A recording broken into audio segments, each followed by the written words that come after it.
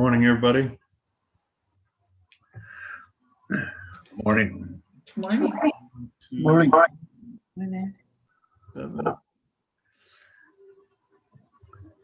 Okay, so Tyler's going to be a little bit late.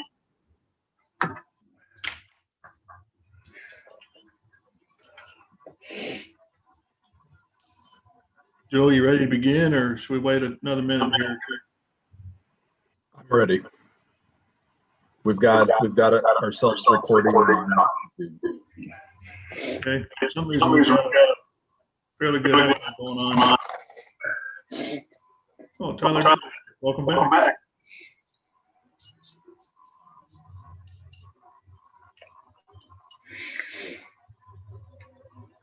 Just testing to see if there's a feedback issue. We still do. Okay, so let's hold on a second until we can get this echo straightened out.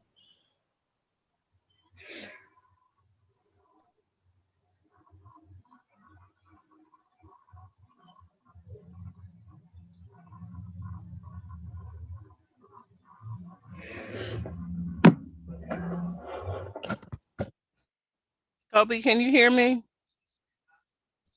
Yes, I can. Welcome. I'm not getting any volume. This force thing. I need to sign off, I guess, and sign back on. Okay.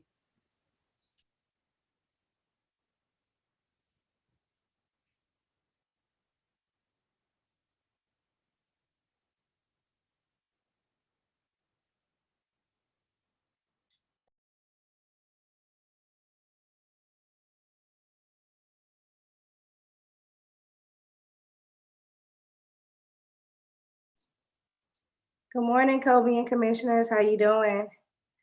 I'm gonna apologize. I'll probably be on and off camera. My kid is on spring break. So just so you guys know, I'm tracking and I'm here, but I apologize if it's gonna be, disruptive.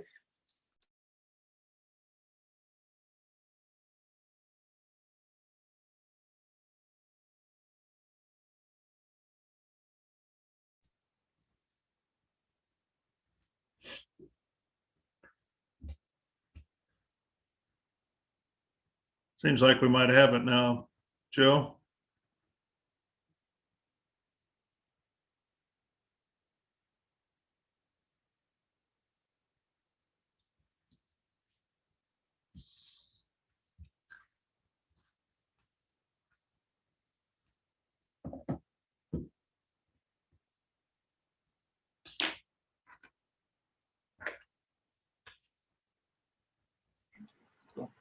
Do I need to get on the shoe thing then? No, don't worry about it. Sorry, Kobe. I know you asked me a question. I was talking to staff. Oh, that's okay. It sounds like we've got the echo fixed. Yeah, it sounds like it. Yep. I didn't do anything, so I'm glad it got fixed. Sometimes it works out better that way. Yeah, it does. Okay, you ready? Yes. Okay, let's go ahead and get started. Welcome to the March 16th, 2021 City Planning Commission meeting. Happy early St. Patty's Day. It looks like Commissioner Allender is ready to go, so he won't get pinched today. We appreciate everybody being here as we hold our meetings virtually. The commission understands every project is important, and we want to make sure we address them with all the attention that they need. However, we like to keep our meetings efficient. As such, we have implemented time limits for the cases.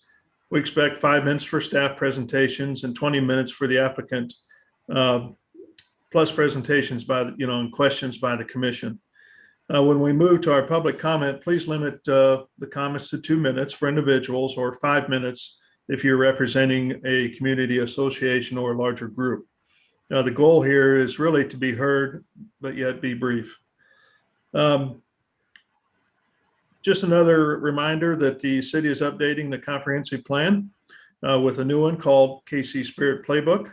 To stay informed and to provide input, go online and check out the KC Spirit Playbook at playbook.kcmo.gov.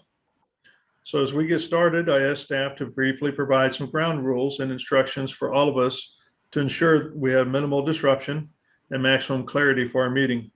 So Joe, can you please remind us of those ground rules? Yeah, thanks, Mr. Chair.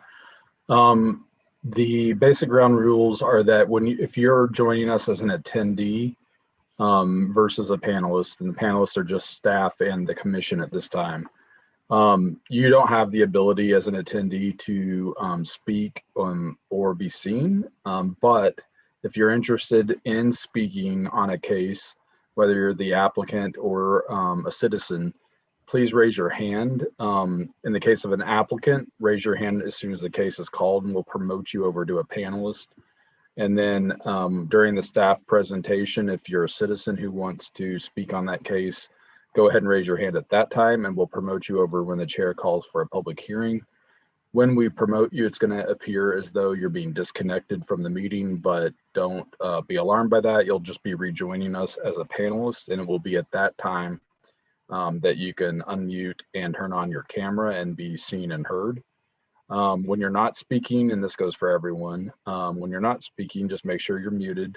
And then of course, unmute when you're preparing to speak. And also just a reminder that the chatting function is just for technical questions or agenda related questions, not to discuss the merits of a project. So please refrain from commenting on a project through the chat feature. Thanks, Mr. Chair. Thank you, Joe. Let's go ahead with our consent docket. And it looks like we have a couple of cases to continue first. So let's go ahead with those. Yeah, we have 2 continuances listed on the docket and 2 additional continuances in consent. I'll start with the first one is C1, which is case CPC 2020-00199. This is for Green Hills Plaza Lot 4, which is located at the southeast corner of North Green Hills Road, Northwest Berry Road. And staff is recommending continuance of this to April 6th without fee. Docket item C2, case number CPC 2021-00022, which is Hunt Midwest Business Park, located at 4598 North Arlington Avenue. Staff is recommending continuance to April 6th with no fee. And then we have 2 additional continuances not noted on the docket, which is C3 and C4. C3 is case number final plat 2021-00002, which is Valley View, located at 8601 Northeast Shoal Creek Valley Drive, and a companion case, C4, case number CPC 2021-00015.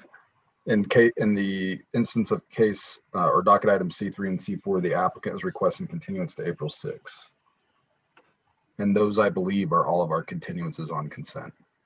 Okay, is there any questions from the commission on continuance of these 4 docket items? Okay, Joe, is there anybody from the public that would like to speak on the continuance of these 4 docket items? It looks like Chris Holmquist from Olson and someone named Winifred Wright have raised their hand. I'll promote both. Okay, Everybody, can you hear me? yes, good morning. Hi, this is Chris Holmquist with Olson. I'm representing case C6 and C7. We would also like to request continuance. We've got a couple of conditions that we need to iron out. Okay. Joe, would you like to go ahead and read those 2 as well? Chris, it's just C6 and C7, or That's right. C8 you're good with? Okay. Yep. All right. I guess, Case number C6 is case CPC 2021-00025, Cadence Second Plat, which is located at 1401 Northwest 108th Street. This is a project plan for the private open space in that plat. And docket item C7 is case number CPC 2021-00026, a request to approve a final plat in District R 7.5 to create 63 lots, located at 10720 North Platte Purchase Drive. And Chris, are you wanting continuance to the 6th, the next meeting? Yes, please. Okay. Staff would recommend without fee. okay. Any questions on those cases from the commission? All right, does anybody else from the public raise their hand to speak on the continuance of these docket items? Mr. Chair, there was Winifred Wright that had raised their hand as well. Okay,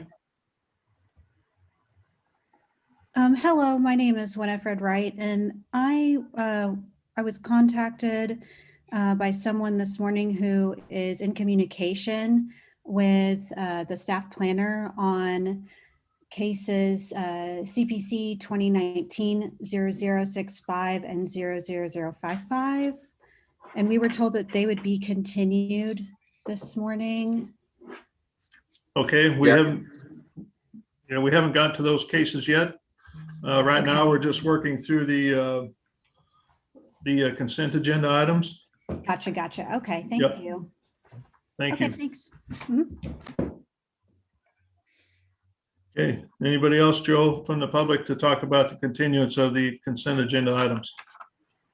No.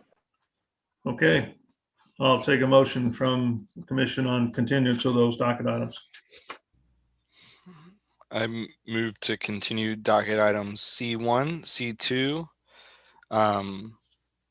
and as noted on the docket, and docket items C3, C4, C6, and C7 to April 6th without fee. Second. Okay, I've got a motion and a second for continuance of those docket items. Lisa, do you mind taking roll call, please, on that motion? Commissioner Allender, Aye. Baker, Aye. Beasley, Aye. Prowl, Aye. Hinders, Aye. Hill, Aye. Rojas, Aye. and Sadowski. Aye. Okay, it looks like motion passes to continue those docket items to the date stated in the motion. So that leaves C5 and C8. That's right. I'll go ahead and read those. C5 is case number final plat 2020-00038. This is Pine Grove Point fourth plat, which is a request to create 63 residential lots at the northwest corner of Hardesty Avenue and Northeast Pine Grove Drive. And docket item C8 is a final plat, case number final plat 2020-00047 for Cadence Villas. This is a request to create a couple dozen lots at the southeast corner of Platte Purchase Drive and Shoal Creek Parkway. And staff is recommending approval with conditions of both. Okay, any questions from the commission on these two cases? All right. Joe, is there anybody from the public that would like to speak on docket items C5 and C8? No, Mr. Chair. All right, I'll take a motion on these two docket items, please. I move to approve docket items C5 and C8, both with conditions.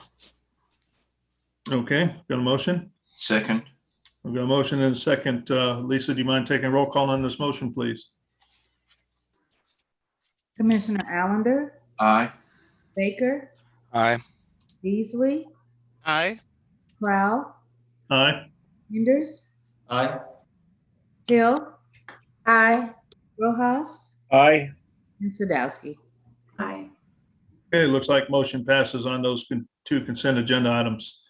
So let's go ahead and move to our regular docket items, and let's start with the continuous items first, please. All right, the first continuance we have is docket item 2, case number CPC 2020-00191. This is the Mazuma Credit Union at 9700 North Oak. Staff is recommending continuance to April 6th without fee to allow for public engagement. Docket item 3 is case number CPC 2021-00008. This is the 19 Vine project at 1901 Vine Street. The applicant is requesting continuance of this case to April 6th. Staff recommends no fee. Next one is docket item 6, case number SUP 2021-00002. This is a request to approve a short-term rental at 4201 East 109th Street. Staff is recommending continuance to April 6th without fee. Docket item 7, case number CPC 2020-00196. This is Casino KC at 1800 East Front Street. Staff is recommending continuance to April 6th without fee. Next one is docket item 11, case number CPC 2020-00185. This is the 45th and Forest infill project at 1210 East 45th Street. Staff recommends continuance to April 6th without fee. Docket item 12, case number CPC 2020-00058. This is Foley Equipment located at 5701 East 87th Street. Staff is recommending continuance to April 20th without fee. Next one is docket item 13, case number CPC 2021-00018. This is Halo Village at 5928 East 52nd Terrace. Staff is recommending continuance to April 6th without fee. Next one is docket item 16, case number SUP 2021-00005. This is a request to approve a short-term rental at 5937 Holmes. The applicant is requesting continuance to April 20th without fee. Docket item 17, case number CPC 2021-00032. This is Mattis Jones Farms Estates located at 14751 East 59th Street. The applicant is requesting continuance to April 6th without fee. Docket item 18, case number SUP 2020-00025. This is Express Stop at 8729 Blue Ridge Boulevard. Staff is recommending continuance to April 6th of that one without fee. And then we have one additional continuance for docket item 9. This was not noted on the docket, but yesterday we received a request from the applicant that docket item 9.1 and 9.2 be continued. And I'll go ahead and read those real quick. Docket item 9.1 is case number CPC 2019-00065. This is the Outlook KC project, otherwise known as 45th and Troost project at 4504 Troost and 4522 through 36 Troost. And docket item 9.2, which is the companion rezoning for this case. Olafu, can you share with the commission what date the applicant would like to continue the case to?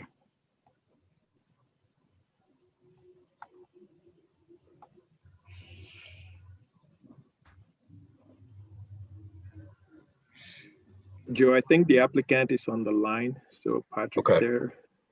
there it should get on. But I think they're asking for a month continuance, and staff will recommend that be with fee, so at least one fee for both cases. Thank you. Okay. Mr. Chairman, I promoted Pat Starrett. He might be able to speak to the date. Okay. I don't see him on our.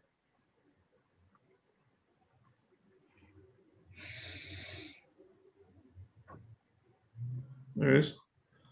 Pat, as you come off mute, please state your name and address for the record. There we go. Yes.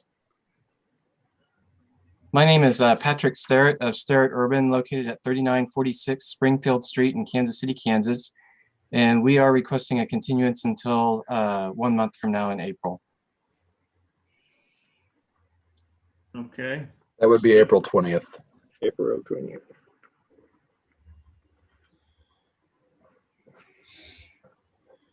And so they're talking about the fee for that to re-advertise? That's usually about No. $130.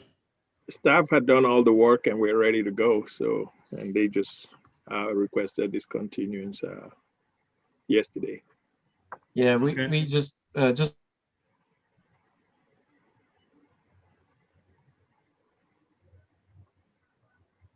I'm sorry? I think he froze on us.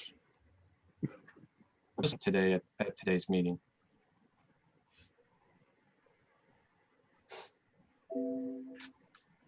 Okay.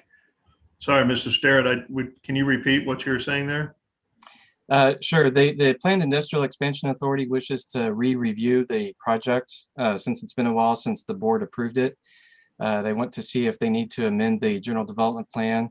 In addition, their consultant who did the blight study is out of town and was not able to be present today. Okay. All right, so it sounds like the fee should be assessed to me. Any questions from the commission on these docket items 9.1 and 9.2 to continue those to April 20th? How about any of the other docket items that are being proposed to be continued? Okay. Joe, is there anybody from the public that would like to speak about continuance of these docket items? In addition, with the continuance of docket item 9.1 and 9.2? Mr. Chair, I don't see anyone raising their hands, but Winifred Wright, I believe, was interested in this case. I'm not sure if she would still like to speak to it. She hasn't raised her hand, but she's Okay. still a panelist, so she can speak if she'd like to. This is Winifred. I wanted it confirmed, that's all. I appreciate that. Okay. Thank you. Yep. Thank you. No one else has raised their hand, Mr. Chair. Okay. So it looks like I'll take a motion on continuance of docket items 2, 3, 6, 7, 9.1, 9.2 as to April 20th. 11, 12, 16, 17, 18, and 13. Did we have 13? Oh, 13 as well? Yep, I added that last. Okay, cool. That's just my fuzzy math. I move to continue docket items 2, 3, 6, 7, 11, 12, 13, 16, 17, 18, and as noted on the docket, and cases 9.1 and 9.2 to be continued to April 20th with fee. Okay, I've got a motion. Second. Okay, so I've got a motion and a second. Lisa, do you mind taking a roll call, please, on this motion? Commissioner Allender, Aye. Baker, Aye. Beasley, Aye. Crowe, Aye. Hinders, Aye. Hill, Aye. Rojas, Aye. and Sadowski. Aye. Okay, looks like motion passes 8-0 to continue those docket items. And we look forward to seeing them when they come back. So that takes us back to docket item number 1. Right, docket item 1 is case number SUP 2020-00058. This is the 125 Linwood Boulevard drive-through. It's a request for a special use permit to allow a drive-through at this location, and the staff planner is Shu Wood. Good morning, everyone. Good morning.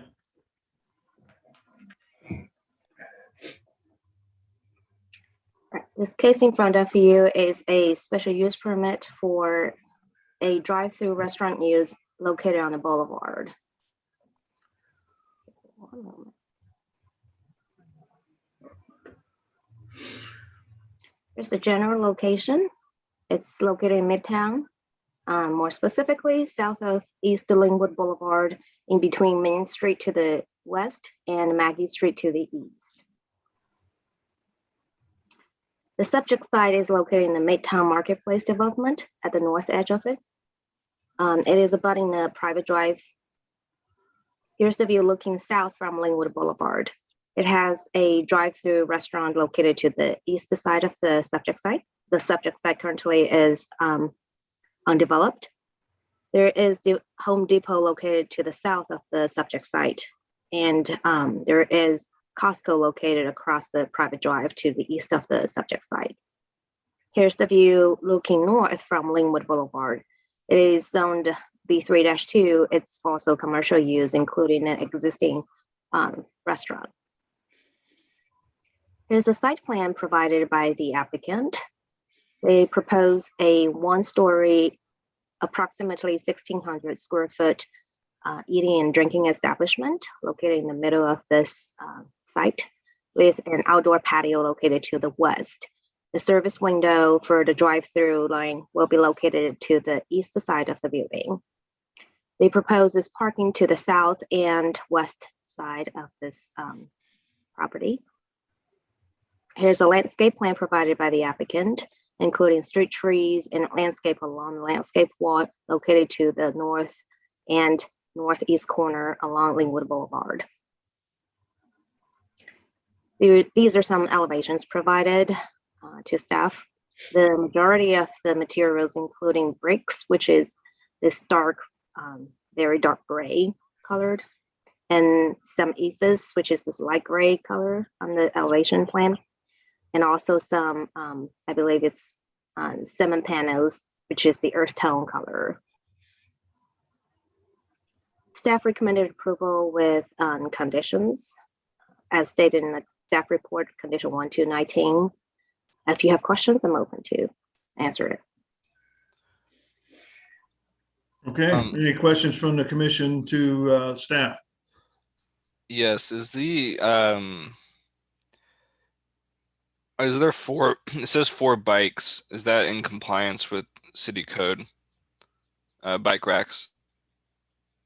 The bike racks, I believe so. Okay. It generally complies with the boulevard and park standards in all the other city codes. Okay. Stu, I had a question about what the UR plan originally had at the site, if it's an amendment.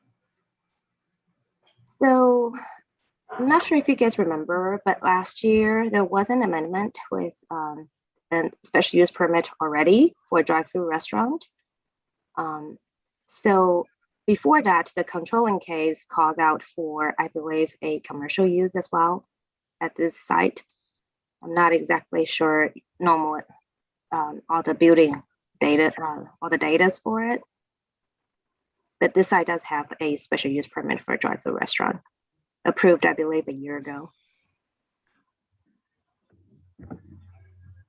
Additionally, so there's that sidewalk off to the left. They're required to put in a crosswalk sort of intervention across to the patio. Is that correct? That is a pedestrian crossing to the outdoor patio. Okay.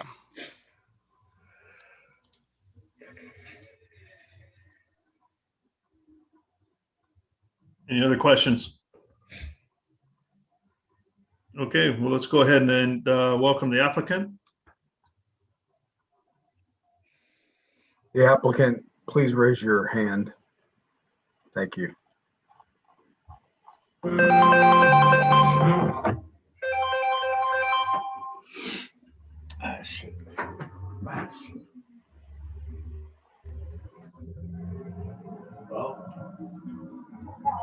Yes. Hi, good morning. Mind stating your name and address for the record, please? Oh, okay. Nathan? Okay, thank you. I'll be later. Sorry, Matt, some audio issues here. Thank you.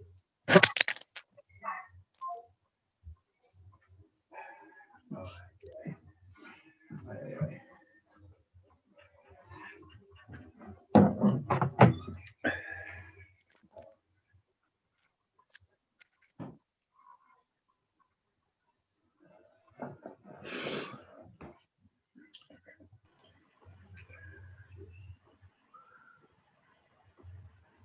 Sorry, we're not getting any audio from you, Nathan.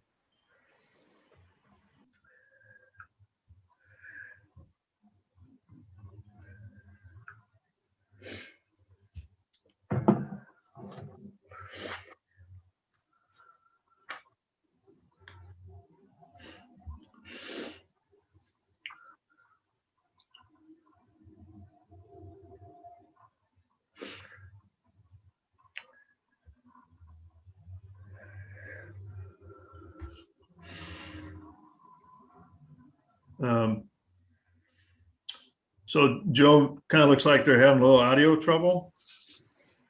Maybe we go ahead and move on to the next docket item and come back to this one. Is that? Was someone else just raised their hand, and I'm not sure if he's with the same group and can speak. I promoted him. Jeremy Powell. I believe he is.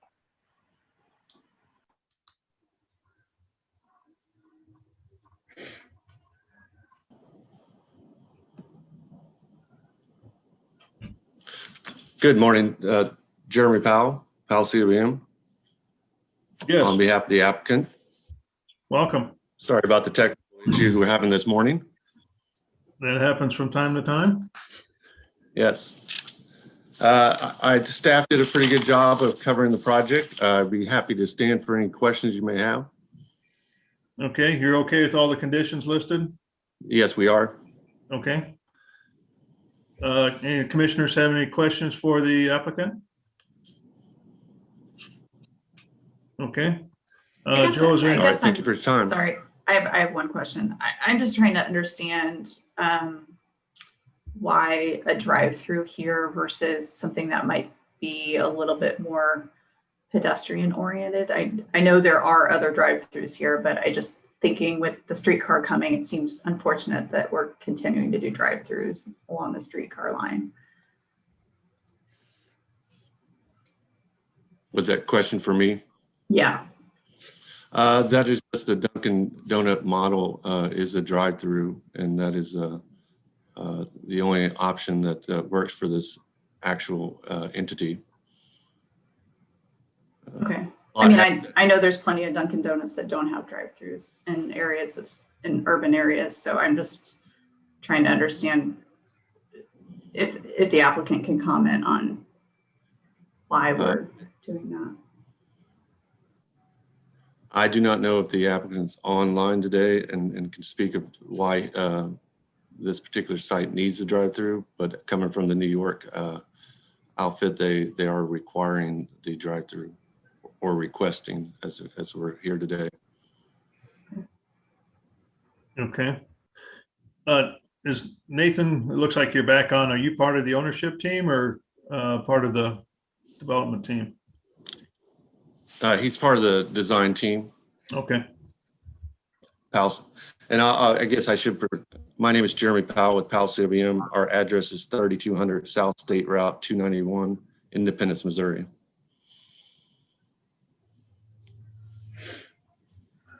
Okay. Any other questions from the commission? All right, let's go ahead and open it up for public testimony. Joe, is there anybody that raised their hand to talk about this case? No one's raised their hand. Okay, so we'll go ahead and Sorry, close. Kevin Klinkenberg just raised his hand. Hold on. Okay.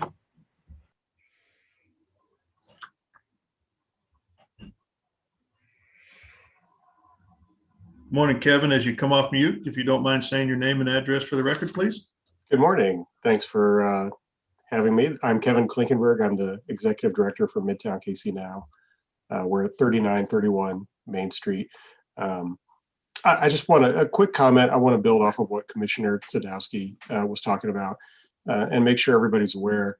Within the Main Street Overlay District, which is really just adjacent to this area, there are no drive-through businesses allowed, no new drive-through businesses allowed. And it's been a major push on the part of our organization for a long time to basically not have a drive-through or drive-up corridor in part of the city. I would just offer for everybody's consideration that that has been a big part of a long-term plan. And I'm disappointed that we continue to add more drive-throughs along Linwood, which is right adjacent to this area. I fully understand what the business is trying to do and their needs. Certainly wonder if there was at least a different site plan configuration that could bring the building up closer to the street and have a different drive-through configuration. But just for your all's information, make sure everybody's aware, you know, the overlay district, which was passed about 3 years ago, does not allow new drive-throughs at all. It does not include this site. I understand that, but that's part of the longer term effort that we've been trying to go for. I would hope as we start to move forward that we start to have more transit oriented and walkable solutions for our new developments instead of drive-through and drive-up businesses. So I just wanted to get that on the record. I appreciate everybody's hard work on this and also recognize that there was a Linwood corridor plan that the city did last year that also talks about the changing nature of Linwood and what we can do to make it a more walking and bike friendly boulevard. That's all I have to say. Thank you very much for your time. Thank you. Joe, is there anybody else that's raised their hand on this? Brett Creason. Okay.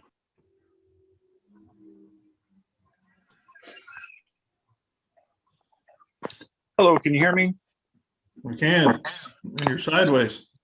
Oh, how's that? There you go. All right, good deal.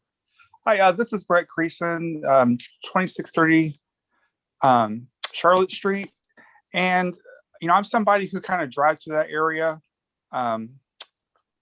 quite frequently, and it's already extremely congested, with the Home Depot and the Costco right there, and putting, a high volume drive-through right there on the corner does not seem like a good idea to me. It's just going to create a lot more traffic problems right there. It couldn't, be put in a worse spot to me. Right there on the corner where it's already hard to navigate. This does not seem like a good idea to me. So that's all I have to say. Okay, thank you. Joe, is there anybody else that's raised their hand? Spencer.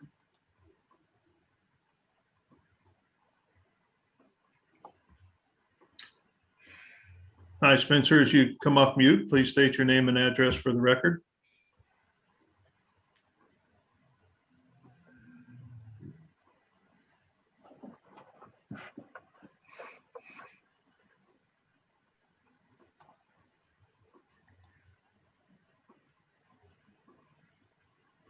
Spencer?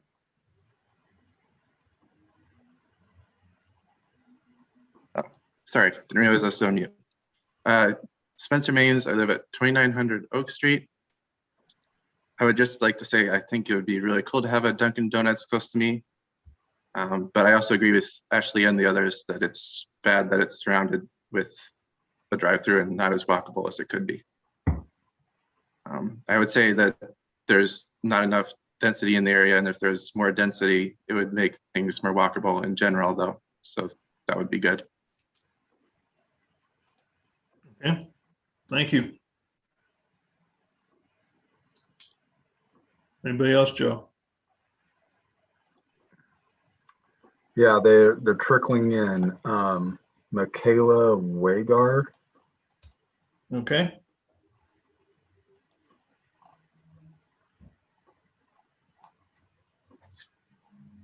Hi, Michaela. Hi, Please state your name and address for the record. Michaela Wager, 700 East 27th Terrace. I actually joined for a different case, but I live just down the block. I go to Home Depot probably every day because I'm renovating my home. It's an incredibly congested area. I love Dunkin' Donuts, but I see people walking on the street because there's no sidewalk access at the moment. There's no bike lanes. It's really a shame. The neighborhood is really walkable until you get to Linwood, and then it does turn into a drive-through corridor. And it's a shame to see that transition happen so rapidly, and it's also really not safe at the moment. There's literally no sidewalk access. The street isn't there's potholes. It's just not. I think that another high traffic drive-through, you'll see the Taco Bell next door. The line for that drive-through gets so long, it trickles out into the street, which just makes everything a little bit less safe. So as much as I would love another coffee shop in the area, I don't think it's necessarily the best plan for that space. Thank you. Thank you.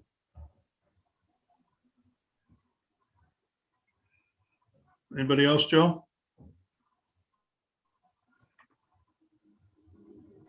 No. Okay. So at this time, we'll go ahead and close public testimony.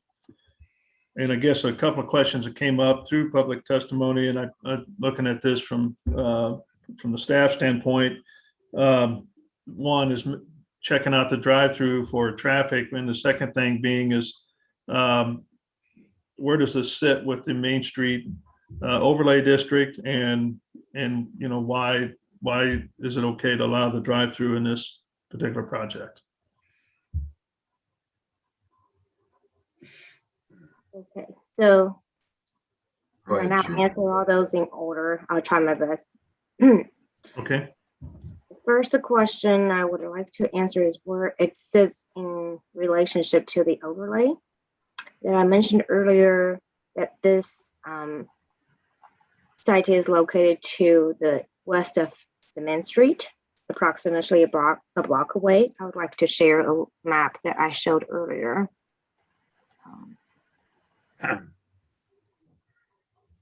So it's more visual for you guys to see. So on this picture where you can see on the satellite, this orangish color is the boundary for Main Street overlay. And the yellow highlighted site is the subject site. So that's how far it is away from the overlay. And it is correct that the overlay prohibits any drive-through businesses at all. But for Linwood Boulevard outside of the overlay, it does allow drive-through, and because it's a boulevard, so it needs a special use permit. Otherwise, it will be permitted by right. And then the second question, Kobe, do you mind to just go ahead and remind me? It's more the traffic, you know, if we're already getting traffic backed up at Taco Bell, I just want to make sure the drive-through for this Dunkin' Donuts, it has the stacking and kind of that it can handle the traffic that's coming through there. So staff doesn't have, I mean, this is really, for the transportation part, it's commented by Jeff Bryan. I have not heard a specific concern from him other than the conditions he puts in the report. So I might, I think, question, go ahead. I think I can help answer that one. The ordinance requires 80 feet of stacking space behind the first point of service, which is usually the menu board and the ordering station. And that's part of the reason this project started with Jamie Hickey. And so early on in the review process, they had to negotiate in terms of how they designed the site to have the pickup window on the north side in order to provide the queuing length behind that first point of service, which is why this orientation is a little different. The building's as close to the street as you can get it, with the drive-through lane between the street and the building. And again, that's due in part to needing the stacking space for the drive-through so that it does not, to the extent possible, does not extend out into Linwood. Of course, we can't guarantee that that'll never happen because all these types of uses have peak periods where they may be very, very busy. But again, that's why their pickup window is not on the south side of the building, because that would reduce the queuing length. Okay. And as far as the use justification, this is I understand contextually that this is the neighborhood surrounding here are urban and very walkable. But in staff's opinion, this is a suburban development, frankly. I mean, we have a Home Depot, we have 2 big box stores here, and we have drive-through restaurants lining Linwood Boulevard between Main and between Gillum. So when we're looking at the criteria that we're asked to consider for special use permits, we're looking at whether it fits in contextually with its immediate surroundings. And in staff's opinion, it does. Is it exactly what we want for, you know, half a block or a block off the streetcar line? No, but it does fit in with what's around it in terms of its characteristics and context, in our opinion. Okay. Thank you. Any other questions from the commission to staff or the applicant?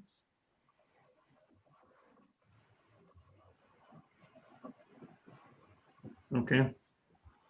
All right. Anything else, applicant, you'd like to state before we close testimony on this case?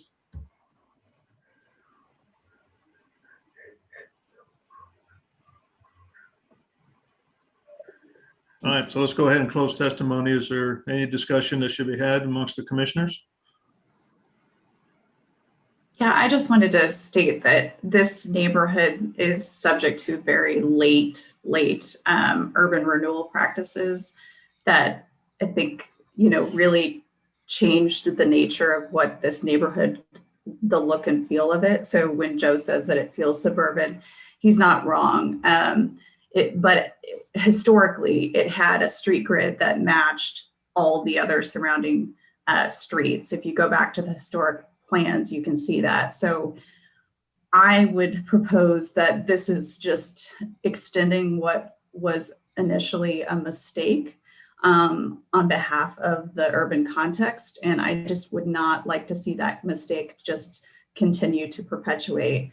I think we actually have a great opportunity. I think that the Main Street line is going to take advantage of it. I just think Linwood should also take advantage of the fact that you can put some pretty high density along Linwood and along Main Street and really make it feel much more pedestrian, even though there's a sea of parking behind it. I think it's a really good way to remediate what was a really poor urban planning decision of the past. So I'm not in support of this because I just don't believe that we should continue to perpetuate drive-throughs in this area. Commissioner Sadowski said it way more beautifully and elegantly than I can. But I came into this thinking I was gonna be for it, but kind of thinking through it and to the point of continuing to make what will probably be harmful mistakes in the next few years when there's more people living along Main Street. I'm not going to be in favor of this currently. I think Commissioner Sadowski also pointed out that there are Dunkin' Donuts and other different types of convenience stores that in other areas of the country are able to have better designs and better urban context for their stores, and they're able to make them profitable. And I understand we're a little bit different at the moment, but I think we're looking at planning for the future as well, not just currently today. And so decisions we make now last a generation or two. So I'm not going to be in favor of this currently. Okay, thank you. So our new office is about a block away from here. We're at 31st and Oak, and I just can't see another use for the site. It's got Costco on one side, Home Depot, and then the other drive-through. And unfortunately, so I walk my dog on a almost daily basis around here, and it's not a great place to walk. But there's so much traffic in our city that needs to go east-west. And this is one of the best corridors for east-west traffic. And so a lot of people are coming off 71 or going to 71. And I do think it's a convenience for a lot of people. I think it'll be used incredibly well by a lot of commuters who will find great value in it. Totally understand that Taco Bell backs up. I've seen it as well. I think that's more about the service provider as opposed to the design. It's nice to see at least a design with 2 ordering windows or 2 places to order so that things can be expedited. But again, for me, it really goes back to, as much as I appreciate the push for walkability, I just can't picture something else there. I really can't see, besides a drive-through, what would make sense. I think it'll sit vacant for decades if that's the way we decide to go. Again, just because it's completely landlocked by parking and another drive-through. Okay. Commissioner Allender here. I would support Commissioner Ender's comments. I couldn't say it any better than that. So I'll be supporting the project. Commissioner, go ahead, Forstein. Yeah, just a point of clarification on my part. Staff had said there is a patio area that's included on this site, and we're talking more about drive-through. Is it not the ability to walk in for service so that they can then use the patio site? It is for walk-in service, and you could walk in. Can barely hear you, Wu. Can you hear me? Hear you better now, thank you. There is a patio service over here to the west side of the building. As you can see, it has a brick paver down here.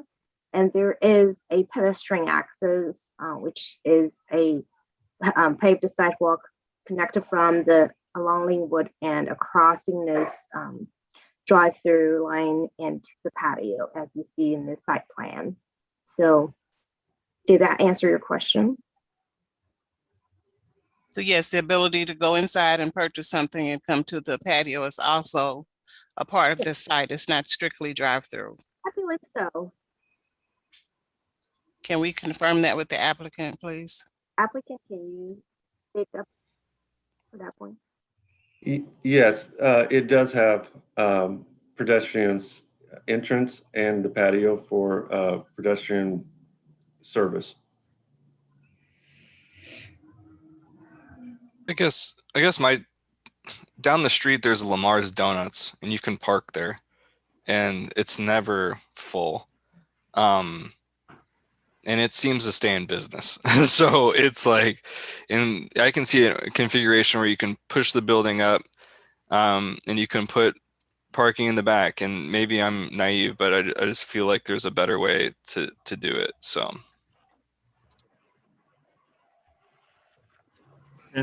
Forstein, did you have anything else to add?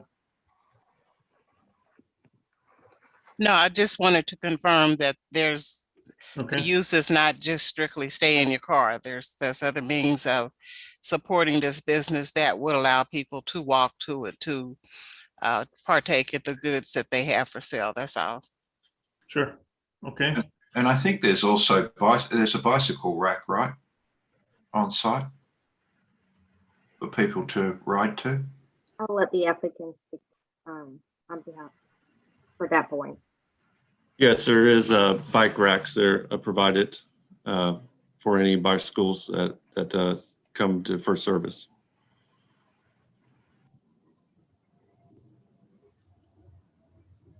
Okay. Just one more quick thought I had. We're not restricting the exit from the site, meaning we're not saying they can't make a left-hand turn, which would make them go west. Since we're concerned about the traffic and being close to that stoplight, are we saying they can only come out and make a right-hand turn? Do we have any restrictions on that? I don't believe we staff put a condition for that.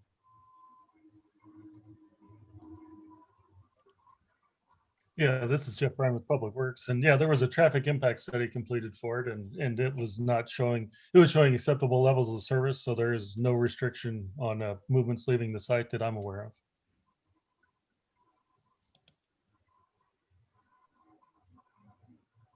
of. Okay. Kokethia or Paul, any comments? Not yet. Okay. I support Commissioner Sandowski and Baker.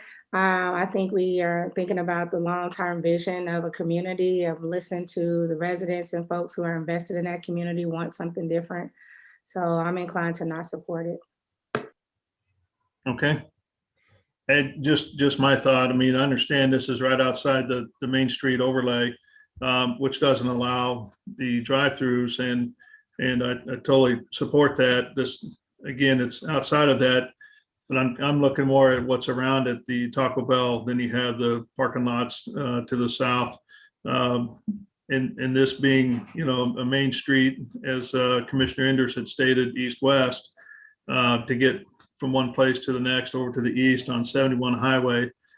I totally get what Commissioner Baker and Sadowski are saying, that this is an urban area. You'd like to see a better use for urban, but just looking around the actual project itself, it's kind of hard for me to go against that and what staff has stated in their presentation on this project, that, you know, a drive-through is warranted here. So with that, I'm in support of the project. So I think we've heard from everybody. If I can get a motion for this case, please.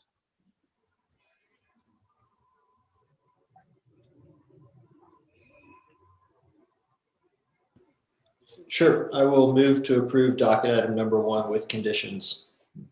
Okay, so I've got a motion Second. and a second. Okay. So Lisa, do you mind taking a roll call, please, on this motion? Commissioner Allender, Aye. Baker, Nay. Beasley, Aye. Crowe, Aye. Enders, Aye. Hill, Nay. Rojas, Aye.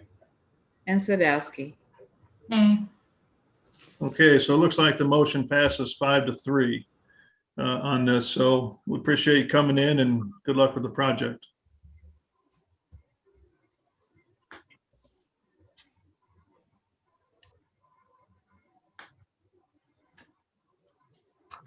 All right, so let's go ahead and move on to docket item 4.1 and 4.2. And I understand that Commissioner Baker needs to recuse from this one.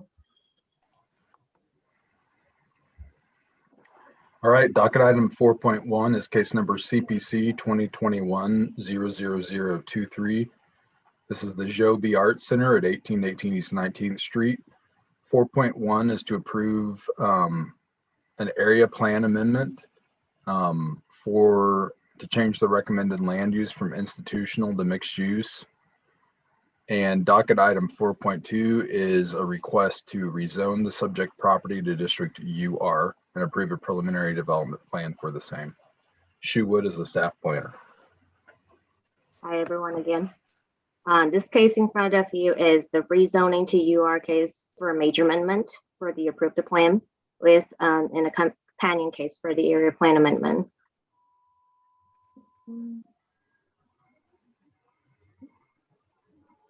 Here's the general location of the subject site. It's located in the Jazz District. More specifically, it's located on the southeast corner of East 18th Street and Woodland Avenue. I want to point it out that this is the old attic school on the subject site. It is bounded by the 18th Street to the north and 19th Street to the south and Woodland to the east. The 19th Street used to be their main entrance that facing that street. The school has been vacant for years. There is parking lot to the north and the east side of the building. The building has two portions. It has a west wing and the east wing. It's connected by a hallway in the middle. Here's the view looking south from the 18th Street at the subject site. The subject site is located on your right, on your left hand, and there is apartment located on the other side of Woodland, which is on your right hand. And this is the view looking north from 18th Street. This is the apartment use on the other side of 18th. Here's the view looking north from 19th Street at the subject site. And this is the main entrance of the old attic school, as I mentioned earlier. And the apartment in church, there is an apartment and church located on the other side of Woodland, which is on your left hand at this corner over here. Here's the view looking south from the 19th Street. This is light industrial use. The applicant proposes to remodel the subject site and convert the use from institutional to a mixed use, including retail, cultural exhibition, artistic studios, as well as event spaces. The applicant proposes to convert the main entrance to the north side of the building by adding a 1,700 square feet, more modern looking entryway. This entryway is shown in this rendering. As you can see, it's mostly made of glass and metal. There will be a proposed fence along the north side located to the west side of the main entrance. And this will be a fence providing privacy for an outdoor event spaces. And here is some interior looking for the art gallery of the main entrance, which is the picture below this rendering. Here's the site plan. The applicant proposes to keep all the entryways located to the east, south, and west of the building that are currently there. The applicant proposes to add black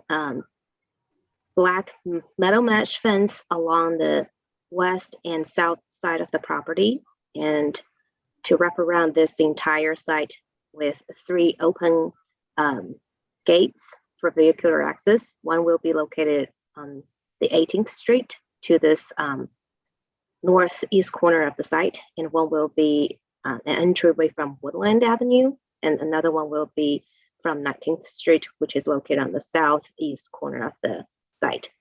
The applicant proposes an outdoor sculpture garden to the west and the south corner of the building.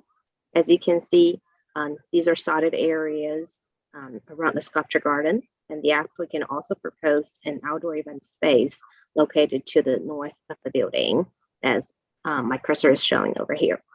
All this outdoor event space will be fenced along to provide enough privacy for the use.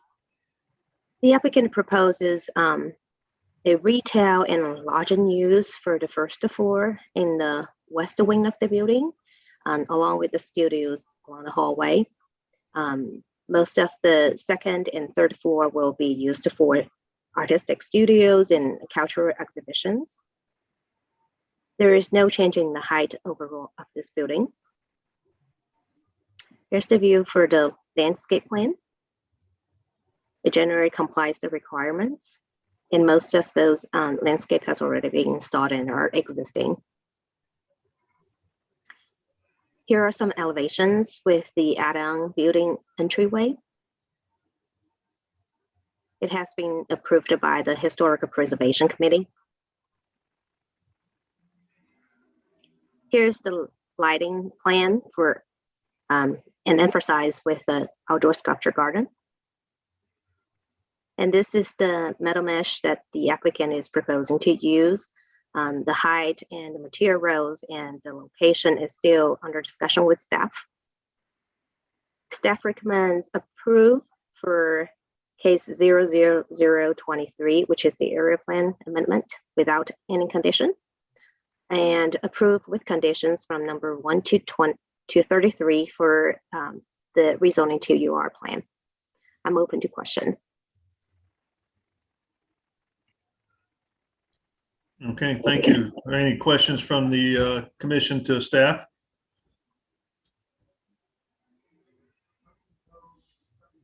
Okay. Let's go ahead and welcome the applicant if we can.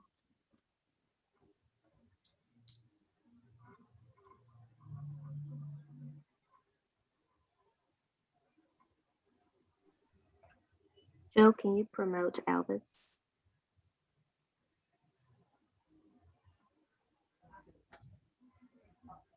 Thank you.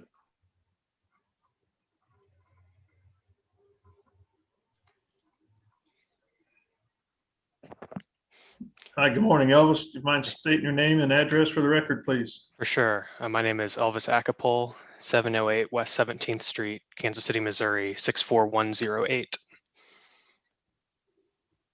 Welcome. Thanks.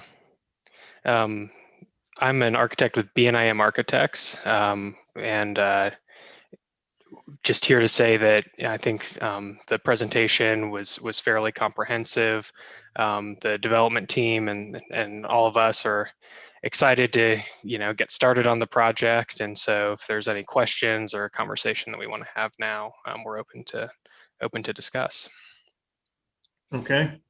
Can you talk a little bit about the applicant and what they do and what they're proposing at this space? For sure.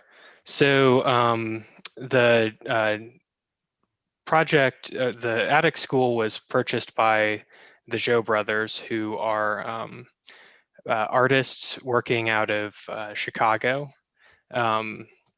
And they run an art center similar to what we're proposing here in a neighborhood called Bridgeport, in an old historic brick building. That building is also a combination of working artist studios, as well as larger gallery spaces that generate revenue for the art studios by being rented as event spaces. So that's in a nutshell, that's kind of the business model of the art center, and something that we're using to inform how we're designing the renovation of the attic school here. So as you said, the ground floor and a lot of the outdoor spaces are going to be used for the display of art. You know, there's sculpture gardens and the old playgrounds, and then most of the ground floor of the school building is going to be an open kind of event space, but also have artwork displayed. And then on the upper levels, we have about 42 working art studios for both visual and even I think performing arts will be included in that. Okay, thank you. Mhm. Any questions from the commission to the applicant? All right, seeing question. none, go ahead. All right, I have a question. The sculpture event space outside, that is along Woodland, right? Right. So the former, yeah, it's all in the former playground spaces, and the site actually kind of has a step. There's a really cool old stone retaining wall along the south side. We're calling that kind of the upper garden. That's going to be more grass, softscape, landscape, and going to have more of the permanent sculpture display. Okay, and that's the side of Woodland where, is it the apartments right across the street? That Is is, that facing that? that's correct. Yeah. Okay. No, I was just thinking about if it was a barrier for noise and traffic if you're out in this area, but it's on the side that's facing the apartments. Really cool development. Mhm. Excited to see something really happen with the old attics. It's been an eyesore, a blight in that community for years.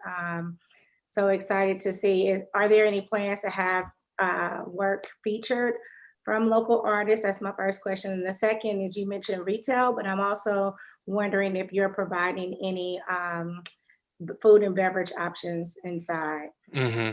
Those are both great questions. So in terms of local artists, absolutely. The Joe Brothers are really interested in showcasing, you know, Kansas City has an amazing amount of local artistic talent. I think we all know that, and this is just going to be another hub to showcase that. But they're also interested in even having an exchange between the Art Center in Chicago and the one here. So I think that's all on the boards right now. In terms of retail and food service, you know, it's a little early in the development. I don't know if anyone's necessarily been committed to this, but we're reserving a fairly large former classroom space on the ground floor that has a door directly to the outside for something like a coffee shop. That's kind of what we're envisioning right now. And it actually would open up right into one of our sculpture gardens, which would be really nice. And then the event spaces will have kitchens and sort of food service areas associated with them. I will say right now, I don't know that there's necessarily a discussion for like a full service restaurant per se, but we're pretty early in that process. Yeah, I would also encourage, you know, to the clients to build really good community partnerships. You have Lincoln College Prep right behind. You have Alvin Ailey that's directly across the street. And then you have the American Jazz Museum, and then you have the Black artists around the corner. So I definitely think this is a space that community would love to build partnerships and feature some of their artists inside, but also an opportunity to extend and build younger artists. So excited to see it. Thanks. That's great. I just want to add to that in terms of Ailey, Alan Gray, who's the I think board president emeritus of Alvin Ailey, is a development partner with the Joe Brothers, and he's one of the major reasons why they're here in town. So we've already got that great relationship with them going on, and we're excited to work with, you know, all the other entities that you listed in the neighborhood for sure.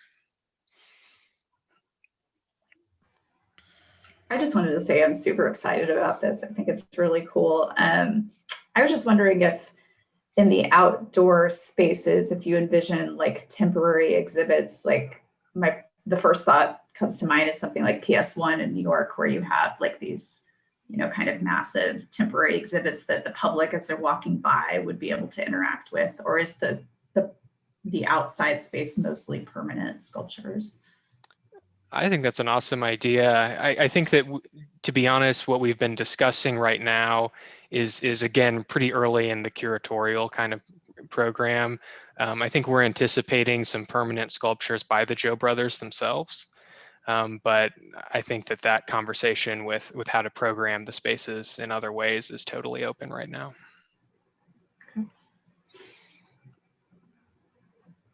Any other questions from the commission to the applicant? Yes, this is Forrest Sting. I have a couple. Sure.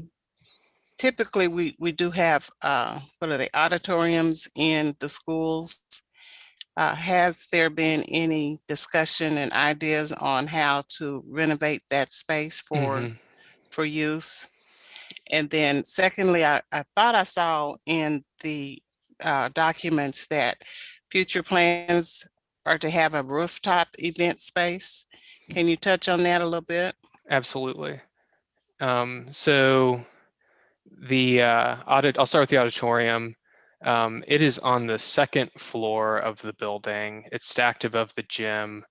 And we, as part of our work with national parks and the State Historic Preservation Office, we are going to totally restore that space. All the plaster work, repair the stage. We're actually going to extend the stage. I mean, this was an elementary school, so some of the things are kind of smaller than we would want for like adult artists to be using. So we're going to enlarge the stage so that it's actually functional. And it is going to be a space that can be used for performance, but also, as rented out also for events and banquets and things like that too. And in terms of the relationship, I just want to mention that the auditorium, I'm sorry, can't gather my words.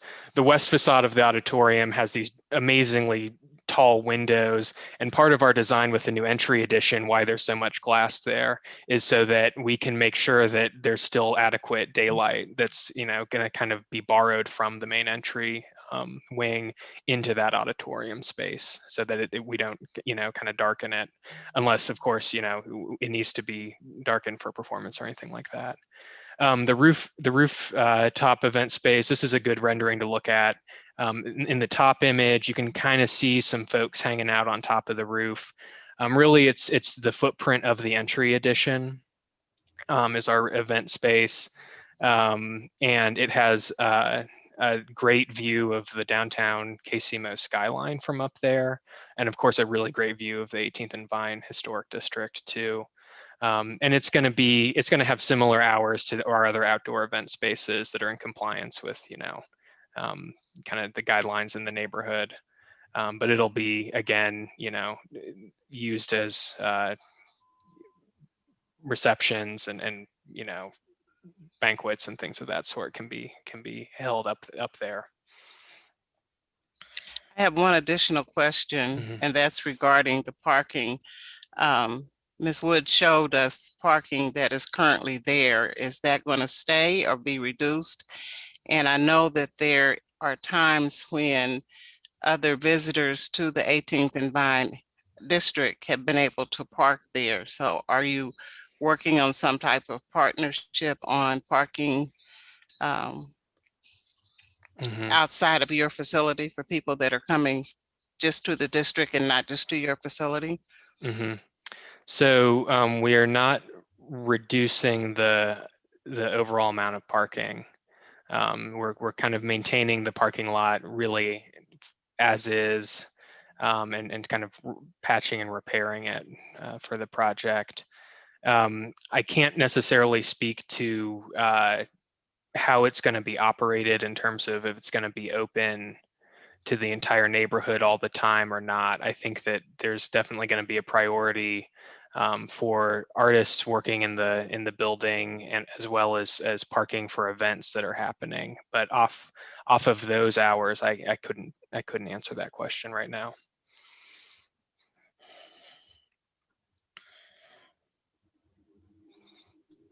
Okay, any other questions? All right, seeing none, let's go ahead and open it up for public testimony.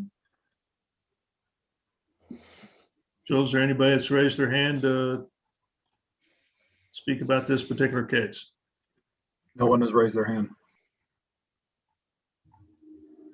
Okay, well, let's go ahead and close public testimony then. Anything else you'd like to add, applicant? Only that we're really looking forward to getting this thing going. Yes. Okay. Well, so we'll go ahead and close testimony. If there's any discussion amongst the commission, we can do that. Otherwise, I'll take a motion. I motion to approve 4.1 and 4.2 with conditions. Second. Okay, so I've got a motion and a second. Lisa, do you mind taking roll call, please, on this motion?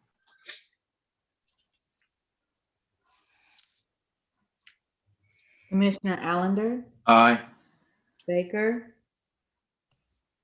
Oh, I forgot. Beasley, Aye. Corral, Aye. Enders, Aye. Hill, Aye. Rojas, Aye. and Sadowski. Aye. Okay, it looks like the motion passes.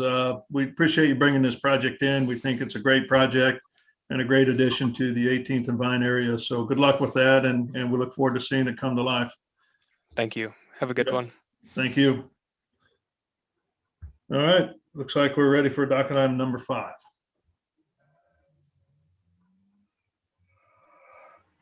All right, docket item 5 is case number SUP 2021-00006. This is Hogan Preparatory Academy at 1221 East Meyer Boulevard. A request to approve a special use permit to allow the construction of a 40,000 square foot addition on 7 acres at the address mentioned. Zach Nelson is our staff planner. Morning, everyone. Zach Nelson, City Planning staff. So as Joe mentioned, this next case is a special use permit for Hogan Prep Academy. So this is located in South KC near 63rd Street. A little more specifically, this is just south of East Meyer Boulevard. And then East 65th Street is to the south. And so in terms of some of the surrounding land uses, there's single family residential to the south. There's an Aldi grocery store to the west along Hey, True. Zach, I don't think we can see your map. I don't know if you can see it on your end and it hasn't advanced. Sorry. Yeah, thanks for letting me know. I can see it on my end. Let me try to adjust just a second.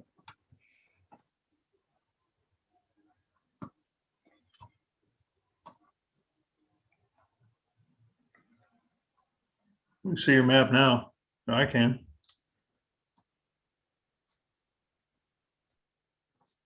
Okay. Joe, can you see it as well?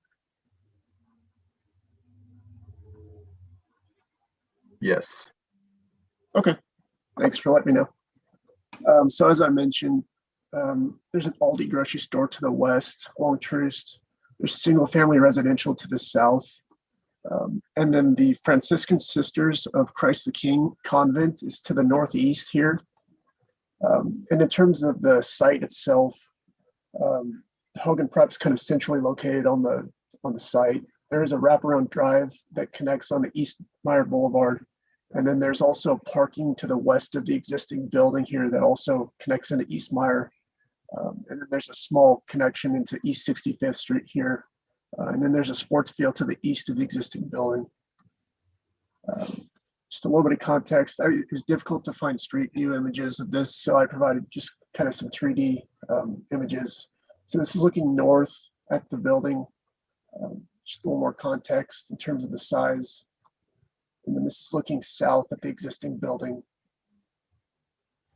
So the applicant is proposing a new building to be constructed to the east of the existing building.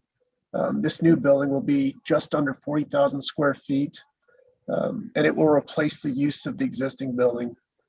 It'll continue to use and occupy the gym of the existing building. And then the remainder of the existing building will be unoccupied and decommissioned. And then a future phase of the overall development includes demolishing the existing building and constructing a new gym. But that's a future phase, as I mentioned. The site plan also shows some new parking to be constructed to the east of the new building. It'll include 11 spaces. And overall, a total of 42 vehicle spaces are required and 107 spaces are provided. And then in terms of bicycle parking, 50 short-term bicycle spaces are required and are proposed. And then 6 long-term spaces are required and proposed as well. So it complies fully with the parking requirements.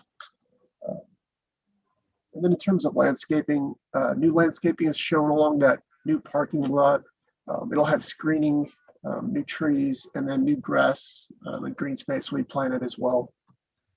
And then briefly, in terms of architecture, the building materials will be primarily perforated and corrugated metal panels. They'll have kind of a silver, gray, and maroon color palette. And then I didn't mention previously, but East Meyer Boulevard is an established boulevard, so the Boulevard Parkway standards comply, or they go into effect basically along the north facade of the building, which is this north elevation here.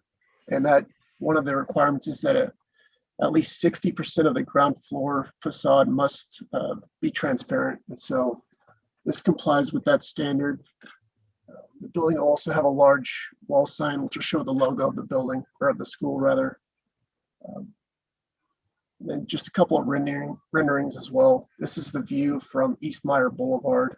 And then another rendering as well. So overall, I won't go through all this, but staff believes that this complies with all the approval criteria for special use permits.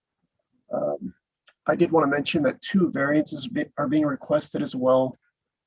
One is for the wall signage that I showed, and the other is for the building height itself. I'll provide that information in depth to the BZA, obviously. Again, staff believes this complies with all the approval criteria for the special use permit. And as a result, staff recommends approval subject to the 29 conditions in the staff report.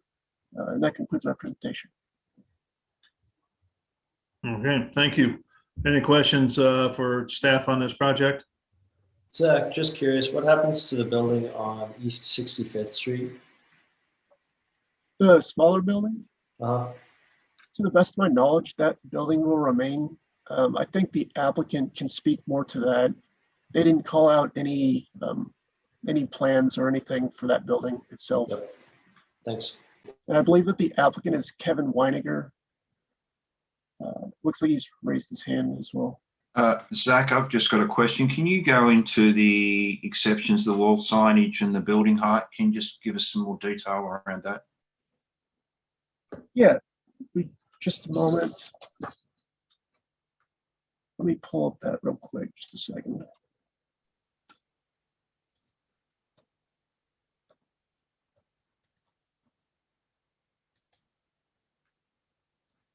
So in terms of the wall sign, the code allows for a maximum of 20 square feet for that wall sign. The applicant is proposing the wall sign to be 100 square feet. So they're seeking a variance for that. And then the second variance will be a variance to the maximum building height. The maximum allowable building height in this zoning district is 35 feet. And the proposed building will be 39 feet. So it'll be a small variance for that as well.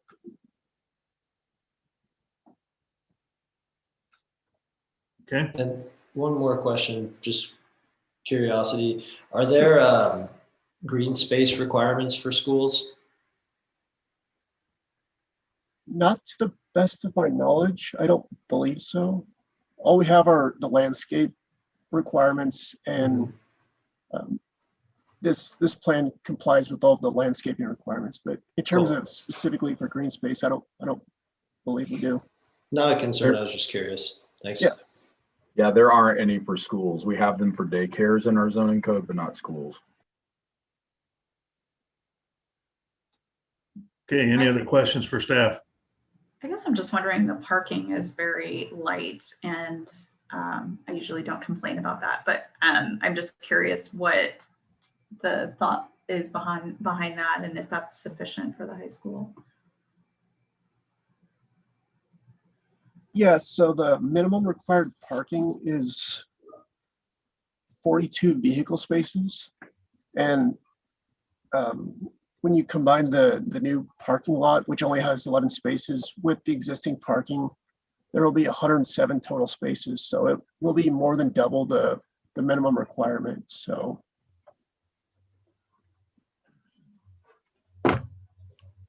And I wondered if there was, and maybe I missed it, a traffic study that examined 65th Street, because that is such a strange sort of configuration. And I know the topography is very difficult there. I know this site pretty well. But if there was a traffic study of cars coming out onto 65th Street, or if there's been problems with that in the past, because that 65th is pretty narrow there. yes, I don't believe staff received a traffic study. I think Jeff Bryan could speak to that a little bit more. Correct. Yeah, with this project, a traffic study was not required, so one wasn't submitted. But I did want to note, when I was kind of doing some research and looking for some street view images, it looks like that 65th Street entrance, it looked like it was potentially blocked or had a gate or something. So I think the applicant might be able to speak more to that. I'm not even sure if the general public is even using that entrance currently. Okay, let's go ahead and welcome the applicant, and maybe they can answer some of those questions for us after he gives a little presentation about the project. So applicant, welcome. Please state your name and address for the record. Hi, Kevin Weininger with Gastinger Walker Architects at 817 Wyandotte, Kansas City, Missouri. And we have a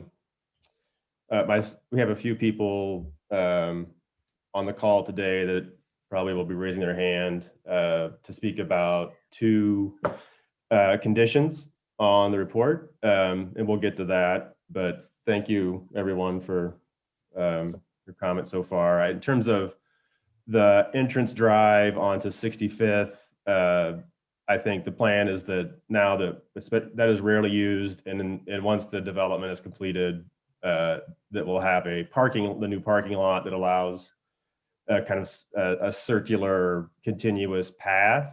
That drive will no longer need to be used. And Zach mentioned a little bit about the sort of larger master plan, which is not really fully understood at the moment. This first phase we're considering is obviously the project we're here for today, which is the new building. As Zach mentioned, the existing gym of the high school will continue to be used, so we're not building a new gym. The new building is primarily a classroom building. It will have classrooms, obviously offices for the school administration. It will have offices for the district administration, and it will have a cafeteria.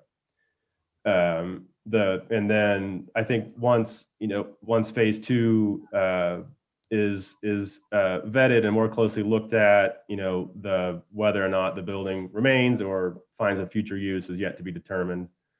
The existing building, but the buildings do not connect physically.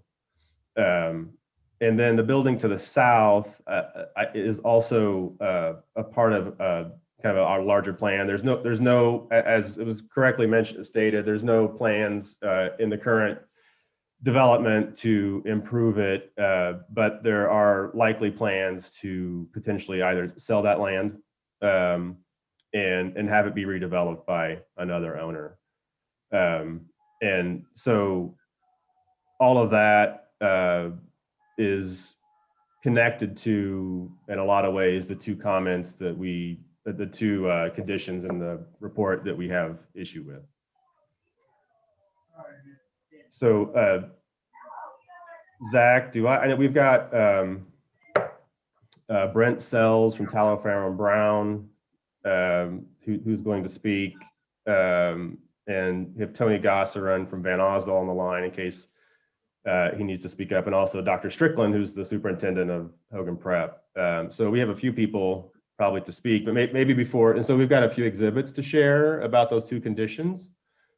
maybe before we jump into that, I just wanted to make sure if there was any other questions from the commission, or should we just move forward with the exhibits? I have a question. I think the design is really well done, and I'm sure you will do a really wonderful design on the inside as well. I just was curious, the point about potentially demolishing the existing building. I don't live terribly far from here, so I know this area pretty well. And I would say there's a lot of bad development in this area. I think it's no secret the landing is a area of blight in certain parts of it. And so it sort of saddens me to take down what is one of the few pieces of architecture in this community that I think is an asset. And one would be the convent and the other would be Hogan Prep up on the hill. So that sort of saddens me that that building might not be able to be utilized. I've only been in the gym, so I don't know the condition of the building very well, but I would hope that they could find some kind of other use, even if it's not for Hogan Prep, but Boys and Girls Club or something else that would still utilize that building. Right. Yeah. And like I said, I think the future is quite not certain. And just in terms of the history of the project, we went through a quite extensive facility assessment on the existing building. It was going to be cost prohibitive for the school to take on a full renovation that really would not meet the needs of their curriculum that the school is pursuing, which will be also a very interesting educational model, I think, for the students. So it was, I think, yeah, that in combination with the inflexibility a little bit of the historic building and the cost drove the reason why we pursued a new building. But again, I think your point's taken, and that we're as we start to think about the future of that building for phase 2, I think all options are on the table.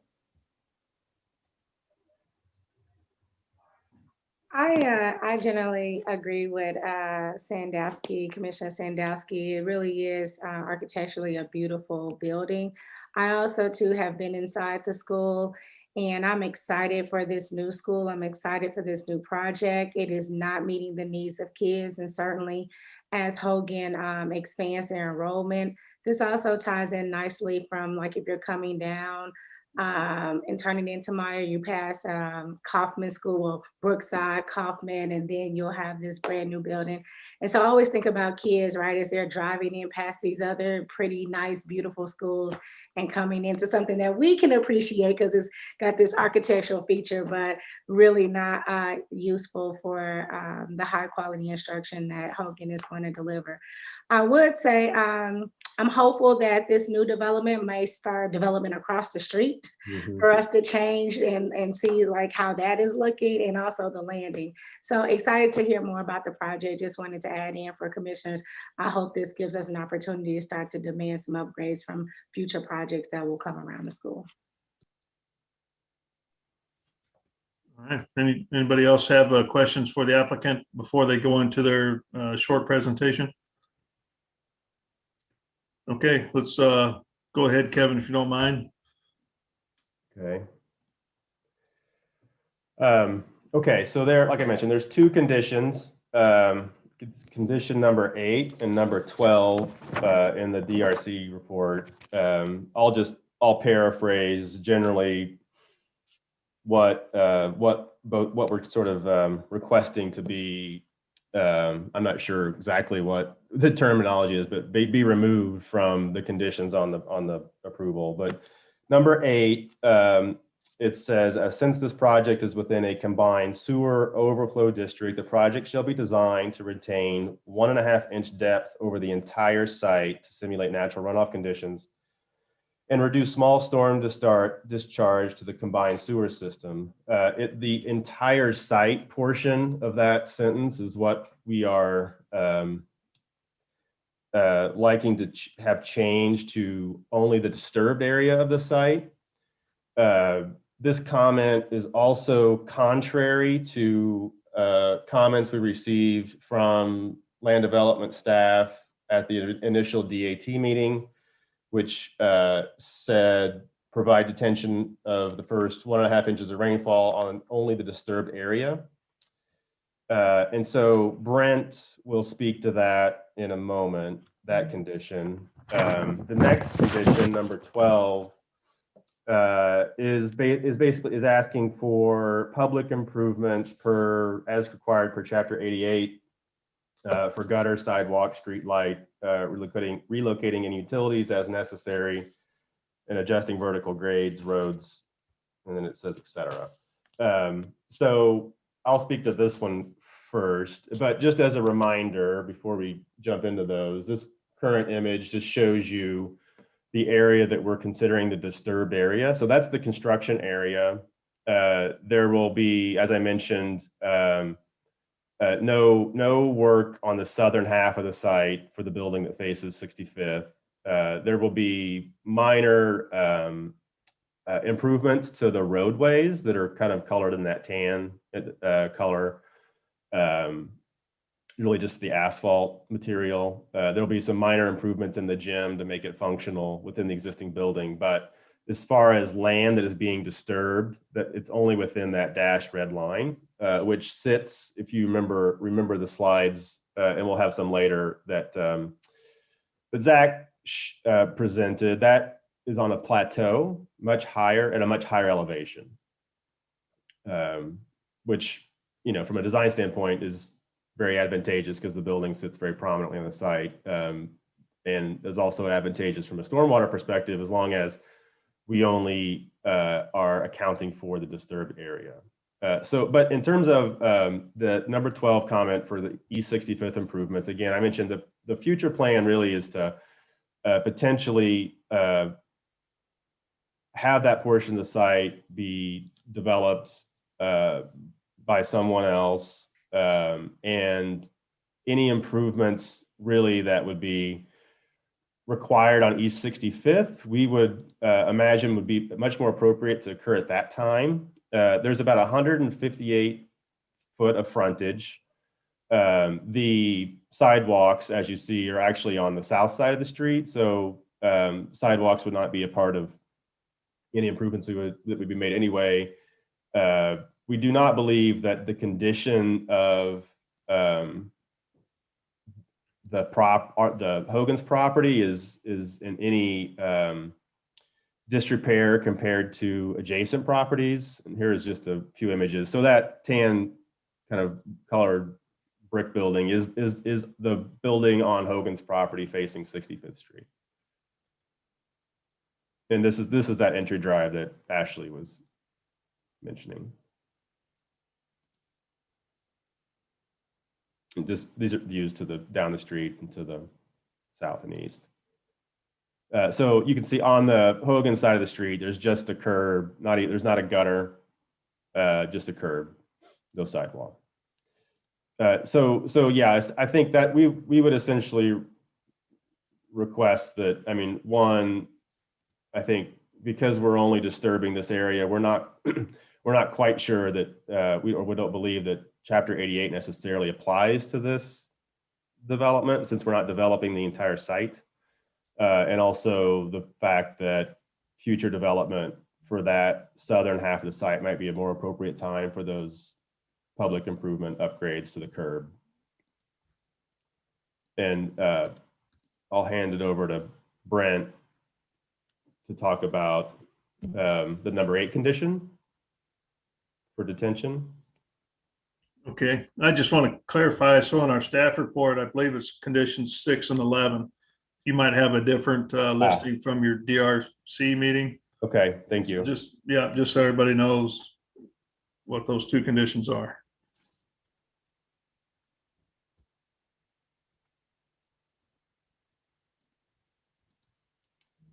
I'm just wondering if we could put a condition that there's a gate at the 65th Street entrance just to prevent kids from, I mean, I remember being a teenager and you're late to class and you're zooming on the side streets to like get to the parking lot faster. And I just wonder if we could just put a gate there so that that's not an option. Looking at the Google Maps, I believe there's already one there. Okay. If so, then that's fine. It's just that, yeah, as you just go down the hill to the backside of the building. Yeah, that's right. Actually, I believe it's not right on the street. I believe it's a little further to the north. So I think someone may need to let Brent in.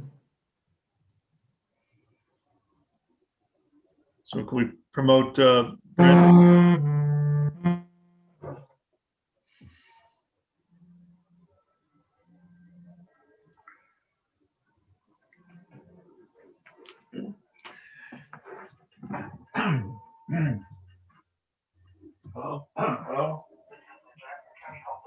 Hey, Zach, can you remove or whoever's got the presentation up, can you minimize it, please? Yeah. You mean to stop sharing? Yeah, thank you.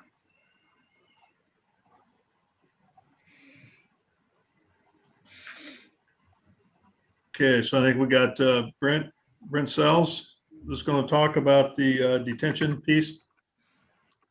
Hear me? Hello? Yeah, I can barely hear you. Okay, I'm gonna try to speak up for you then, or turn up my microphone. I apologize, I'm having technical issues with my video. Is that better? Yeah, that's a lot better. Excellent. I'm actually hoping that we can share those slides again because they are part of the conversation. Yeah, I got you, Brent. Here we go. Okay, excellent. Yeah, this is Joe. I just can't see a list of attendees. So if I'm going to be asked to admit people, you'll have to stop sharing. Okay. Okay, great. My name is Brent Sills, Taliaferro and Brown, 1020 East 8th Street, KC Mo. We are talking about the requirement of 1.5 inches of depth over the entire site. We do wish for that to be over the disturbed area. We understand the intent is to mimic existing or pre-existing drainage conditions and lessen the impact on the combined sewer that's downstream of us. 84-inch pipe that runs west to east down there through Meyer that all of this eventually connects to.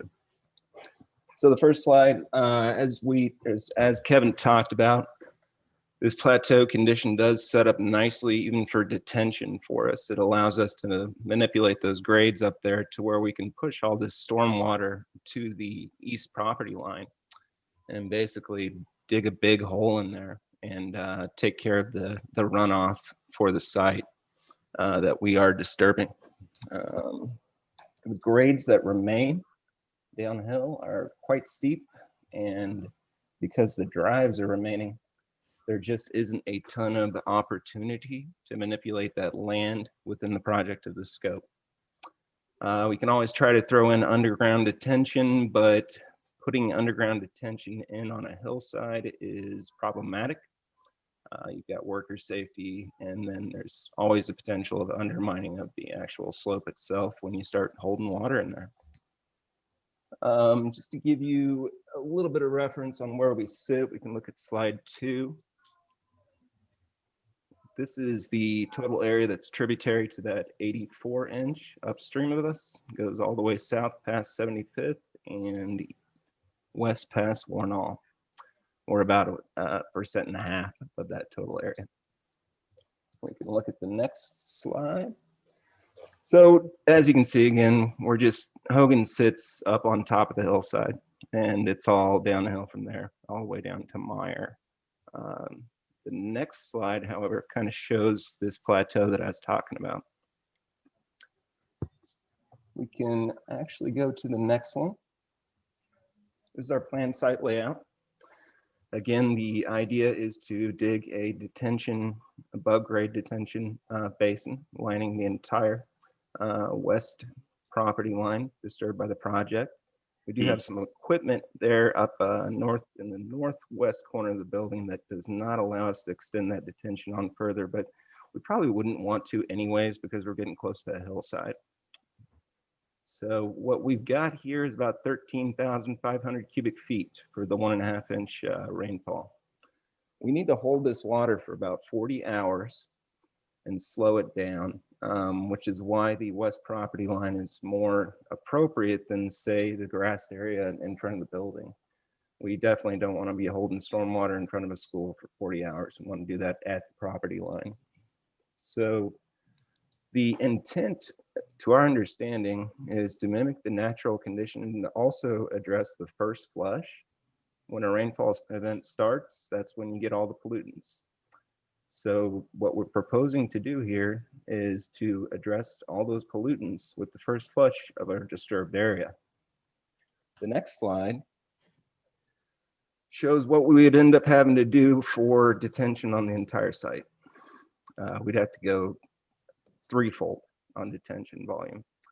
And to our understanding, this wouldn't even meet the intent of the 1.5 inches because we are not addressing the 1.5 inch or the first flush for the remainder of the site. That's why it would make more sense to us to defer detention of the other areas of the site for when they are disturbed. You could do detention then, and it would address the actual areas that are needing to be treated. So that kind of sets it up why we think this makes sense to do it the way we're proposing and what we'd be looking at to try to meet staff's comment. Okay. So I think before maybe any comments, I know Dr. Strickland from the Superintendent Hogan Prep wanted to say a few words.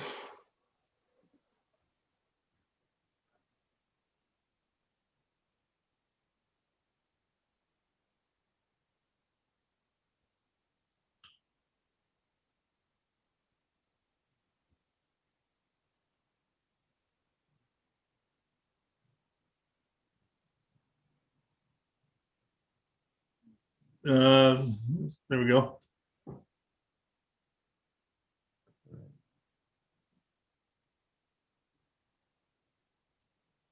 Good morning, Commission. Thank you for your consideration to this project. My name is Jason Strickland. I'm the superintendent of Hogan Prep Academy at 5908 East Michigan Avenue in Kansas City, Missouri. We are a charter school district that serves approximately 1,000 students. Those 1,000 students are about 98% African American and about 99% free and reduced. And below the poverty line, at least defined by free and reduced. And we predominantly come from 3 of the most underserved and most challenged zip codes in the area. Unfortunately, this is a product of probably decades of lack of access to quality education in an under-resourced community. We at Hogan aim to break that cycle. We at Hogan aim to do our part in terms of creating citizens that are ready to be contributors to society and contributors to their community. And we want to do our part in terms of being a beacon of hope for our community. And we actually want to be good neighbors also. We want to show that our students that we really care about them. This project is a very conservative project and it's built on a very efficient budget.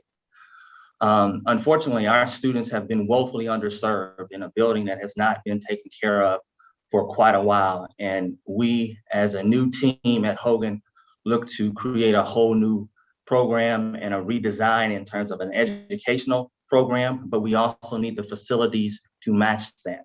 Currently, our students have to be served in a facility that doesn't have consistent heat, doesn't have adequate running water, or consistent restrooms that work. And frankly, that is just, that's inadequate for students. No one deserves to be in a site like that. And so we want to better their lives by providing them a quality education program, and we want to put them in a facility that matches that quality education program. I think the commissioners mentioned that, you know, the area has an opportunity to grow and develop. We at Hogan want to be the very first part of that, or do our part in contributing to that. And so educating what I consider to be the most valuable asset of a community, our children, isn't just, it is a community project. Everyone has to contribute to it. And so we are requesting support from the community, requesting support from the commission, and even requesting support from our neighbors. Every additional dollar that we have to spend that was not budgeted for actually takes away from students. We have to give them less because we are trying to work with a very conservative but efficient budget so that we can do our very best for young people. So we're excited about what we have lined up. We want to produce a citizen that can instantly be a contributor to society because they are qualified and ready to at least go on to college or at least start work in an industry and be, again, prepared to be successful and positive and be a positive impact on their community. So with that, I welcome any specific questions about our program. But again, we thank you for your consideration for this project. Thank you. I would add to that, what Dr. Strickland just said is that this is a $450,000 price tag for the cost of this extra detention on our project. And that will mean, as Dr. Strickland said, we're on a tight budget. So it doesn't add that money, it takes it away. So that's 4 classrooms that will go away if this detention and comment is left as is.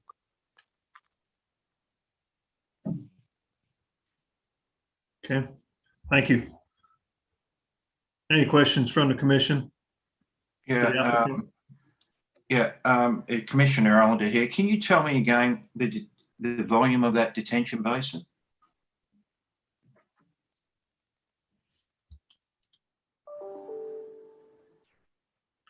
This is Brent Sells at Talaferro Brown. Do you want me to address that? The proposed detention is right around 13,000, somewhere 13,000, 15,000. The total site would be up around 40. I'm just wondering, I want to hear from Stacey with regards to disturbance versus the overall. I'm just been involved in some schools recently where we've looked at stormwater, and I'm wondering, when you say just dig a hole, I'm just wondering whether there's some better ways, and I don't want to design this, but I'm just wondering whether there's some better ways when you talk about community benefit and so forth of looking at putting some constructed wetlands or something in there that when you talk about community benefit, I'm involved in projects where we're putting constructed wetlands into public schools because there is actually a community benefit with regards to education and so forth. So I'm just wondering, when people say dig a hole, I think there's some better ways to go about stormwater retainage and so forth. But so I'm just wondering whether you've looked at constructed wetlands, having a look at what the benefits may be to their students with regards to that for community education around green infrastructure and so forth. And, we're building constructed wetlands pretty cost effectively around the country. So when you've thought about the design, I suppose my question is, have you looked at other green infrastructure detention for stormwater management versus just a detention pond? I can address that. And Stacey, you might need to chime in here a little bit as well. The combined sewer areas have very particular requirements, I believe, due to the EPA mandate with water services. And these detention basins are actually specifically calibrated to release this stormwater over a few days. So it's not necessarily your standard dry bottom detention basin that fills up in a storm and empties back out. These are going to hold water for quite a bit, and it actually promotes infiltration and performs similarly to what a wetland would do in that respect. But my question would be that a wetland would be a far better feature than a detention pond and have the same effect. But I'll just want to listen. Want to get some feedback from Stacey as well. Yeah, let's hear from Stacey. Sorry about that. Go ahead. That's okay, Commissioners. This is Stacy Lowe, Division Manager of Land Development with City Planning. Commissioner Allender, you are correct. We would greatly encourage them to look at more green infrastructure, creative type solutions to satisfy the detention requirements that are in the combined storm sewer area. Unfortunately, most of our developers, and I'll be very honest with you here, choose the feature that requires the least maintenance and the least long-term impact for them, which typically leads them to go to, as you say, dig a big hole and build a big underground detention basin. So that's what we see in the majority of our projects. We have some, I guess you could say, emphasis coming from the Water Services Department in the near future, which we'll be hoping to fill the City Planning Commission in on hopefully towards the end of May, regarding some new emphasis on what we'll be asking projects to do within this area. But yes, there's nothing in our requirements that mandates they have to do an underground detention basin. All we mandate is that they meet the release rates. If they choose to use more creative methods to meet those requirements, we are more than willing to review those and accept them if they meet the criteria. Stacy, can you talk on the 1.5 inches over just the project area versus the whole site and what that means and why? Ever since we started including the requirement more specifically with development projects to address the 1.5 inches, we've always written this condition to include language for the entire site. There is such a major problem right now in the combined sewer area. The decision was made that using the entire site gave us the most benefit, and that by doing that, we could hopefully maybe lessen the impacts even in the future. And potentially, especially with this project, since they have some intentions for future improvements, they might benefit from doing that now and not have to spend that money in the future. I do apologize if that was misconstrued during the DAT meeting that they had with the staff. Those are mainly the staff's suggestions and information for them to kind of evaluate as they move forward with projects. The conditions that come from the development or review committee are the official ones which are binding on all projects. Okay, so you look at the 1.5 inches over the whole site versus just where they actually disturb, simply because of the stormwater issue we have citywide. That's correct. Okay, and this is applied on every project, not just this one, or? That's correct. Condition, I believe it's number 6, as you mentioned earlier in the staff report. That is a standard condition that anytime we're in the combined sewer area, that condition with that same language of mitigating for the entire site is the condition that I will add to these types of projects. Okay, This and it is not doesn't, different from what I would add to any other area. and they don't have to address that based on just the one location. They could actually put it in different locations throughout the site? That's correct. There's nothing that limits them on how they address it. We just simply ask that they meet the requirements of the 1.5 inches over the time period. Whatever creative methods or locations they choose to use is completely at their discretion. We as a city will not put limits on that. Okay, and now while we have you, can we also talk about, unless Bruce, you had more questions on that stormwater piece? No, I've got my answers. Thanks. Okay, if we can move to the condition number 11, which I believe is the improvements to 65th Street. And the question I have on this is, Virginia, is that considered the roadway that goes through the site, is that considered a public street or is that a private street? Do we know? It is a private street. It is not city owned or city maintained. Okay. Part of the reason we asked for the improvements to 65th Street was there was not clear information in the plans that I was given to review that showed that entrance had been closed. It was no longer used for access to this site. That was part of the reason we asked for the improvements to 65th Street.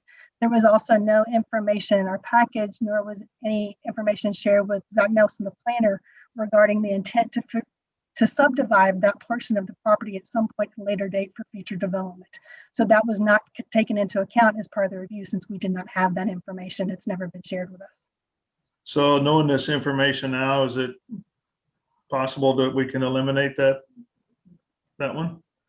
My request would be, if we eliminated condition number 11, would be to add a condition requiring platting at such future time as they want to subdivide and sell off that portion of the property, and we'll use the platting process as the requirements to get the improvements along 65th.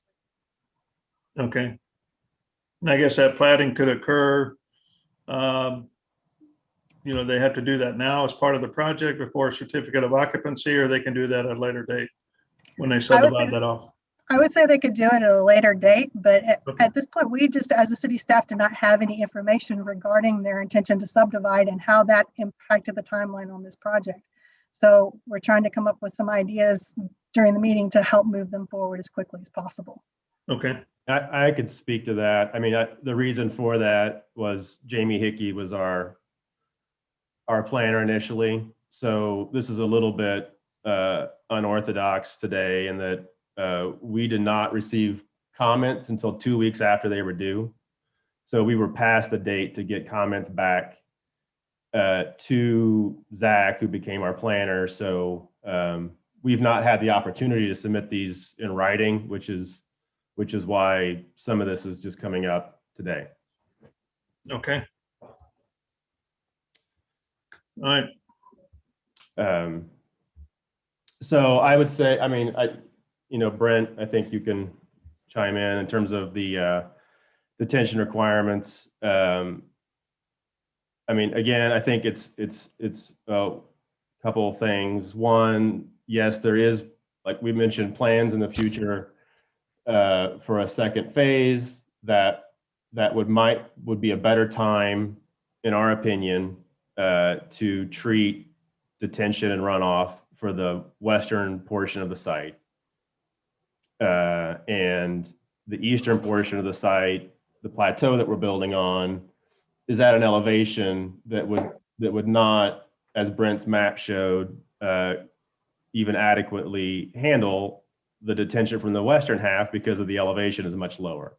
So it would require an even larger price tag to have a second detention somewhere else on the site, which again relates back to, I think, just the more kind of larger narrative on the project, that this is again taking away 4 classrooms from a school that desperately needs additional space, but would not, if we can relax this requirement and just let that be a future condition for a phase 2. Hi, this is Brent again. I think you summed it up.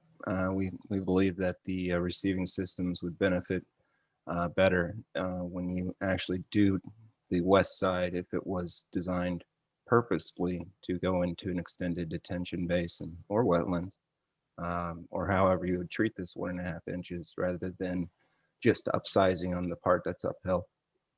We think that it would be better for the system. Okay. Stacy, if I can ask one more question, if you don't mind. Is this this detention requirement, is that something that can be adjusted or waived, or is that's actually something that's being dictated by Water Services as part of the consent decree of the CSO program, isn't it? Or You are correct, Commissioner Crowell. It is a direct result of the EPA's consent decree on the city over the combined sewer area. This is not something we can waive or have the ability to modify. We are looking at more creative ways to help implement it, but we cannot modify it. yeah, so that's something that frankly would have to be done through the council. That's correct. And I would even have to ask for law department's determination in coordination with water department's lawyers to see if the council even has the ability to waive that. It may be a higher governing body than our city council. I'm not sure at this time. Okay.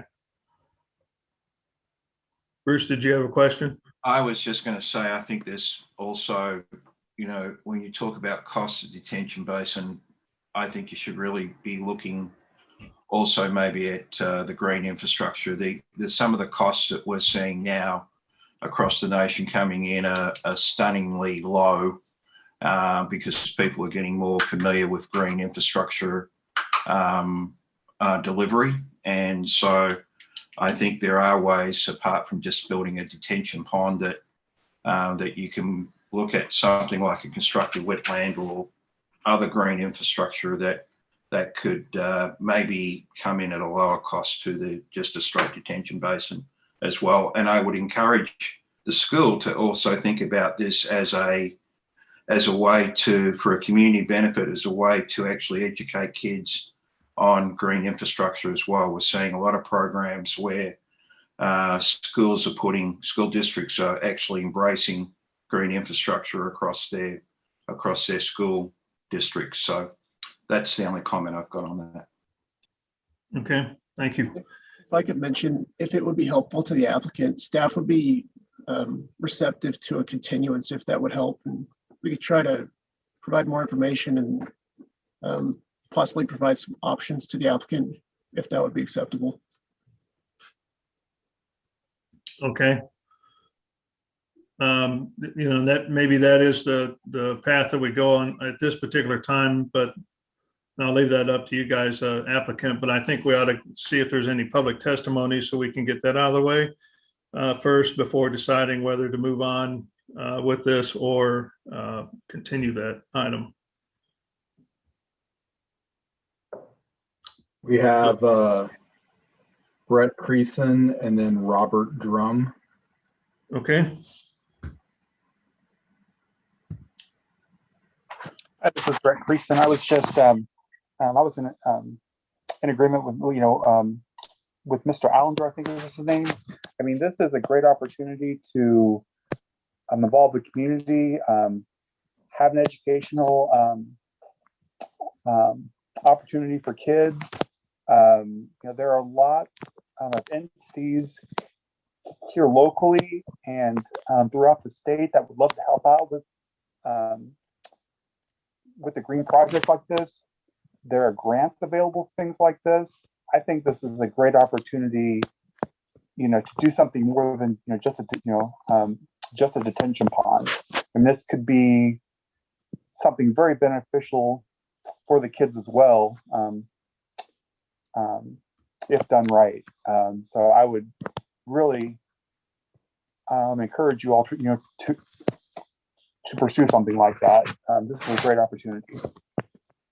That's all. Okay, thank you. Joe, anybody else?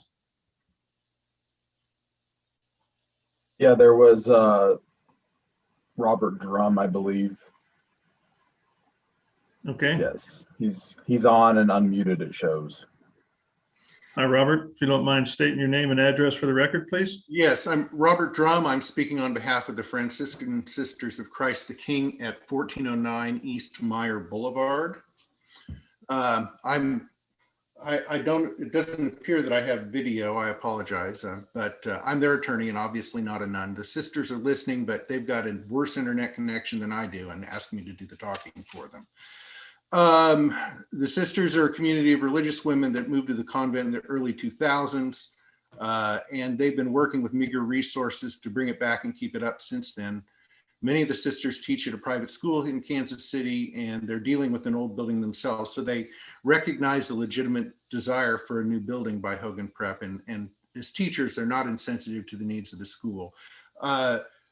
Commissioner Sadowski commented on how beautiful the building is from a distance. It's much less so once you get close to it, and I understand what Dr. Strickland's trying to do. That being said, the sisters do have some unresolved concerns about the applicant's plans, and as presented, unfortunately, they have to oppose the special use permit. We believe there's a solution to the difficulties, and therefore we request that, it sounds like we may be postponing, we may be continuing this, but we also would like to see it continued until our concerns are resolved.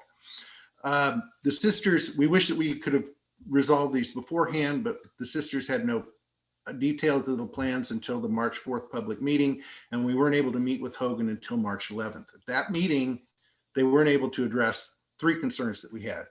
The first is safety and security during construction. We need to make sure that there's a construction fence between the convent and the school. I didn't see any plans for that. We don't care what it looks like. We don't care if it encroaches on the convent property so that they can build the swales that were planned, although it sounds like that might change. But construction sites are dangerous, and they also attract theft. With access to the site through the Sisters Convent, we think we're going to have trespassers, and they're more likely to have thieves. So the second thing that we're concerned about is creating a permanent barrier between the properties. This is a convent. This is a religious community.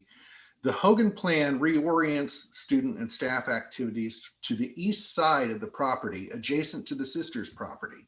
There's that outdoor student common area that's going to be in regular use.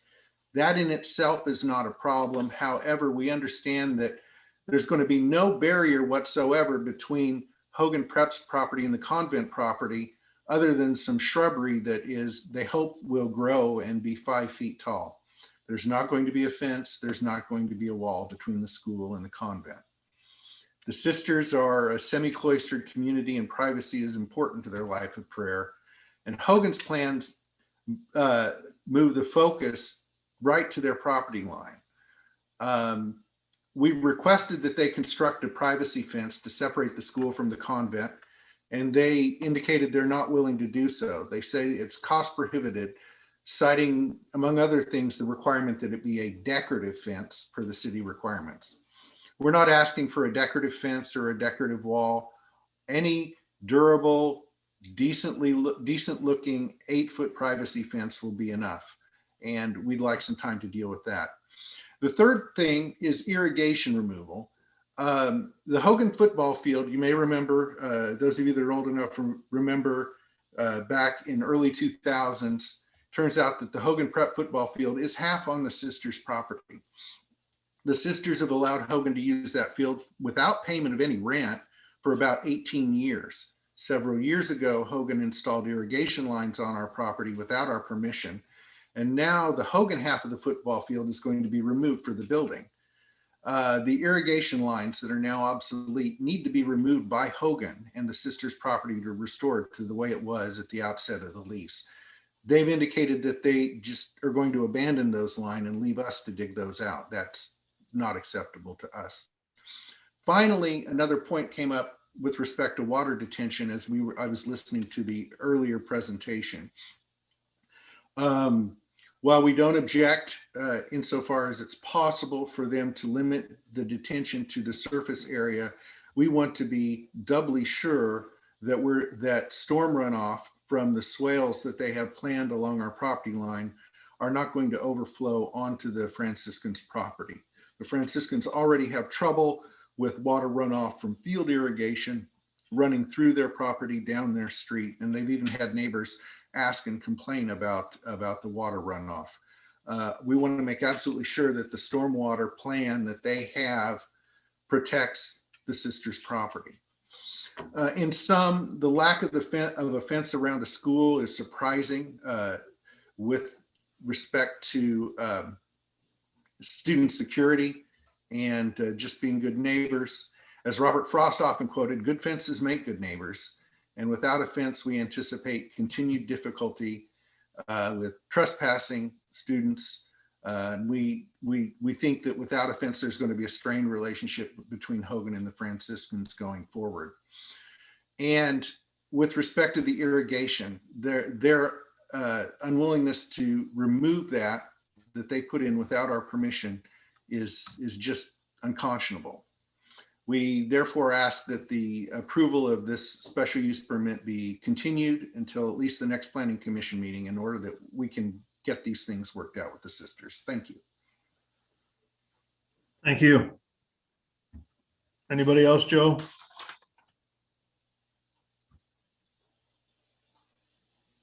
Sorry, yes, there's one other person who's raised their hand, Anthony Gosserand.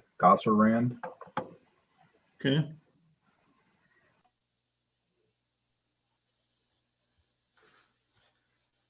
Hi, Anthony. As you take yourself off of mute, please state your name and address for the record.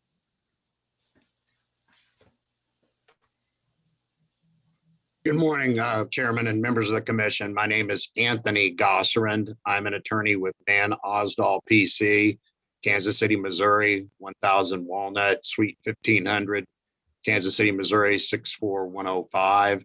I am counsel for Hogan Preparatory Academy, and I would just like to raise a couple of points. First of all, we appreciate the feedback on the storm drainage plan, but we're really under a time crunch on this. We are attempting to build and open in August of 2022. So it's imperative that we get started on this as quickly as possible. And if the storm water issue is an issue for the city-wide, if it's a citywide issue, you know, how is this something that the city would participate with regard to expense? Now, just to address Mr. Drum's objections to what's been proposed this morning, I think it's important that the commission focus on what is being asked this morning for them to review, which is how we intend to deal with stormwater drainage on this particular site and the exceptions that we're asking for. This isn't an evaluation of our development as a whole. With regard to the safety concerns and the quote of Robert Frost, "that good fences make for good neighbors," that type of fencing is not in place now. It's never been in place. We understand that the new development is going to move closer to Mr. Drum's client's location, but there's never been a fence up, and I believe there's been an attempt for them to be good neighbors since Mr. Drum's clients moved into that building. Second, creating a permanent barrier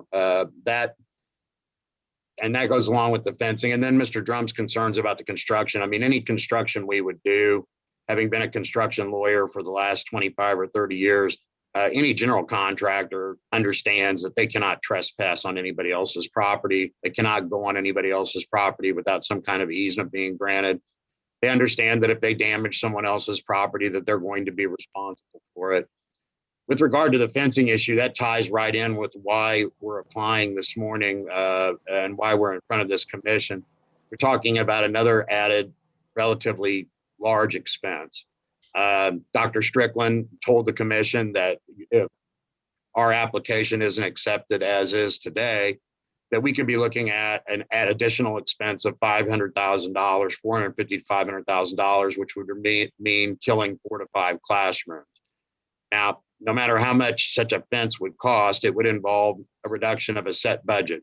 And that money that's not additional money that's going to come from somewhere. That's money that's going to come out of this project, which is built to serve 1,000 students who are in need and serve them well. It has, and wants to serve them even better in the future.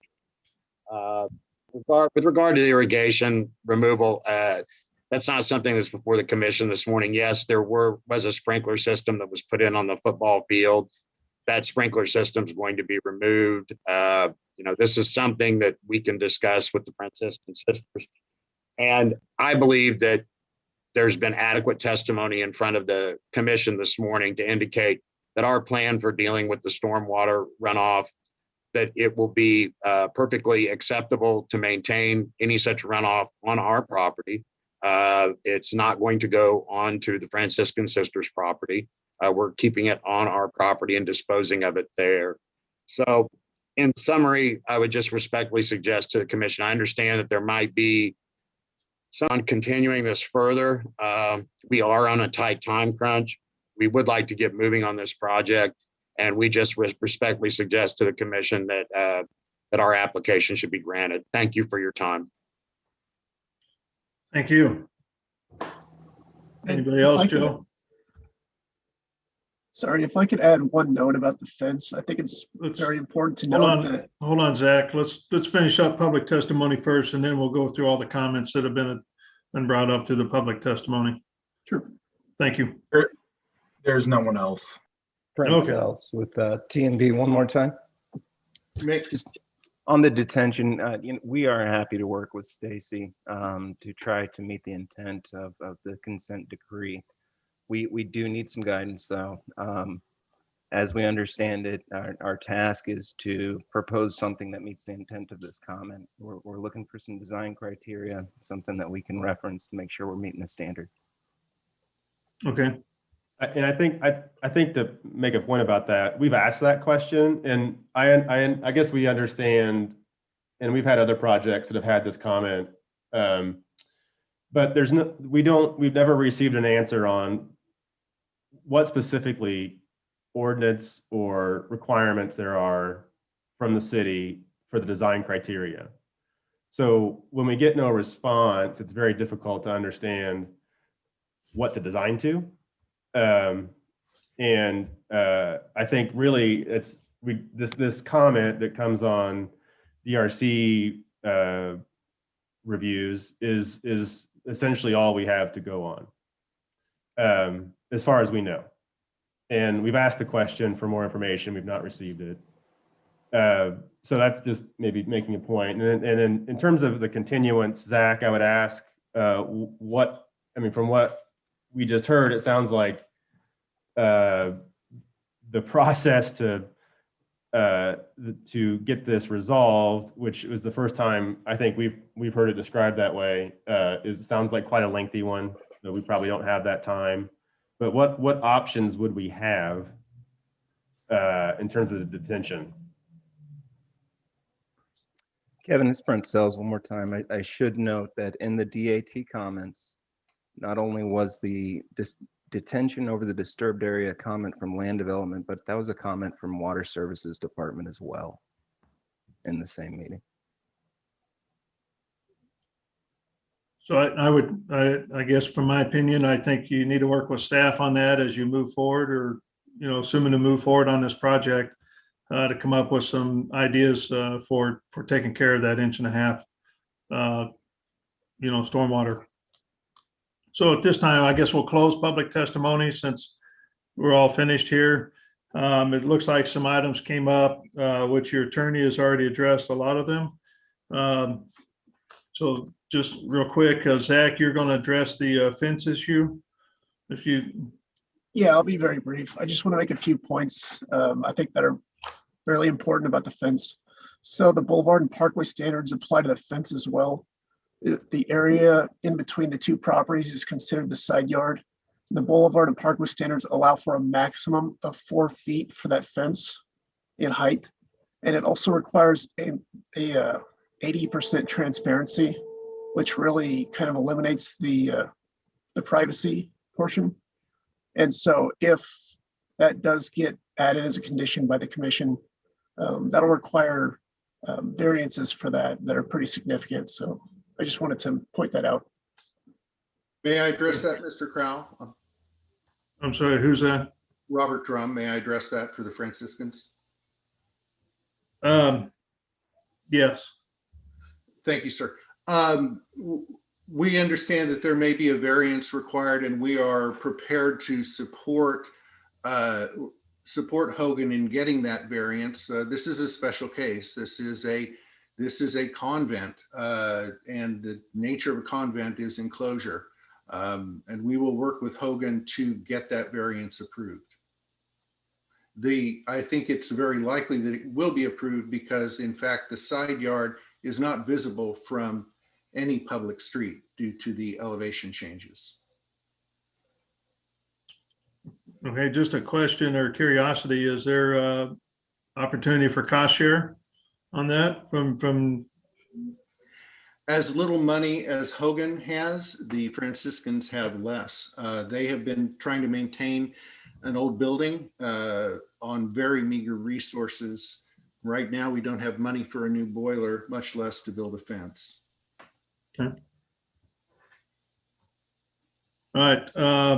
So applicant going back, I think, so address the safety during construction. We've been talking about the fence, talked about the stormwater already. Sprinkler system. So I think we've kind of addressed everything. Did I miss something there? Well, the fence and the sprinkler system, in our opinion, are not really a part of today's, in terms of, there's not a planning submittal related issue. There's no fence required on the property. So that, I think, and we would prefer to have that resolved as a issue outside of this process. Okay. Yeah, I think we still would like some clarification, Zach, on what options there would be for continuance, specifically and only related to the stormwater piece. Can I ask a question real quick, Zach, before you answer that? I'm just wondering, in terms of timing, if we're able to move forward with the storm drainage requirements as they are stated, I agree that the logic would be that there would be probably two places where stormwater would be addressed, because it doesn't make sense for all the stormwater to be addressed in that high point on the site. So I guess I'm wondering, in terms of timing, could the project move forward as designed with the requirement that by the C of O, that additional stormwater detention, which is probably on, the northwest side of the site or something like that, is incorporated, so that they can move forward with the project, and that stormwater could be something they could work through with green water, green infrastructure and grants and whatever have you that they might want to develop to a higher standard. Commissioner Sadowski, I can probably help answer that one. What we would do is, at the time they submit their building permit application, that is the time when they'll have to supply us with the drainage study, as well as all the information regarding how they plan to address this 1.5 inch requirement. We would work with them at that time in coordination with Water Services Smart Sewer Group, who specializes in these green infrastructure type of applications, to see what options we have available. I will make note that there has been no building plan application submitted at this time, so there is nothing formal for the city to review as far as their intended design of the stormwater. I'm just trying to be helpful. I totally get the burden this is putting on this applicant, and I'm hopeful that the city can provide some guidance on that second piece, that if it is green infrastructure, and if that's, as a city, what we're trying to promote, provide guidance, provide design guidance, and also provide maybe some funding mechanisms that they could point to help support it, so that could be an asset for the neighborhood and for the school. We do have those options available as a city. Unfortunately, I just don't have the information today to tell you concrete ideas of what we might be able to do.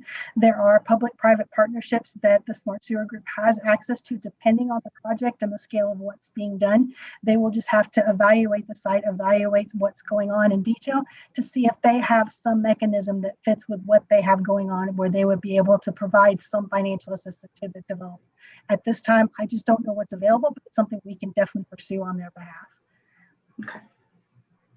My thought, and I mean, the applicant can speak to this, I just think if we can move forward with the requirement as stated, and then that sounds like something Stacy can work through with them on getting a better solution for resolving the stormwater on the rest of the site. Go ahead, Zach. You can give your response. Okay. Anything else, applicant? No, just curious to hear from Zach. Okay. Like I mentioned, I think staff would be welcome to a continuance if it's required. If not, I think we would probably need to amend some of the conditions, some of the language of the conditions. I think it's been mentioned that plating might be required in the future. So that might be something that might need to be added if you want to stay on schedule as docketed with BZA. Okay. At this time, let's go ahead and close all testimony and speak amongst the commission. On this one, I'll echo what Commissioner Sadowski said, to keep the project moving and just work with staff on the stormwater detention piece. That's not something that we can, this body can actually waive or do away with. That's an actual statute that's before us, based on the consent decree that's placed on the Water Services Department in our CSO program. And then regarding the other item, I think it was item number 6, number 11. To eliminate that and if we eliminated number 11, then we'd have the addition of the replatting, at a later date, per what Stacy Lowe had told us earlier. That's kind of my thought on that. I think we also might need to add that that entrance isn't intended to be a primary entrance or a high use entrance. I think based upon Google Maps, the way that the gate is situated, guests could still park in the first 11 spots, but you wouldn't have everyone else parking the rest of the lot or accessing the rest of the lot from the 65th Street side. I want to just go ahead and communicate that my goal would be to get this approved today, and that personally, I understand that it's not our decision to make, but if there's ever a time to pass something along that puts the burden on someone else, I'd be happy to do that. When it comes to stormwater detention here, I think that there's an overarching story about equitable development and equitable water treatment and water detention from the Kansas side and from different economic neighborhoods, and the burden that's been placed on people who are downstream. And if ever there are a time to weigh the decision about the financial cost, this would be one where I would say, yeah, let's do it. Let's go ahead and approve this and strike the requirement for the whole area, make it just the disturbed area. And then, of course, I'd love to see some sort of smart detention solution. But if it is going to be something that's a cost burden, again, I think that's would be done in the sense of equality, but not equity. And I'd be happy to approve it as such. I don't know how the irrigation in terms of the football field plays in, but personally, I do think that's relevant to this. I am sympathetic, and that I think it should be removed. And then happy to leave the fence as is with no fence. Commissioner Hill here, I agree. I'm happy to see this move forward. I think we mentioned eliminating item 11, just need to get clarity on what's the additional language for the replatting. And then I agree with Enders on the high use interest. So I am in favor of seeing this project move forward with some conditions amended. Okay, anybody else? Yeah, I would like to see certainly 6. I don't want to just approve it with a detention pond. I would like to see some language in there that they would consider working with the city with regards to green infrastructure solutions for the stormwater retention across the whole development. We can't waive that in my mind. There is a lot of pressure with regards to the consent decree, and I think we should stick with that. But I think there's some smart solutions around stormwater detention that can be looked at very cost effectively. Okay. I'm in favor of the special use permit. I don't like kind of legislating or doing stormwater major adjustments in commission. I think that's so for that reason, I'm in favor of kind of keeping it with it, as Commissioner Allender just said, a tweak to explore green infrastructure projects. I think that's I trust staff, but I also don't want to make large decisions here about things that I'm not knowledgeable enough to know about. So. Okay. Forstein, anything? My concern is the neighbors. We always look for people to support a project, and I'm hearing that they have some concerns that they have not been able to work out. I would like to hear the applicant talk about how they can help work that out so that everyone has a good win-win situation with this project, not just the school, but everyone. So that's kind of where I am. I know that the other things are not within our control. We're mandated when it comes to the water issues. So I have no issues with that because it's out of our control. But I do like the fact that, as Bruce has said, let's add some language that they are looking at more green infrastructure to accommodate that, as opposed to just digging a hole as they've done in the past. So that's where I am. Okay. Yeah, I think when some of the public testimony, the attorney spoke about the fencing, that it's not, excuse me, it's not in place and they really don't need it as part of this project.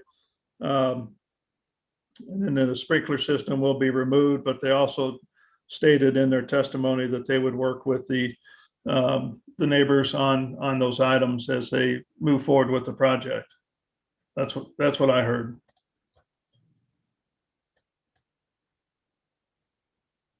So I guess, with that, I'm looking for a motion at this time. Mr. Chair, can we get some suggested language maybe by staff that we can at least listen to, so we could rephrase it back so it's right in the approval. So that's number 11, is that correct? Number 6 as well, with Okay. amendment into green infrastructure, and number 11. Okay. Stacy? Let's start with number 11 first. That will probably be the simpler one to address. I would propose removing condition 11 as stated and replacing with the language stating the developer shall cause the area to be platted and processed in accordance with Chapter 88's Code of Ordinance of the City of Kansas City, Missouri, commonly known as the development regulations. This will require them to plat at a future point when they decide to subdivide the property, and we will be able to do the public improvements along East 65th Street at that time.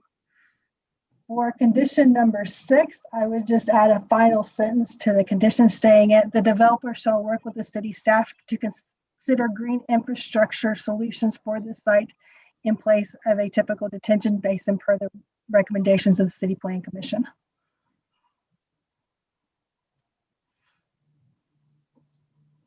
Okay.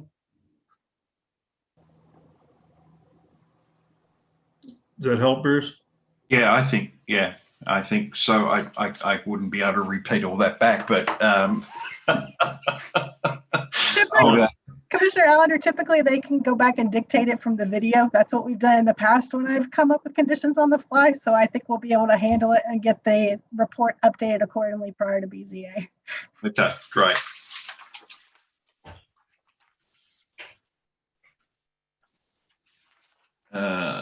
Where are we? Number 5. Number 5.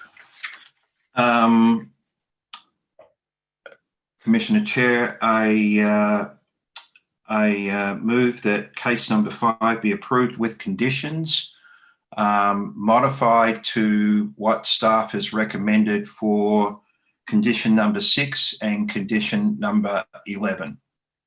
Okay. I second. All right. So I've got a motion and a second regarding this case. Lisa, do you mind taking roll call, please? Mhm. Commissioner Allender, Aye. Baker, Aye. Beasley, Aye. Proud, Aye. Enders, Aye. Hill, Aye. Rojas, Aye. and Sadowski. Aye.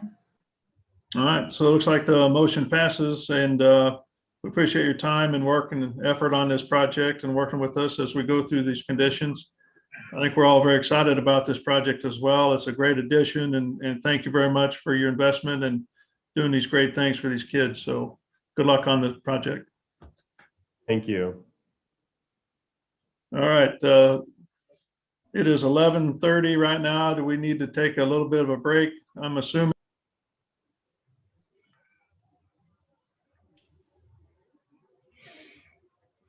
You're on mute. Sorry. I think we need to take a little bit of a break. We've got a few cases left, but I think we need to take a 15-minute break to stretch our legs, get something to drink, and maybe go to the restroom. So it's 11:35 right now, so let's be back about 11:50. All right, thank you.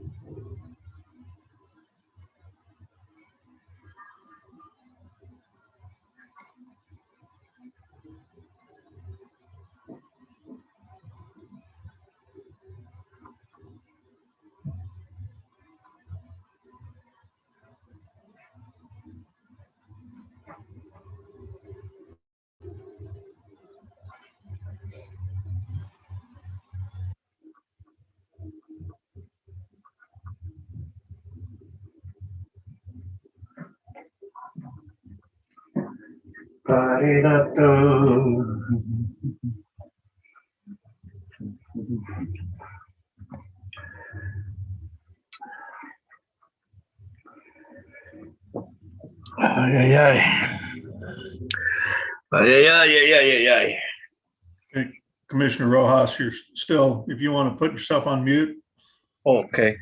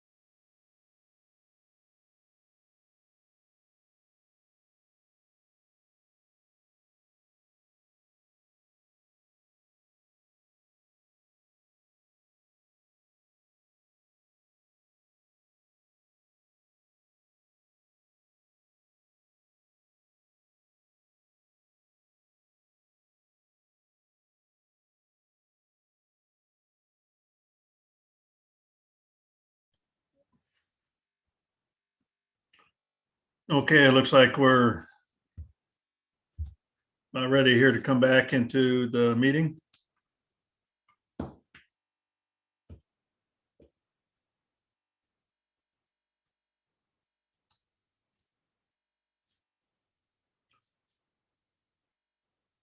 everybody back?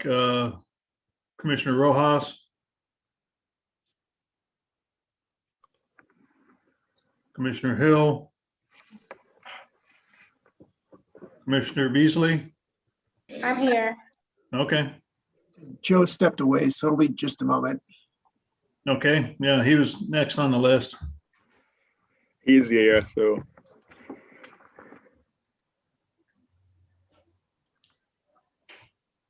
I'm here now. I just couldn't find the mute button for a minute for some reason. Sometimes that's not a bad thing. Yeah, for me especially. Is everybody ready to start the meeting again? So let's go ahead with docket number 8. We continued that one, Mr. Chairman, already. Docket 8? Oh, I'm sorry. No, I'm got- the wrong notes. Continue Docket number. 8 is case number CPC 2020-00198. A request to approve a rezoning from District UR to District UR for the purpose of amending a UR development plan to allow for an apartment and hotel, as well as retail in phase 2 on about 5 acres located at the northwest corner of Broadway and Valentine. Olufu Agbaji is our staff planner. Okay.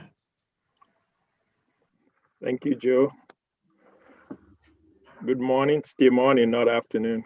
Good morning, Mr. Chairman, members of the Plan Commission, Olufu Agbaji, City Planning and Development staff. I'm going to. All right, can you see my screen now? Yes, we can. Okay, thank you.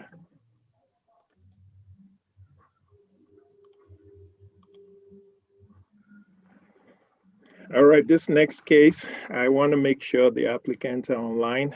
I hope they are. I didn't look, so now I'm sharing my screen. So this next case is located in the Midtown where my arrow is pointed.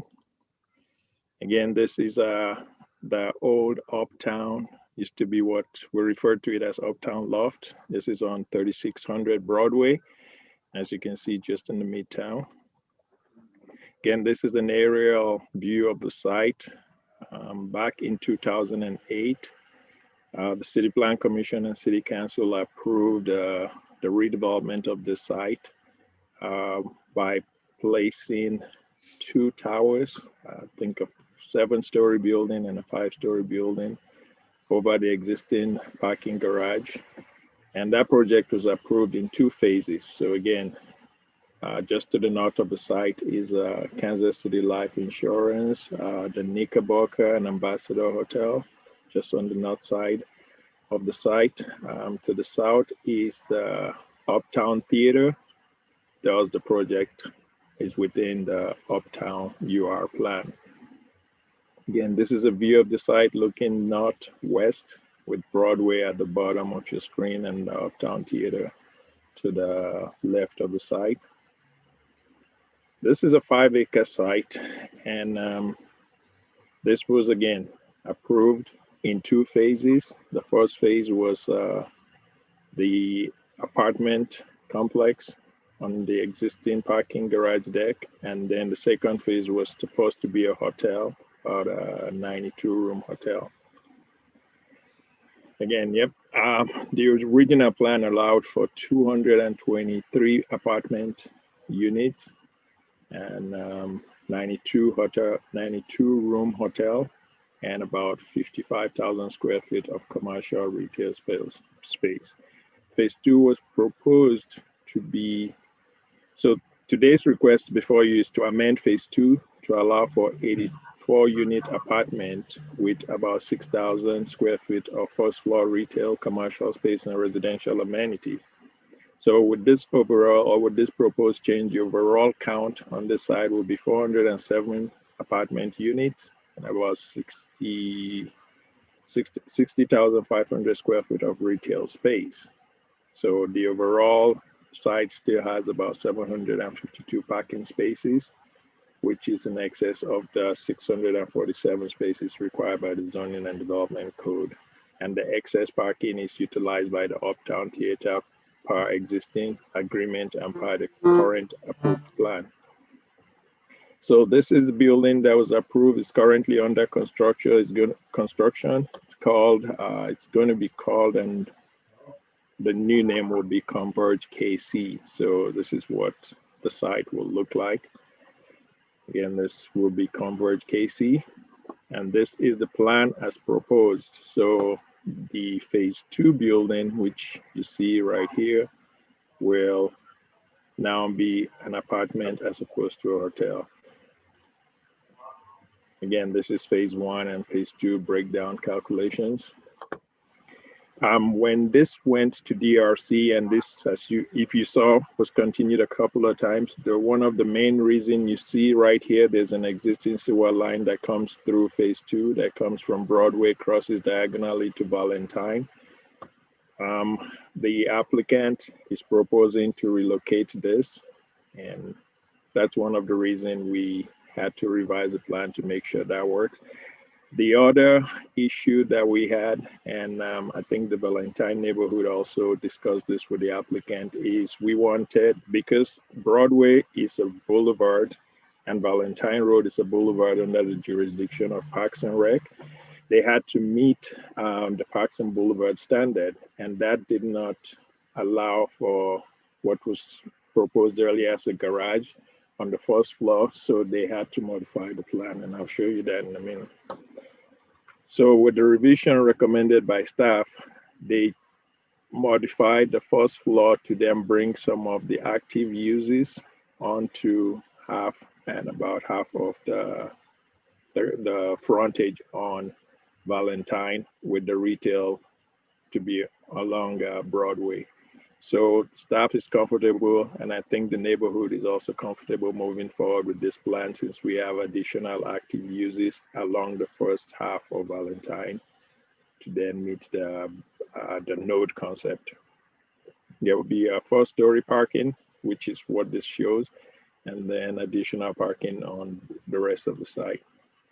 This is a proposed building elevation. So the lower elevation shows what the building will look like along Valentine.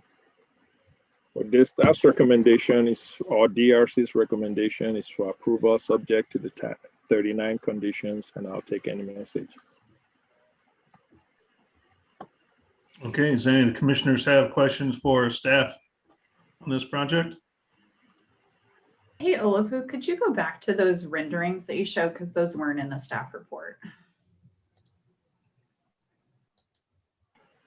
This renderings are for the current approved plan that's under construction. So it's just, this is the building that's under construction now, so. Yeah, I just wanted to see what that looked like in comparison, just to kind of know what we're trying to complement behind it. Okay, thank you. Could you remind me how many floors for this portion, not this phase? 5 stories. 5 stories, thank you.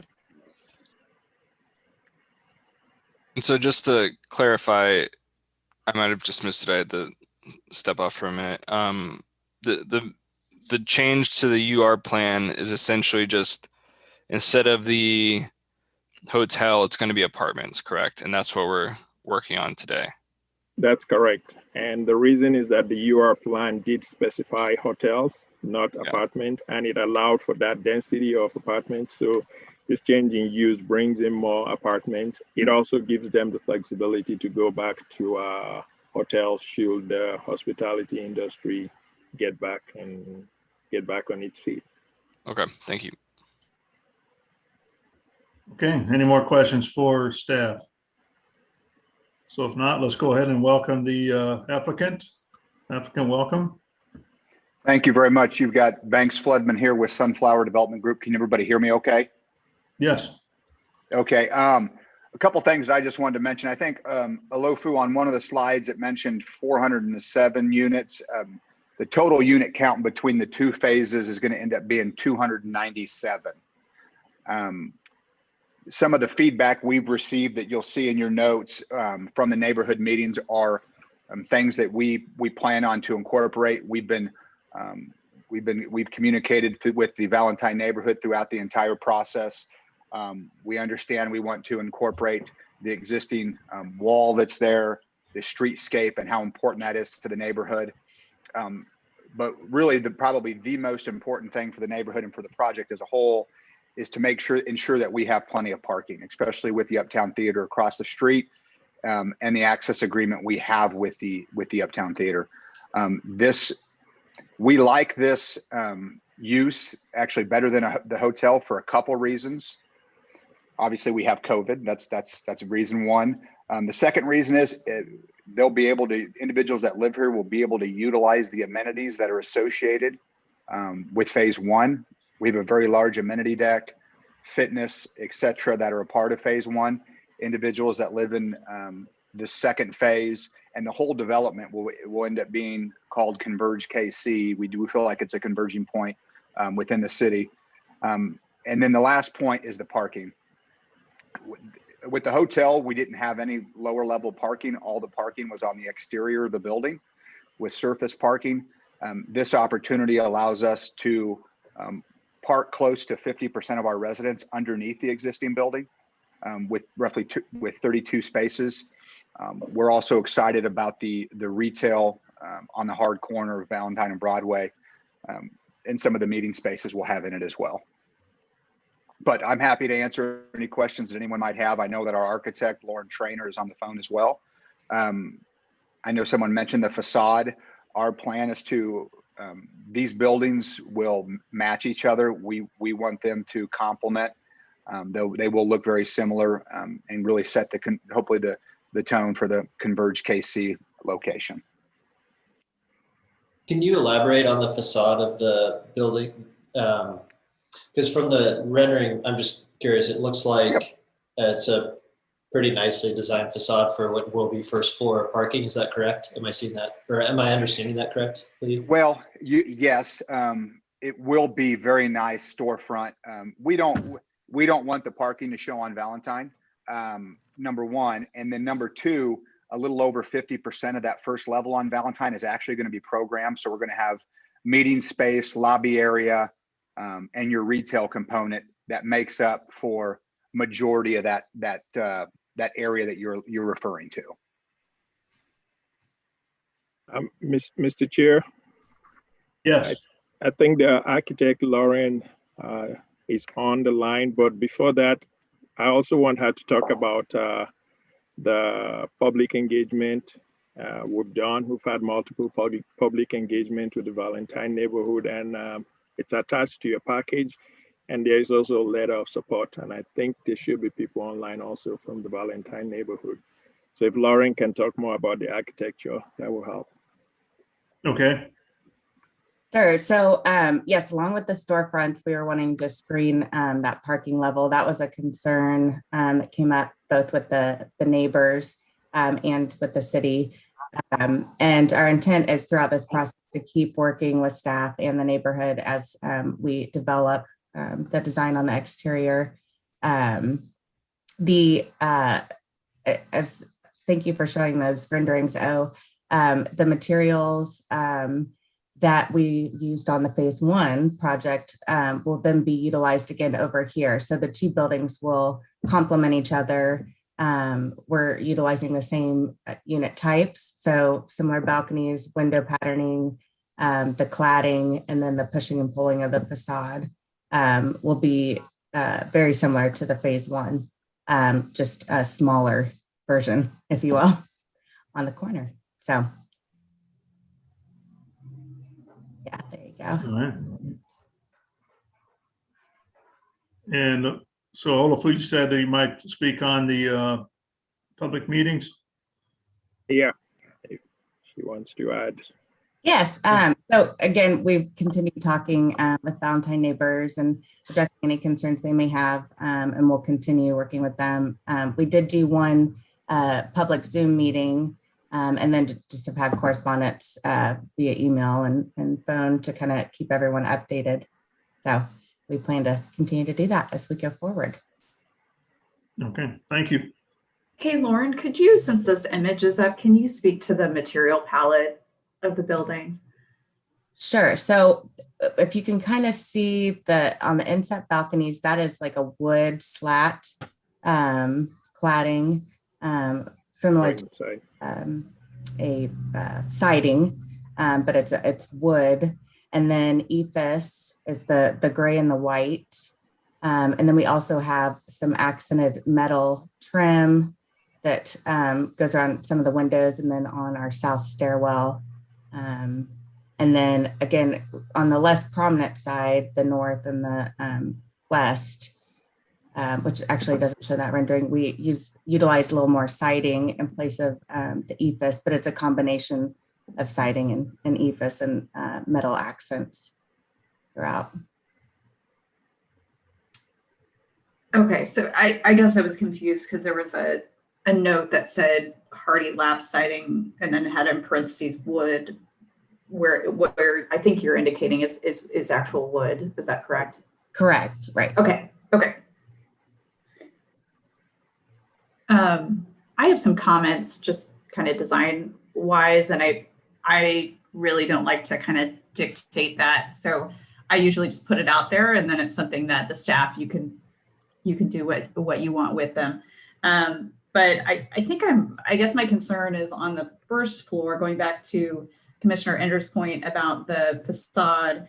I think I have some concerns about the fact that, you know, you have glazing with parking on the other side. I don't know if that's going to be, you know, if that's going to be transparent, or if that's going to have like a reflective coating or something like that.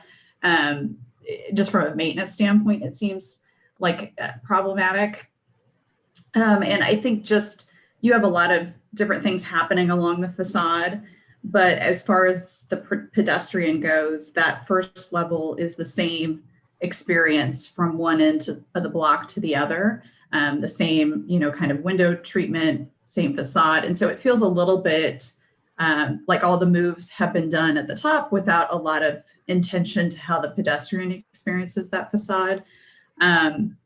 You know, some of that could be as simple as, and I think your rendering might be a little bit different than what we're seeing in the elevation in terms of like how the window pane design is laid out. So maybe there's something with, you know, right now it's just kind of showing equal panes across the front, and maybe there's some more design moments that can happen with that.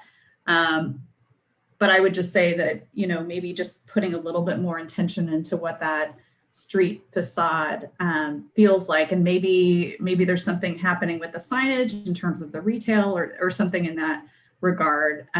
But just looking at the elevation face, you know, head on, it doesn't seem like it has a lot of interest there.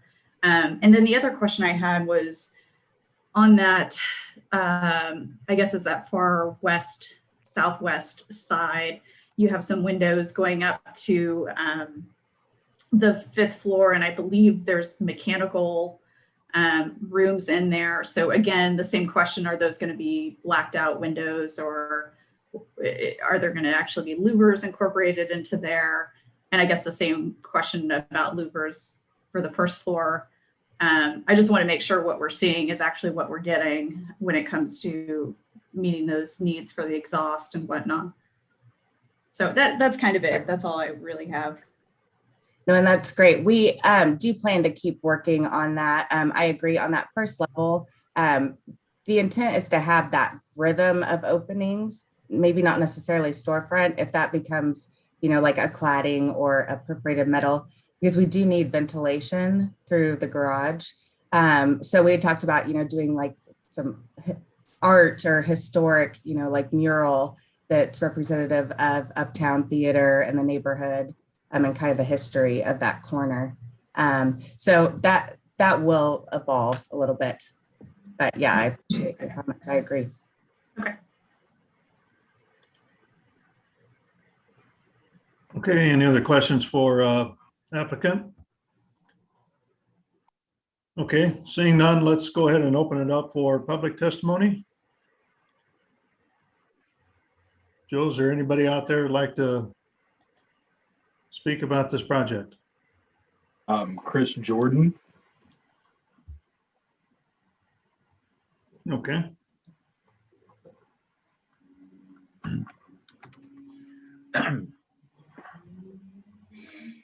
Hi, Chris. As you come off from mute, please state your name and address for the record.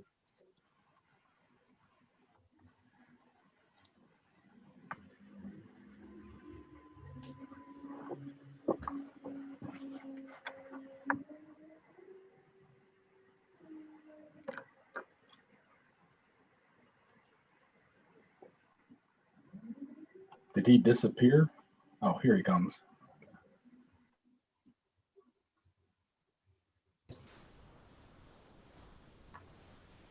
Hello. Hello. Sorry, my computer timed out right when I tried to speak. This is Chris Jordan. I live at 3720 Pennsylvania in the Valentine neighborhood, and am chair with Mary Jo Draper of our development committee. We have been working with the development group, and specifically Lauren, for a number of years on this entire project. And want to say that we appreciate that they are a developer that takes the time to meet with us, to provide us the information that we ask, and to work with us on suggestions that we have for the project.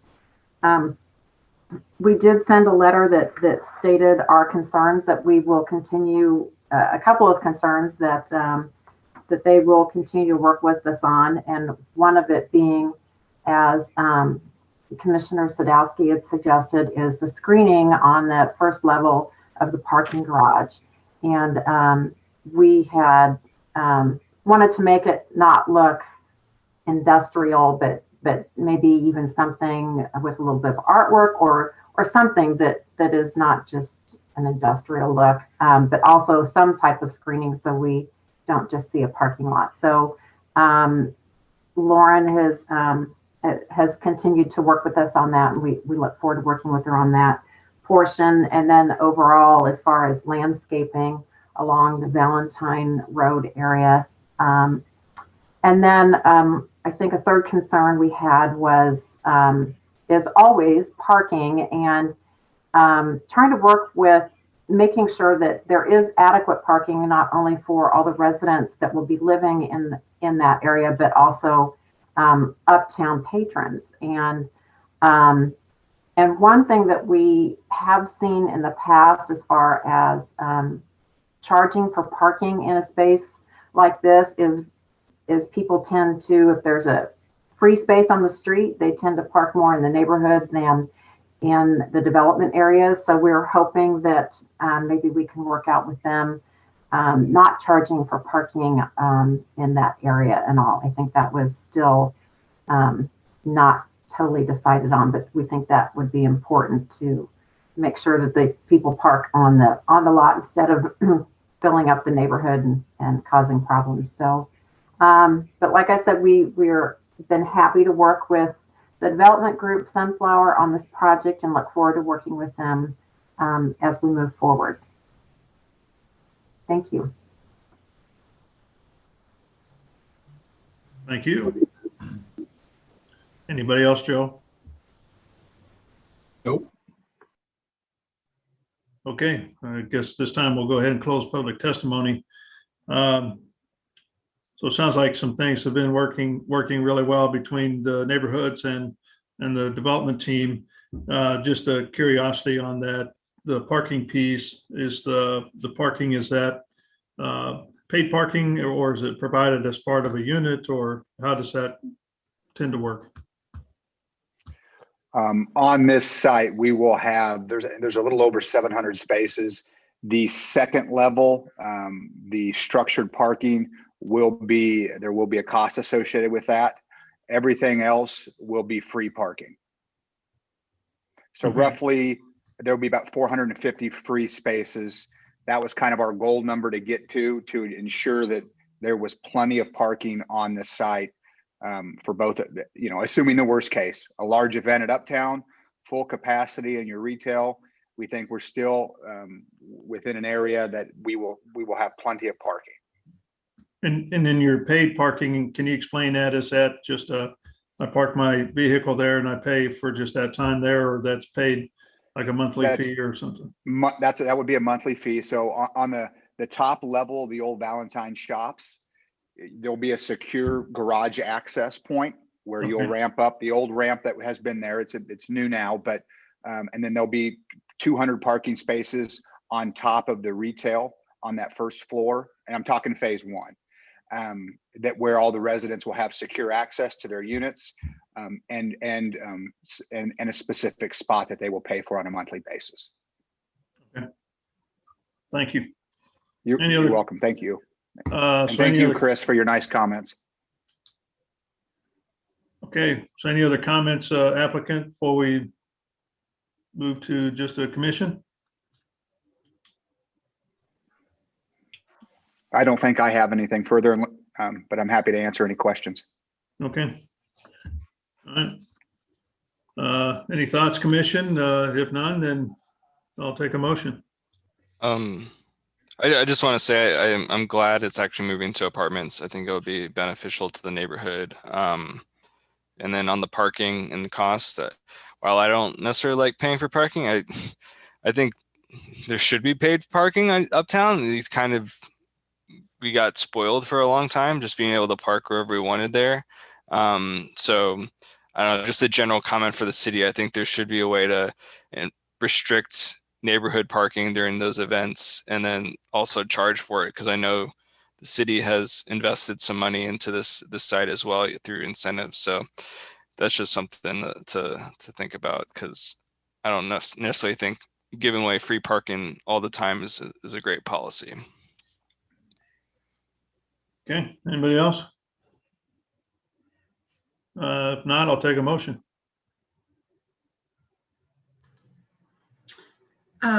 I just wanted to say, I think there's probably another layer of refinement to the architecture, but I'm fully confident that the coordination with the neighborhood and with Olufu will work through that. And I think what's been produced on phase 1 is really remarkable. And I think this is going to be a great project. So with that, I move to approve docket item 8 with conditions. Okay, A second. so I've got a motion and a second. Lisa, do you mind taking roll call on this motion, please? Commissioner Allender, Aye. Baker, Aye. Beasley, Aye. Crowe, Aye. Enders, Aye. Hill, Aye. Rojas, Aye. and Sadowski. Aye. All right, looks like motion passes 8-0. We appreciate you Thank coming you, in. everybody. Yep, good luck with your project. Thank you kindly. See you guys. Thank you. All right, let's move on to docket item number 10. Docket item 10 is case number CPC 2020-00207. This is the Cats on Main project at 3948 Main Street. A request to approve a rezoning from District B3-2 to District UR and approve a preliminary development plan on about 1.25 acres located at 3948 Main Street to allow redevelopment of the site with a mixed-use project. Chris Huey is the staff planner. Good afternoon, Commission. Christopher Huey, as Joe stated, City Staff Planner, Development Management Division. Before us, we have a rezoning to UR with preliminary development plan for the Cats on Main project. It's located at 3948 Main Street. Property is located B3-2 and is located within the Main Street Overlay District. The essential goal of this project is to redevelop in the historic Cats drugstore building, which I'm sure we're all pretty familiar with. And then in addition to that, construct 192 multifamily unit residential product behind the drugstore with a underground parking garage. The project has completed their excuse me, required public engagement meeting on March 8th of this year. There's some general locations basically in the heart of the city. And it's comprised of these two lots here. Again, the historic Cats drugstore and then the parking lot behind it. So here's a brief kind of a architectural rendering of the proposal, which is a relatively historically compatible renovation of the drugstore building and then the apartment complex behind it. As you can see, the apartment units do butt up to the historic building. They will actually be utilizing the roof structure for amenity features, as you can kind of see in this more 3D aerial design. They're still doing some due diligence on the structural stability of that roof and if its ability to hold such amenities, but I believe it is intended to be used as such. Here are some, I apologize for these being a little small, but there are quite a few plans with this project, so I'm trying to correlate them accordingly. On the left is, we start with kind of the basement floor, which is a subterranean garage space with some service aspects related to the rehabilitation of the drugstore building and amenity spaces for the apartment complex. Moving up to ground floor, the Baltimore and Westport Road facades will be skinned with apartment units with the second floor of the parking garage kind of tucked in behind, basically shielded from pretty much all sides except for the small section along West 47th Street, or 48th Street, excuse me. The Cats drugstore will be utilized for 2 to 3 commercial tenants and as additional amenity space for the apartment units. Moving up, you can see we transition to more units or the residential units themselves, with the 6th floor being a little bit of a different configuration, generally matching what's been previously shown on the previous floors. Here's some high quality artist renditions of or 3D renderings of the proposals. Again, with the CATS building located right here with the amenity space on top, and then the apartment units come along the back side.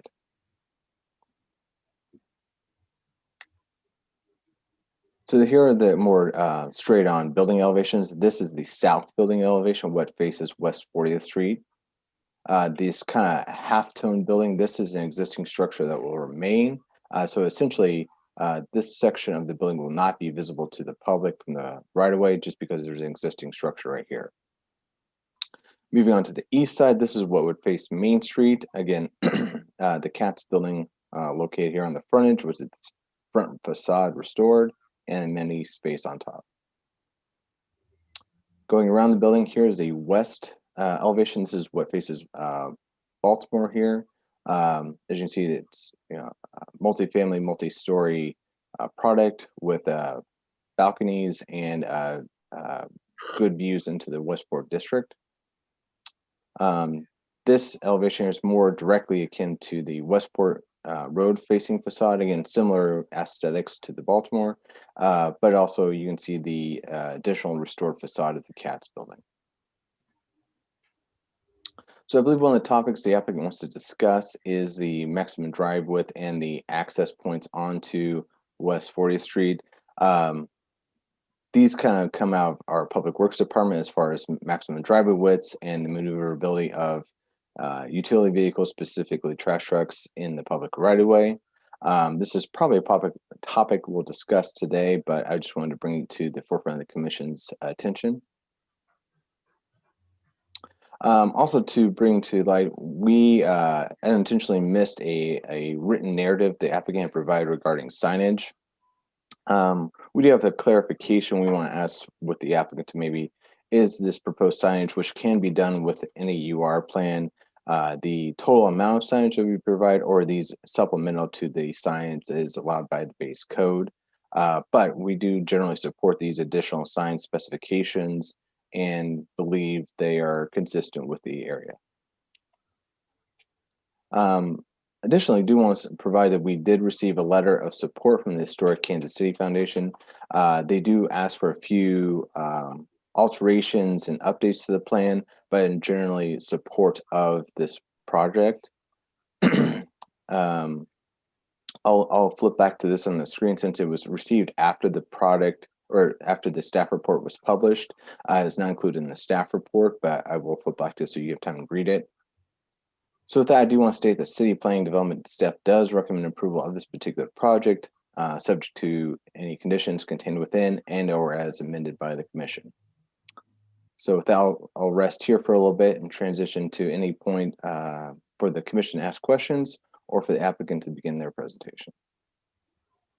Okay, thank you. Are there any questions from the Commission for staff?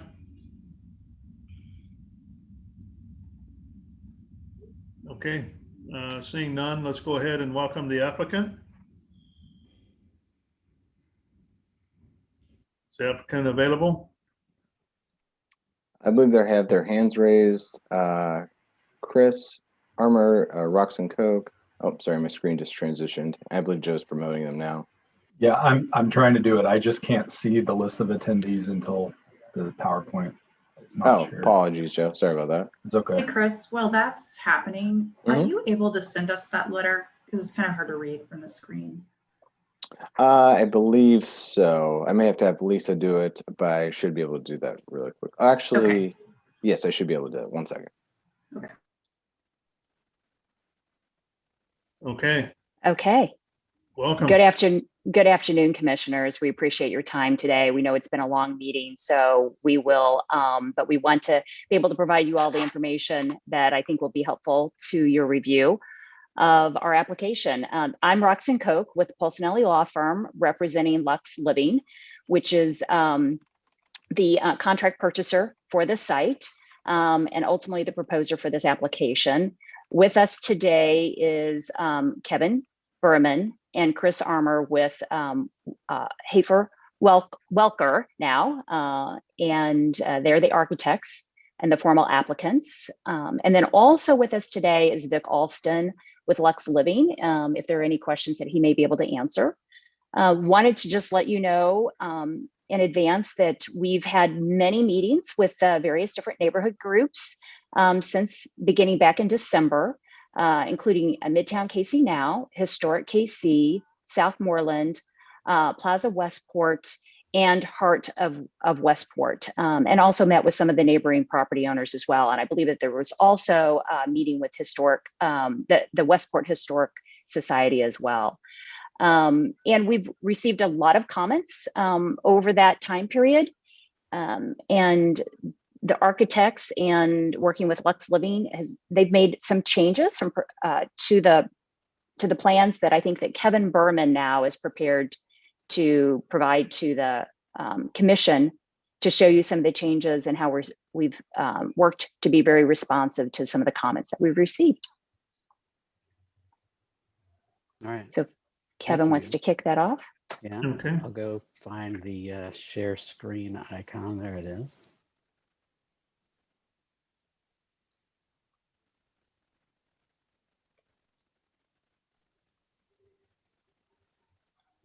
I always ask, can everyone see my presentation screen? Yes. Yes, we can. Okay, so 4 images, just to be triply sure. 4 images with some Roman numeral number 1, number 2. Okay. Rexton said, we've had a lot of meetings. We took neighborhood input very seriously.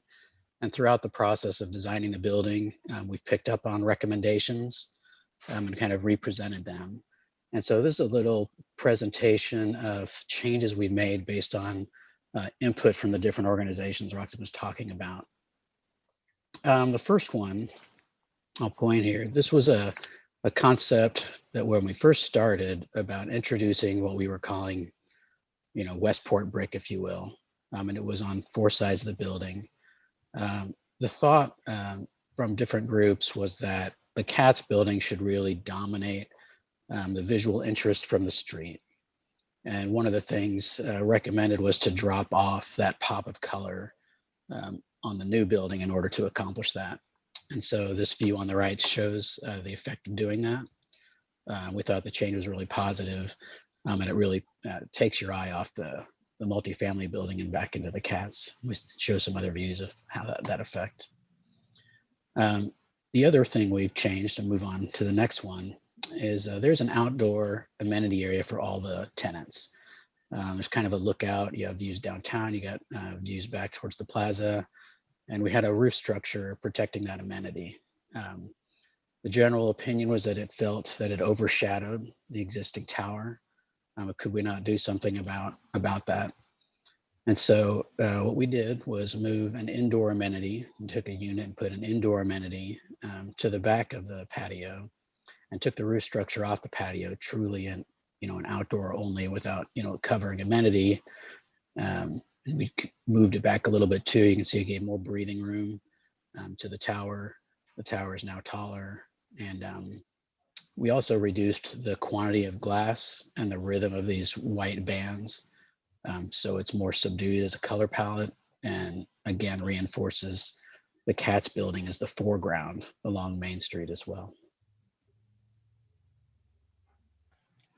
Kevin, I don't mean to interrupt, but I just had a quick question. Are you getting historic tax credits for the Katz building? So is that part of the requirements in what your building looks like is how that relates to the original?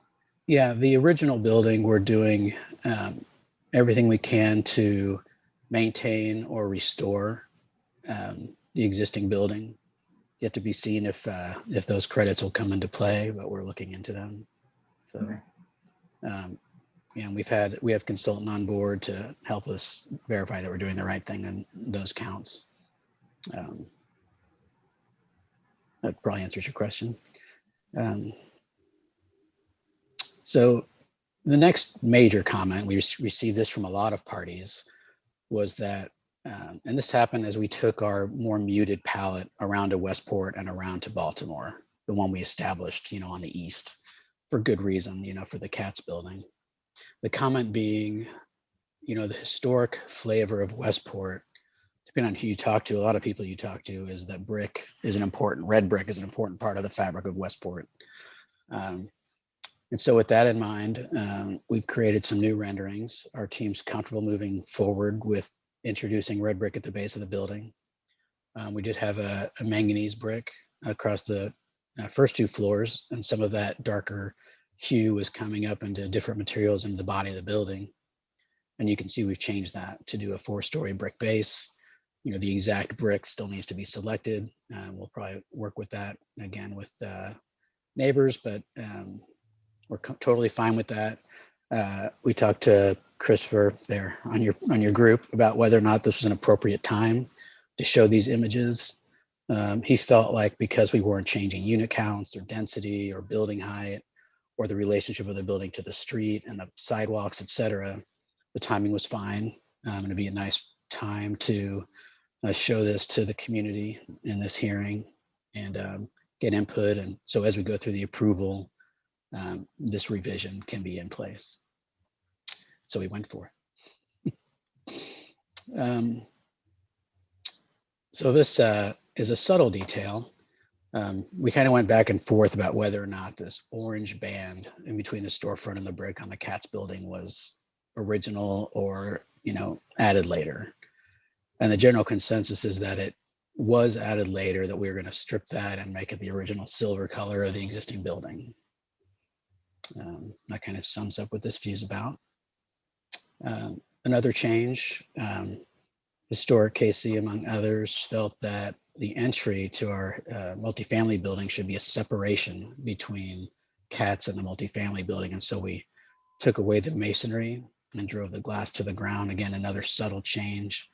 But rather than trying to take the banding of Historic Katz onto the base of our multifamily building, a visual separation was more desirable.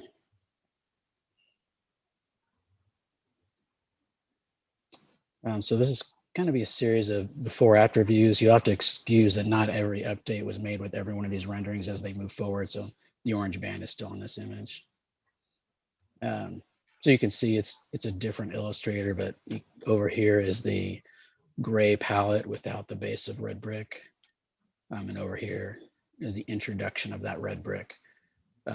We can see this either way. This is a gray and white building. We've introduced red here, so they are differentiated, but we think it's a nice addition, and we've got a lot of community input that supports that change. This another view of Main Street. To kind of see the distance we've created between the tower and the lowered roof line. This is a question that came up in our recommendation, but with a few items is, can you help with what you'd like to do with lighting? This is the scheme that we've come up with. So in the evening, we can really celebrate, if you will, the Katz is back. As you're down the street, we've got a glowing clock. These are halo lit vertical channels that are part of the original concept. So we're bringing that back, and a linear light along the face of the top of the storefront. It's important that we talk about this now, really, because we are on the property line. There will be some, spillage of foot candle light coming off of this tower that might exceed the ordinance. And so we feel like this is the right time for everyone to look at this, decide it's a nice addition to the project, and that everyone understands it might exceed the strict ordinance photo candle requirements on the property line. It's another part we decided to include that in the presentation. There is a softer light uplighting this spire, and there's some linear lighting on the top of these towers as well. Again, another couple of before and afters for your review.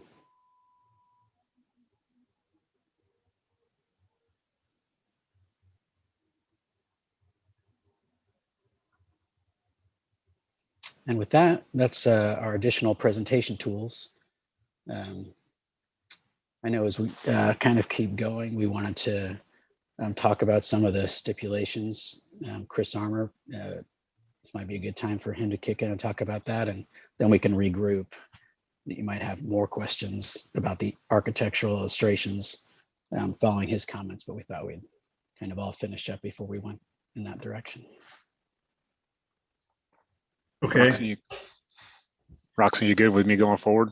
I am. Please, Chris, please go forward. Thank you. Yeah, I think anticipating a question from the commissioners, are we in agreement with all the conditions outlined? I think Christopher Huey mentioned the signage piece, that he does have some our outline of guidelines for our building in hand. So I think we should be good on those. Those are the ones I was concerned about. And then items number 28, 29 have to do with our driveways on 40th Street, which is the south side of the building. We originally had shown 2 garage accesses plus a service entry, a trash entry, if you will. We did, after discussions with the Development Review Committee, change that to a single entry to the garage, which I'm glad we were able to make work on this very tight site, with a supplemental trash entry right next to it. So we only have one curb cut, if you will, on that south side. I believe in Mr. Huey's presentation, you can see the elevation didn't quite catch up with the plan drawing. So the elevation that's in the submittal still has the multiple entries on that side, but now we have just one drive and then the smaller trash entry. Item number 29 addresses the trash pickup strategy. Our strategy is the trash truck drives up on the curb where there will be no parking. It's not really a good place for parallel parking, but there is curb space because the street is wide enough. Trash will be rolled out, trash truck picks it up, and the trash can gets rolled back into the building. If we get a chance later, we can roll back to that illustration. You can see what I'm talking about. And lastly, number 31, there's a line in here about the proposed water main shown on the plans on Baltimore between Westport Road and 40th Street shall be extended. At least it implies that that's going to be extended. There's a missing section, if you will, between 40th Street and Westport Road. And it's come up in several conversations that will be connected as part of the project. Our position is, unless we need the main that goes up Baltimore to 40th Street to meet pressure requirements, if we can't get it out of Westport Road, then we may have to make that connection. But right now, our intention is just to use the water main that's in Westport to supply the building. And secondarily, there's a new main going in to Main Street that can supply the building if the timing is right. We're just not sure if the timing on that construction work will be fit with our construction schedule. So those are really the 3 conditions that we are concerned about on this approval. But would you like to have gone to the floor plan, or you should be able to see the perspective of the single garage door if I'm still sharing screen? Oh yeah, so yeah, in that elevate that perspective that Kevin's got circled there, we show the one entry to the garage. Okay. And then I forgot you had this presentation here. Yeah, so if you see down there, we're circling again, we've got one curb cut. It's 30 feet wide, but one piece is for the garage and one's for the trash. I know there's some concern about sight lines and such, but I think we can keep this all clear and safe for people entering, exit the building. There's less than 200 units in this building, so that it's not going to be a high traffic garage entry from that standpoint. Our actual loading zone for people moving in is inside the garage. So that keeps those people off the street unless they're in a truck too big to get in the garage, but it's a good size entry.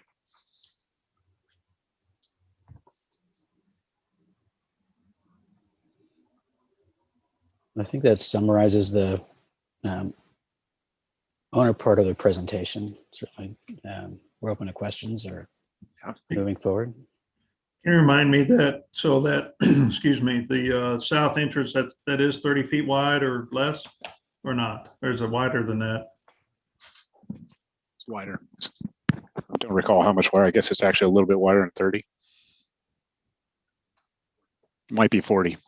Sorry, I'm looking over at my associate over here. And again, that'll be used for garage entrance, exit, as well as the trash. Correct.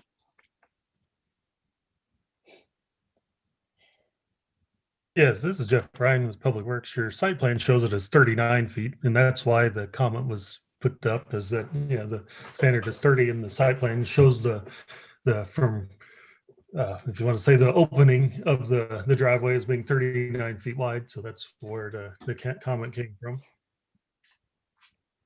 Gotcha. So I just discussed this a little bit. We did discuss it with staff, and we feel like this is the best place for any service access on the site. Otherwise, we're looking at entries on Baltimore or on Westport. We can't really use Main with a streetcar there. There's not really a reasonable place to access. And there's probably not enough length of this building to separate two separate entries, one for trash, one for garage. It's just a really tight situation, and we're hoping for a little bit of leniency on the requirement to make this all work. 40th Street seems a very logical service entry. It seems to be the service side for the buildings on the south side of 40th Street as well.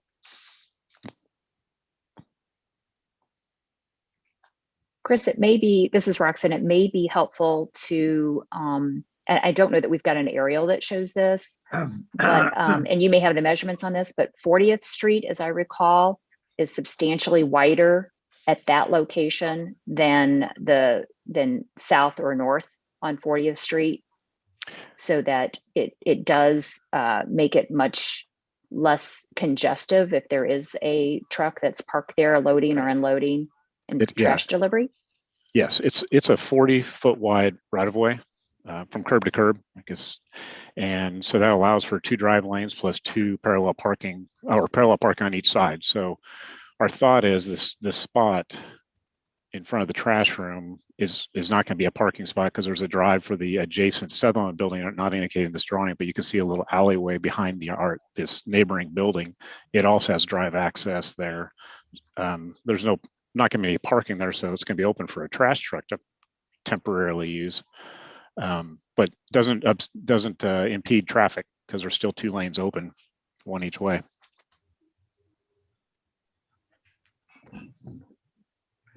Okay. Any questions from the commission on that particular item?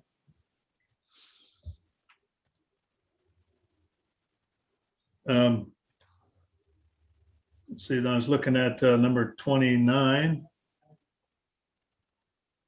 Is that the water one? No, 29 is the garbage truck. Okay. 31 is the water. Okay. Yeah. So, sorry to interrupt, Chair, but regarding the garbage truck, if the intent is that the garbage will be pushed out, then I'm fine. I think that condition can be removed. I thought the intent was that the truck would be pulling in and then backing out, and so that was the reason for that comment. So yeah, if that's not going to be the case, then I'm fine removing that comment. Excellent. Okay. All right, then let's take a look at 31. So I'm trying to understand where the water line is located. Kevin, you want to bring the site plan back up, or the survey maybe? Or maybe Paul wants to say something. Chairman, this is Travis Kiefer. I can share my the water map to show you what's in that area. Okay.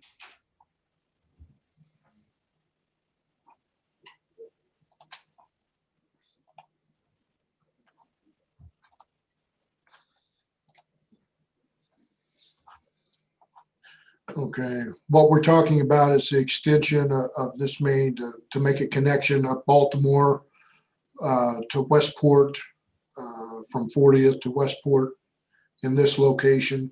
This is the project area. Reason being, these mains, this is an 1899 6-inch main up here.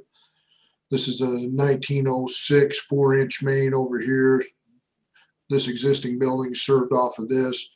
They mentioned there's a proposed project for an extension of a 12-inch main in Main Street, but as was mentioned, the timing of that's unknown. This is going to be needed regardless, just to add connectivity and to add some sort of a loop for protection to this facility.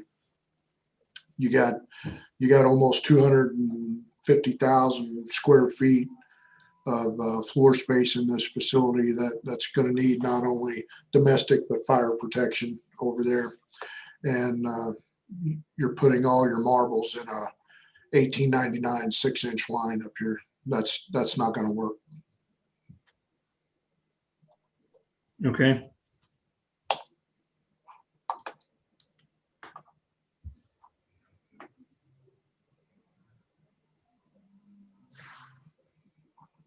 So can I just get clarity on what's the exception that the developer wants on 31? The way it's written, it seems like the developer is going to be compelled to make that connection. Our position would be, if we find with the further engineering the project's going to require that the 6-inch line in Westport Road cannot support the project, we'll have to find an alternative solution. It may be the Main Street item, but if the timing's not right, then I suppose we'd have to go to the Baltimore extension. It just seems like it's asking a developer as part of the project to make this connection, even if we weren't using it. But that is correct. The developer is being asked to make that connection, regardless of what they find on Main or whatever. They're being requested and required to make that connection. So this is Roxanne. So just to make sure that I'm clear, what I'm hearing, Mr. Keeper, is that even if we don't use, it's determined that we're not going to be accessing and using that extension, you're putting the burden upon a development that's not using that extension to actually pay and then for that extension? You will be using that extension, whether you connect to it or not, you'll be using that extension because of the loop that it's creating in the area.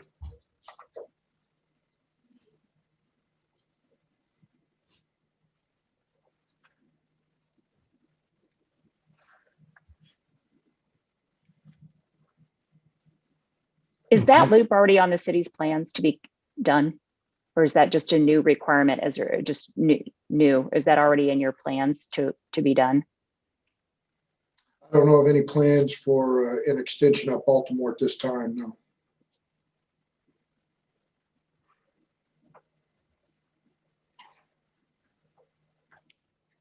Okay. All right, so it sounds like we've kind of talked a little bit about those. We'll let a little time go by here to think about them some more. And also to open this up at this time for any public testimony.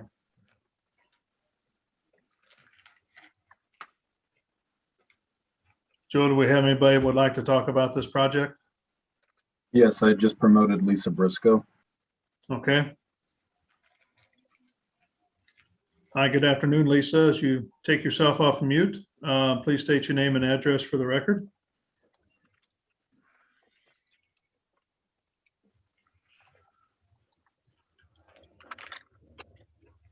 Can you hear me and can you see me?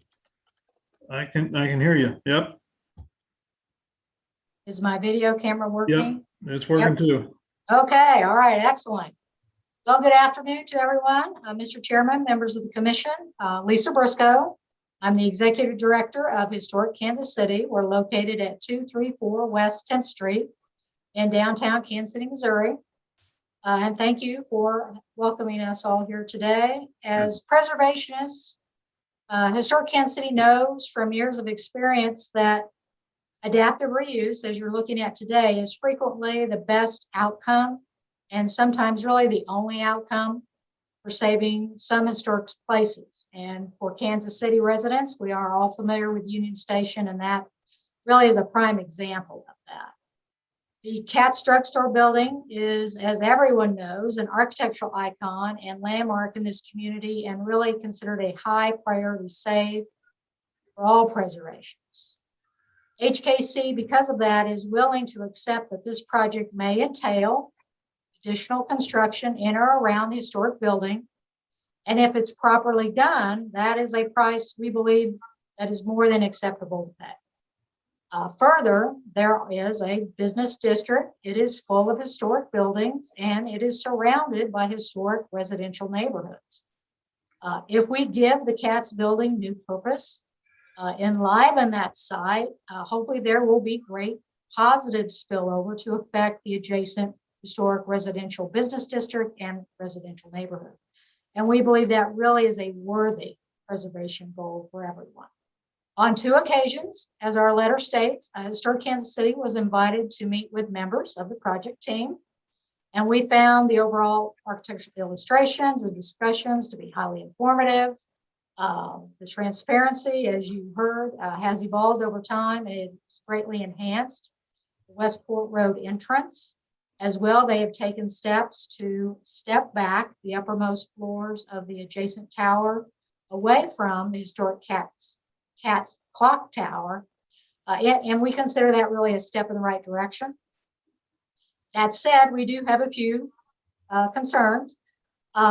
Typically, we do not endorse projects unless they are, quote, faithful restorations.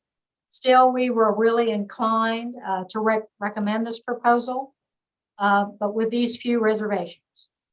Now, you know, we do understand the economics are compelling here in terms of how things do need to take place and move forward. And certainly, if we had our preference, the addition would be a lot shorter.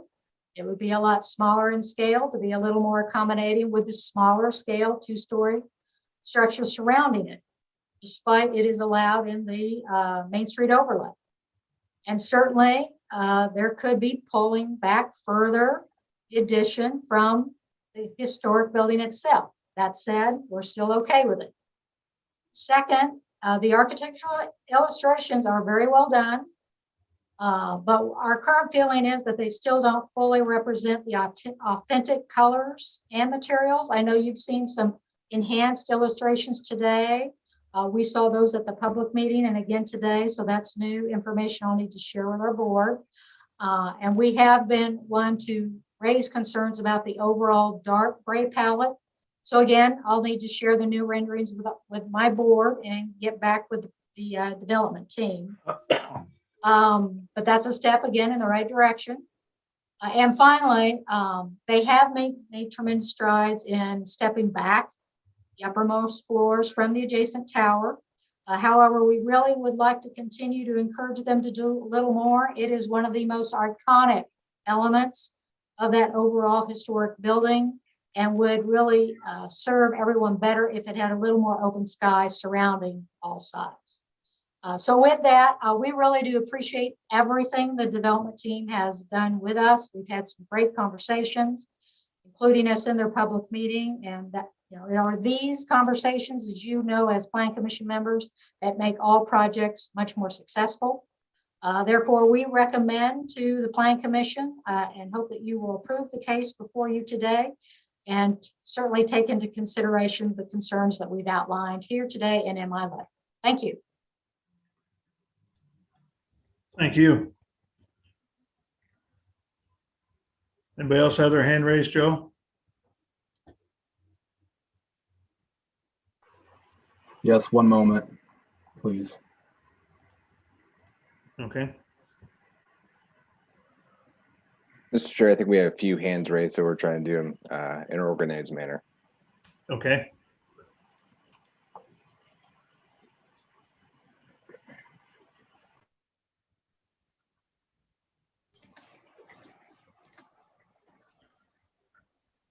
I'm sorry, was I called? Yeah, I was waiting to see. Go ahead, Angie, if you don't mind. I just got control of my camera and went for it. Okay. My name is Angie Lyle. I live at 7604 Maryville Lane, which is in the Waldo neighborhood, 6th district.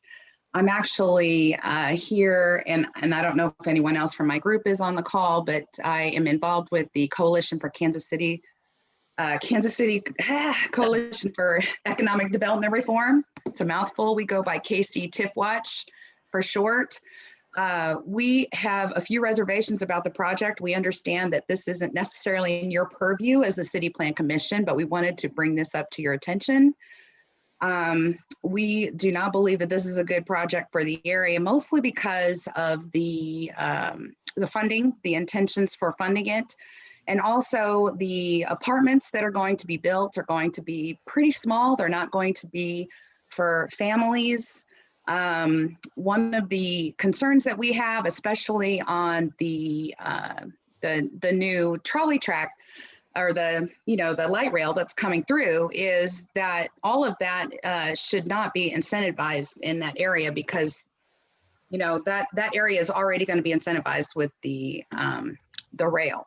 And not only that, but we will be excluding certain individuals from being able to actually reside along that route if we continue to allow these not so market rate apartments to go in.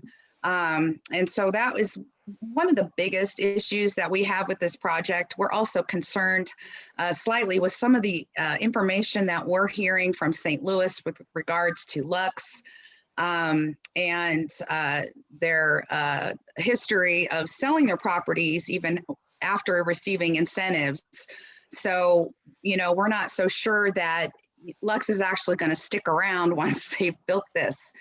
And so these are all some of the concerns that we have. Again, we understand this is not necessarily in your purview, but we wanted to bring it to your attention. And I really do appreciate the time that you've given me today. Thank you. Thank you. Cheryl, looks like you're up next. Thank you, and thank you all for such an interesting hearing.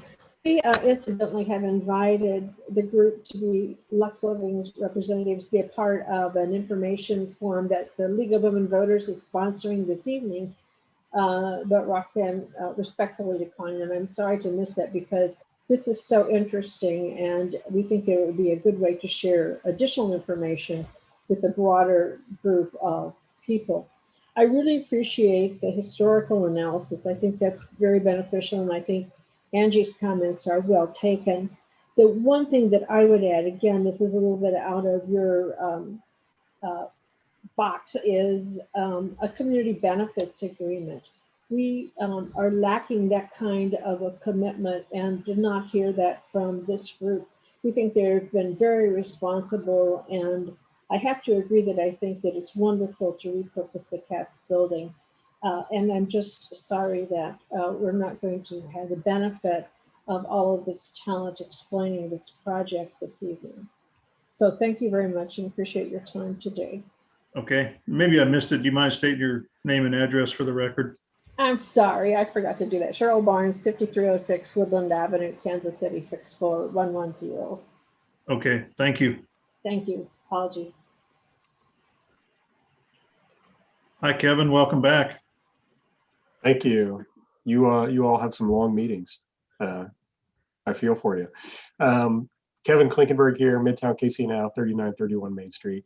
Just wanted to step in and voice our support for the project. We really think the developer and the design team have really gone the extra mile in working with everybody in the surrounding community to adjust the project and listen to people and do what is necessary to make this a good project. I would just add that, kind of like our earlier conversation, when we created the Main Street Overlay District a few years ago, it was really with the kinds of projects like this that were really, that were the hope, and that was the intention of the Overlay District. So we're very excited for the project and happy to support it. Thank you for your time. Thank you. Anybody else, Joe? Well, that is it. Okay. At this time, we'll go ahead and close public testimony. So it looks like applicant, there's a few things that were brought up through the public testimony. Hopefully your notes are about like mine, but if you don't mind addressing some of those, please. Well, and I think that in terms of the comments with regard to the plans, and perhaps Kevin or Chris may want to speak to this in more detail, but I think that as we go through the process, we'll continue to work with the neighborhood, specifically also coming back with Historic KC and showing the plans as they evolve. I'm not sure how much more we'll be able to do to step back the building. Ultimately, we have to make it economically viable. But I know that they'll be open to further discussion and reviewing that. But at this time, we're not in a position to be able to step back the building any further than we've already done. We will have to be going through the process in the future as they file for the historic tax credits, and working with the Preservation Commission on that, and also filing for a certificate of appropriateness. So there may be some evolutions that come along that we don't think will be substantial, but may actually help to address some of those concerns. And I don't know if Kevin or Chris wanted to add anything further to that. I would add the one comment on the historic bit. Lisa brought up the point that we've showed different renderings of the existing CATS building. Our intention is really to bring that right back to the way it was originally, and we're still discovering what the original materials were. So that's why we've gone through various renditions. A lot of people remember it when it was OSCO. It was very orange, but the original building was less orange. So our intention is to bring as much of that back as possible.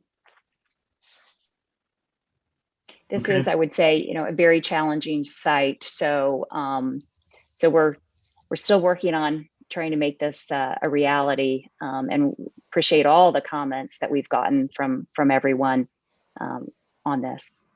For those that don't know, on this on the Main Street corridor, this site was slated to be a 10-story structure. I think the general feeling from the folks that created the overlay district was that Main Street would have that presence of a street lined with significantly scaled buildings. So I'm sure as new developments go up and down that corridor, there'll be more developers, and with encouragement from the city to build that kind of mass in the form-based code manner along Main. We are very close to, we're not the node on Main overlay, but we're very close to it. So it's meant to have some density, some height, and some impact. Okay. Any other questions from the commission? Yes, this Forrest thing. I have a question on parking. I wasn't quite clear. The conversation was a need for additional parking, and the Redeemer Church had said something about using their parking Monday through Friday. I was kind of confused as why that need is there. What is it we're trying to address? So, Commissioner, I believe that we've gotten comments about parking during construction and making sure that the contractors aren't parking on the street.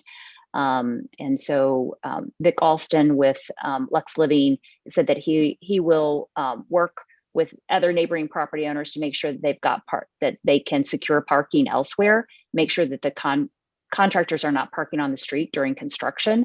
And the Redeemer at one of our neighborhood meetings, I believe on March 8th, had indicated that they've got a parking lot nearby that they would be willing to offer for that purpose. And then also, I think there are other property owners in the nearby area that we are planning to reach out to make sure that we address that as well. I think that may have been the reason for the question, but if that's not, if there's more to that. No, I couldn't tie it to the development. I'm like, okay, so why are they talking about this offsite parking? So thank you. That helps clear up that question. My follow-up is there is no indication. Do we have information on what size units we're actually striving to have in this development? The square footage. I'm not talking about amenities to it. I'm just trying to get a feel as to what size units. Yeah. I believe we do have a slide on that.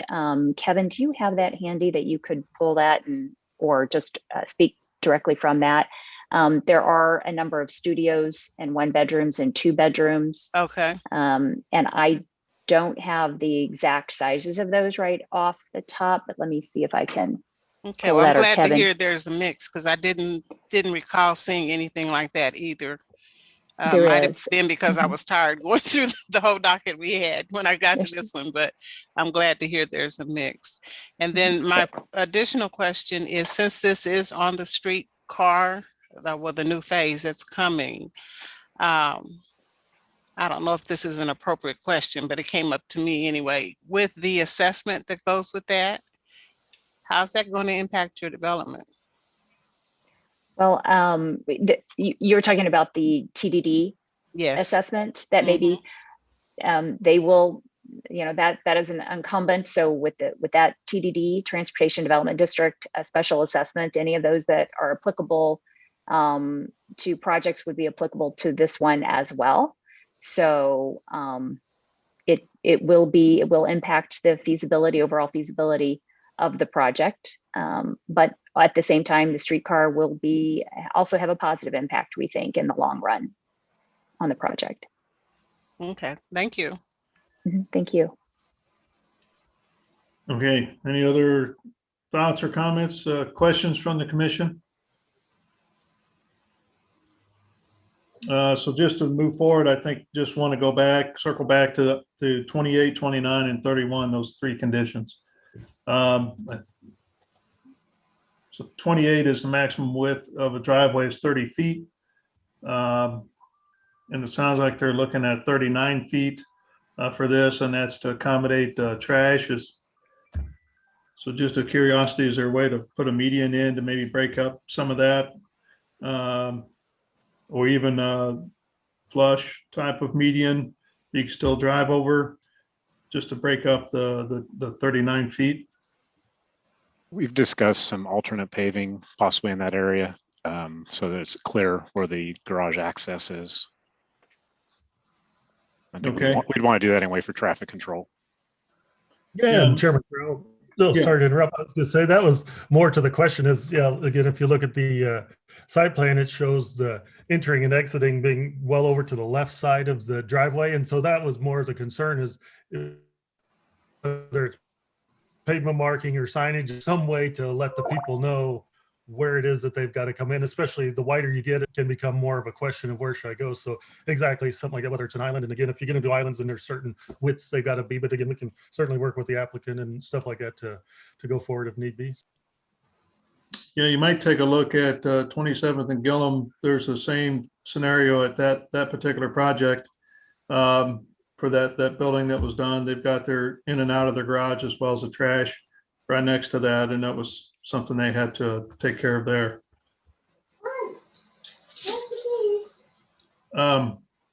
Okay, so it sounds like we just need some kind of pavement marking or something for that. Is that correct? Just to kind of break that up a little bit. Yeah, I think either that or from my perspective, or like you said, an island. I mean, but yeah, again, I believe our minimum island would be 4 feet. So I'm not sure if you want to take up that amount of space, but yeah, so if there's pavement marking with arrows or whether it's signs outside or something, so the person coming in would know, yeah, okay, you don't want to come in right on the far right side or something like that. So wouldn't be surprised, maybe a combination of pavement marking and signing, something like that. So. Okay. Does that sound reasonable? We're agreeable to that. Okay. Number 29, we've already talked through that one and agreed to take that one out. And then number 31, it seems with the age of water line in that area that's probably one that might want to keep in there because that's going to help your fire flows as well as the water available. Just curious, what's the timing on this project?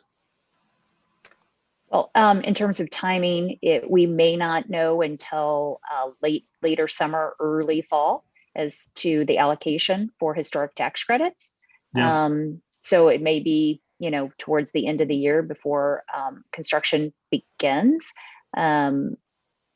And, so I think the timing there is a little flexible as to when it will start. So I think that we certainly would like to continue to keep that open, to continue the conversation with staff to make sure that we have the most efficient response to that particular need to properly serve the project and any of the added impact that we may have on the existing water system. Okay. Mr. Keefe, are you still available? Yes, sir. Is the part of the utility relocates as part for the streetcar? Does that new water line go in front of this building?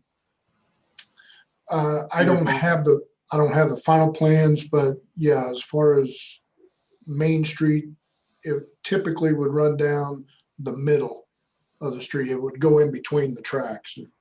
Okay. Yeah, I didn't know if it extended in front of this or if it went down the diagonal from the diagram you showed before. Yeah, that older alignment is on an older leg of Main Street, but with a new leg going in. Obviously, I'd want to get as many connections and so forth done as they could, and sleeved or encased before the streetcar went through. Sure. Yeah. Okay. And it sounds like the timing, because I know the utilities have to be done middle of next summer, that there may be some timing here to talk through some of that water line connection. Yeah, as far as connecting to Maine, but again, that discussion is separate from the discussion of making that connection Okay. on Baltimore. Gotcha. Okay. Again, it seems that even the connection on Baltimore is something that serves many more projects than ours and properties. It's not really specific to our property. So I do think that's something that we would like to continue to discuss with the city as an appropriate placement solely on this project, or if there's a cost sharing that might be appropriate for this. So if we could continue to make that a point of resolution going forward, that's what we would like. So it could remain as a condition for today's meeting, but prior to speaking to the council on this project and final conditions, you'll talk through that at that time? Yeah, I think so. I mean, even if the City Planning Commission can make that recommendation that we continue to work on that with staff, make sure that it is the most efficient use of the resources that we have as a project, and perhaps it is something that should be a burden sharing project. Okay. And I think that's a little bit beyond what Planning Commission is able to do. So having those discussions seems reasonable. Any other thoughts from the commission? Okay, so I'm gonna go ahead and close the testimony at this time and just talk amongst the commission if we need to, or we can go straight to a motion if you like. It's up to you. I just wanted to say I think the design is really good. I think it's respectful, especially even where you enter into the parking garage and the number of parking spaces.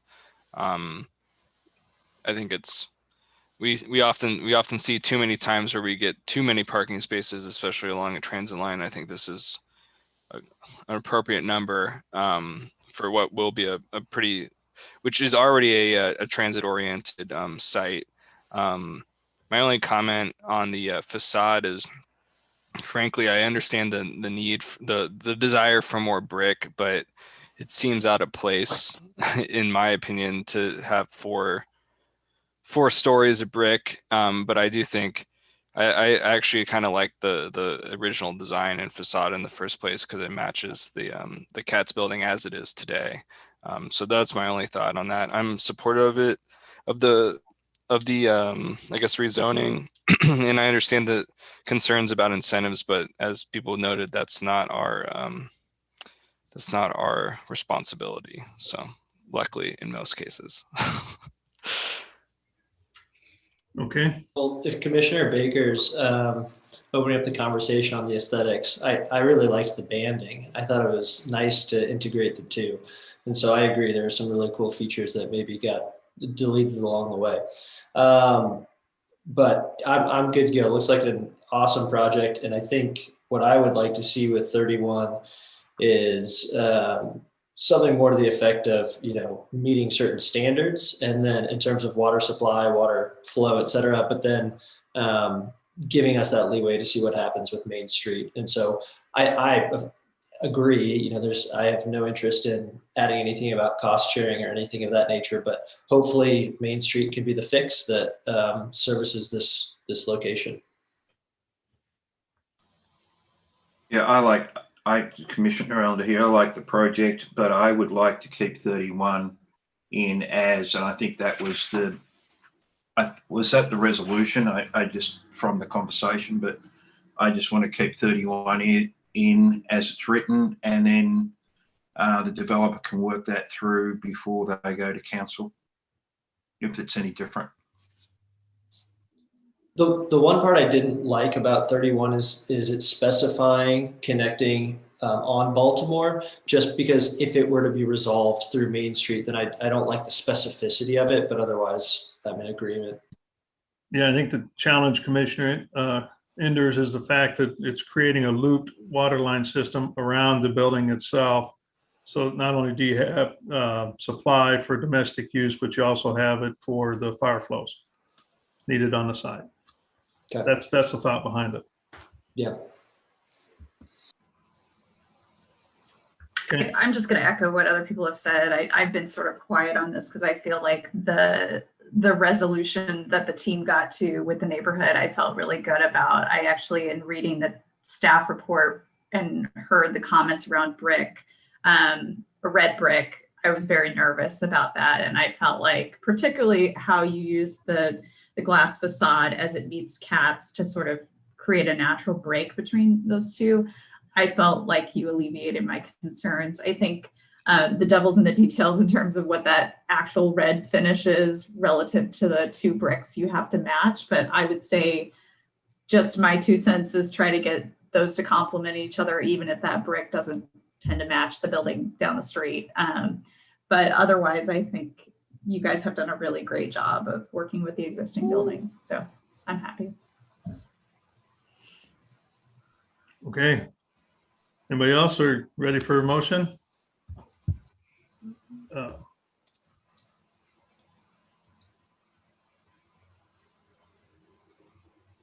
I move the approval. Okay. As part of your approval process, we need to address the conditions 28, 29, and 31. Yes, providing the conditions are met.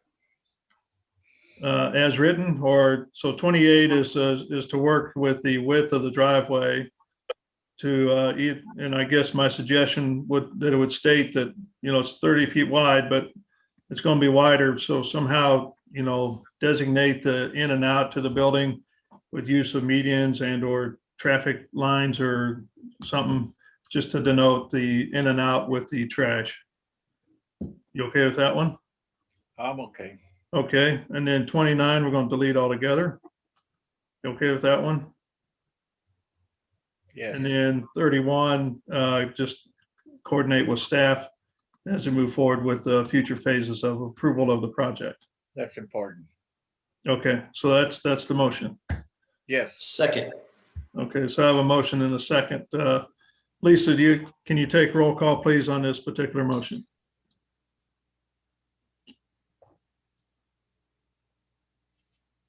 Yes, Commissioner Allender, Aye. Baker, Aye. Beasley, Aye. Proud, Aye. Enders, Aye. Hill, Aye. Rojas, Aye. and Sadowski. Aye. All right, so it looks like it passes 8-0 with the adjustments to those 3 conditions. I agree, it's a great project. It's going to make a great addition to the area, and looking forward to seeing it come together. So good luck with this. Thank you all. Thank you. So Commissioner Allender, you got to head out, right, for some meetings? Yeah, 1:30. Yeah. Okay, I would assume that you might as well go now, because we probably won't be at a point for any decision making unless you just want to sit in. It's up to you. I'll sit in for a few more minutes and go Okay. from there. But thank you. All right, so it looks like we're on docket item number 14.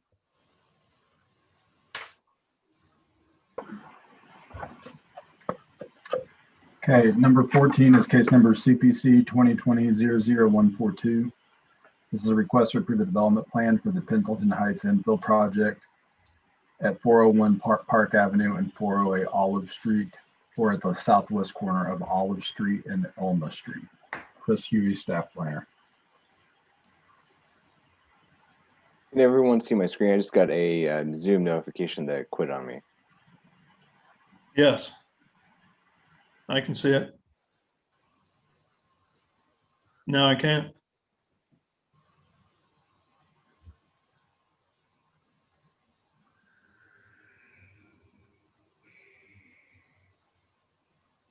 All right. Sorry about that, everyone. Can you all hear me now? I just got a notification Zoom quit on me, so I was double checking. Yeah, I can hear you, but we don't see your presentation. Okay, let me reshare my screen here. 1 second. Can you see that now? Yep, we can see it now. Okay, perfect. Thank you. So as Joe stated, we have a excuse me, a development plan for a residential infill development in the Pendleton Heights neighborhood. This project will also serve as a preliminary plat. Site is located at 401 Park Avenue and 408 Olive Street. Property is currently zoned R-6. So the applicant is seeking a development plan for the express purpose of creating 4 single-family home infill lots to essentially seek deviations and waivers to the various zoning lot and building standards of the development code.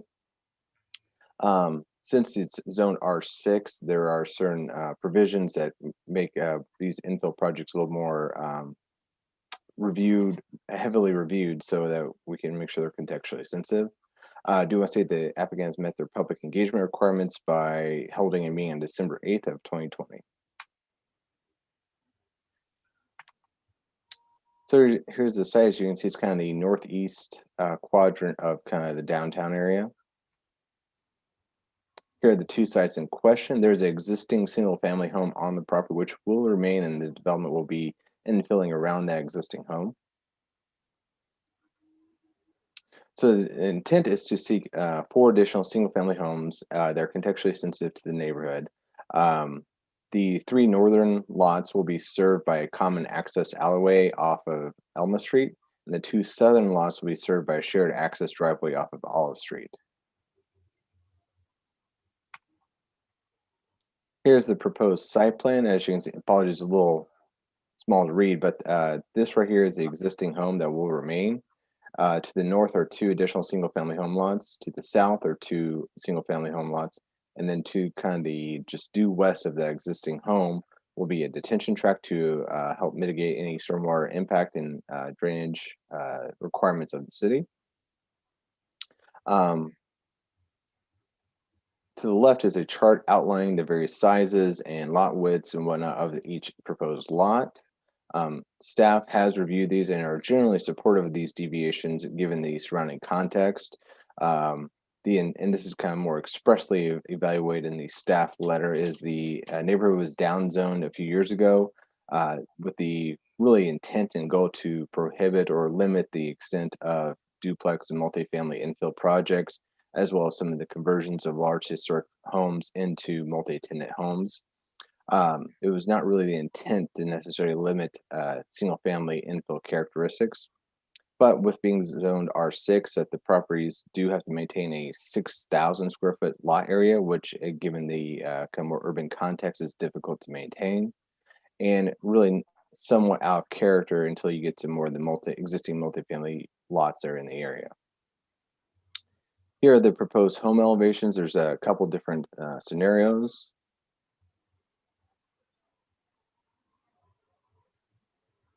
These are the rear entry garages. So just to add some clarity, this is the front, or what will be seen from the street side, and this is what's on the rear, what would be accessed from that shared alleyway. These are the southern 2 lots. These have side entry rear garages, which will be accessed off a shared driveway. And here are the specific deviations in question. This chart comes directly out of the staff report. In the R6 district, it's a minimum of 6,000 square feet per lot. Each of the proposed lots is approximately 26 to 2,700 square feet. And the minimum lot width for the R6 properties is 50 feet wide. The proposed lots, most of them average 33 feet in width, with one of them averaging 41 feet in width. So therefore, that creates this need for a development plan so that the applicant can seek deviations and waivers to the city's lot and building standards. We do cite that the city planning development staff does recommend approval of these of this project with the corrections and conditions report, just to help kind of clarify.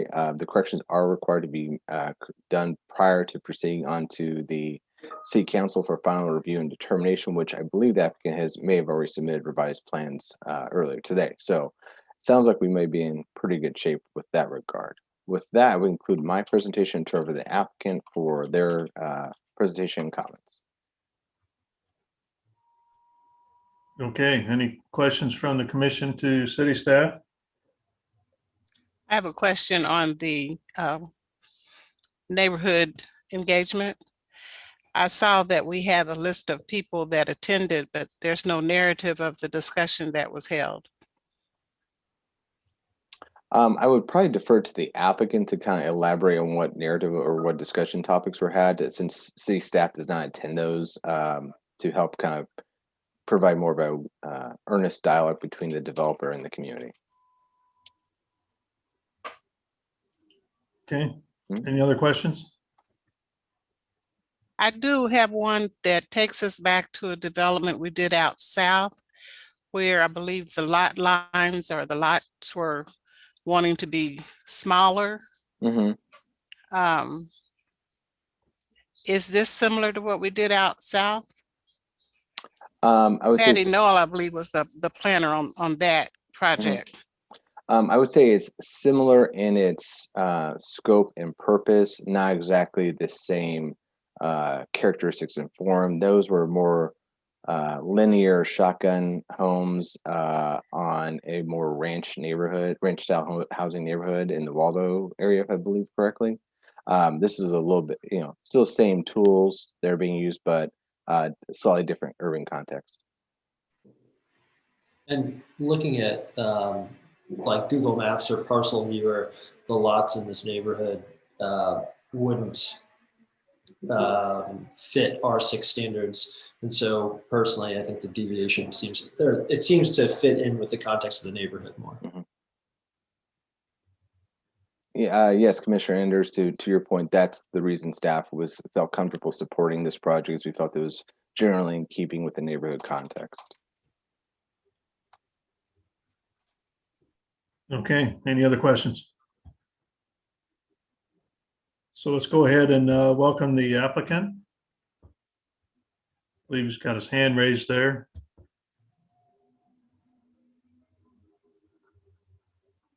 All right.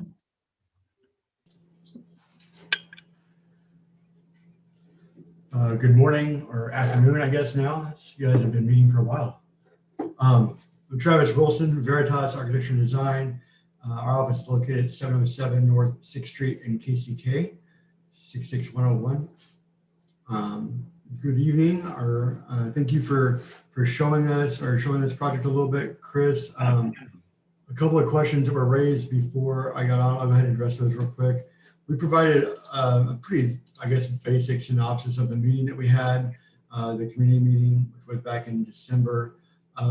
Really, the meeting was about 30 to 45 minutes of me kind of walking the neighborhood group through the project, and really just everybody saying, yeah, this is I'd say this is great, and like pat me on the back or anything, but they were all very appreciative of what we're trying to do. And as mentioned, the way that it fits within the context of that neighborhood. We've walked that neighborhood several times. I lived in that neighborhood for a few months. So we're pretty familiar with what's going on there. Same developer owns a coffee shop that's just down the street from this neighborhood. So we wanted to do something that was within the context of the neighborhood. The sites that we're proposing, as Chris mentioned earlier, are very much in line with what was originally kind of would have been there, very much in line with what the neighborhood already supports. So a couple of comments we got, and I did kind of mention this in my brief synopsis, was that question about the visibility of existing traffic on Elma Street. Elma is one way there, and there is an existing curb cut from the property now onto Elma. We plan to use that same curb cut for the drive that goes to the back of these homes. But there's just a question of just the fact that traffic kind of goes through there maybe fairly quickly, but it's a pretty short stretch. I don't know how fast you can get going across 200 feet between stop signs on that part of Elma, but that was a concern that was raised.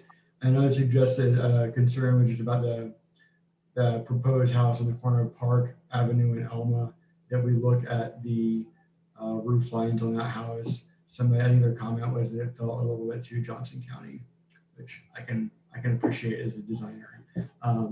And so we are going through actually, obviously what was presented there and what was presented back in December were preliminary or at least schematic in nature. And so we're continuing to update the plans and elevations. But what you have there represents very well what we're trying to do. There's a couple of the homes, just for reference, that had flat roofs on that existing, or the proposal that you guys have. We've since changed those to having peaked roofs from a cost saving standpoint and from I guess just a design standpoint. They had brick on them. They looked a little better when they had brick, and they were flat roofs, and we had to get rid of the brick. So we went with pitched roofs on those, as well as the Johnson County roof. I'm sure we're reviewing that as well. We submitted for a certificate of appropriateness, and actually had some conversation back and forth this morning with Bradley Wolf on that. So we're providing additional information for him, as well as Chris mentioned earlier, trying to stay on top of the staff comments that came through on these. I don't know that we have any real issues with any of the things that were requested. So we plan to address those as quickly as we're able to.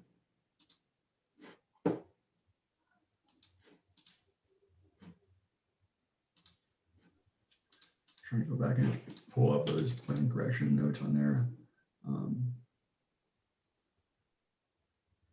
I think that William with BHC is on the call too. I don't know if he's raised his hand, but BHC is our civil and survey consultants, and so they're obviously involved in the laying out the road or the lots, as well as the somewhat intensive stormwater management that's being required that we're taking care of on site. That actually cost us a home. There were 5 new homes on the site, and then the southwest property lot had to be given over to stormwater management, and so we lost a house there.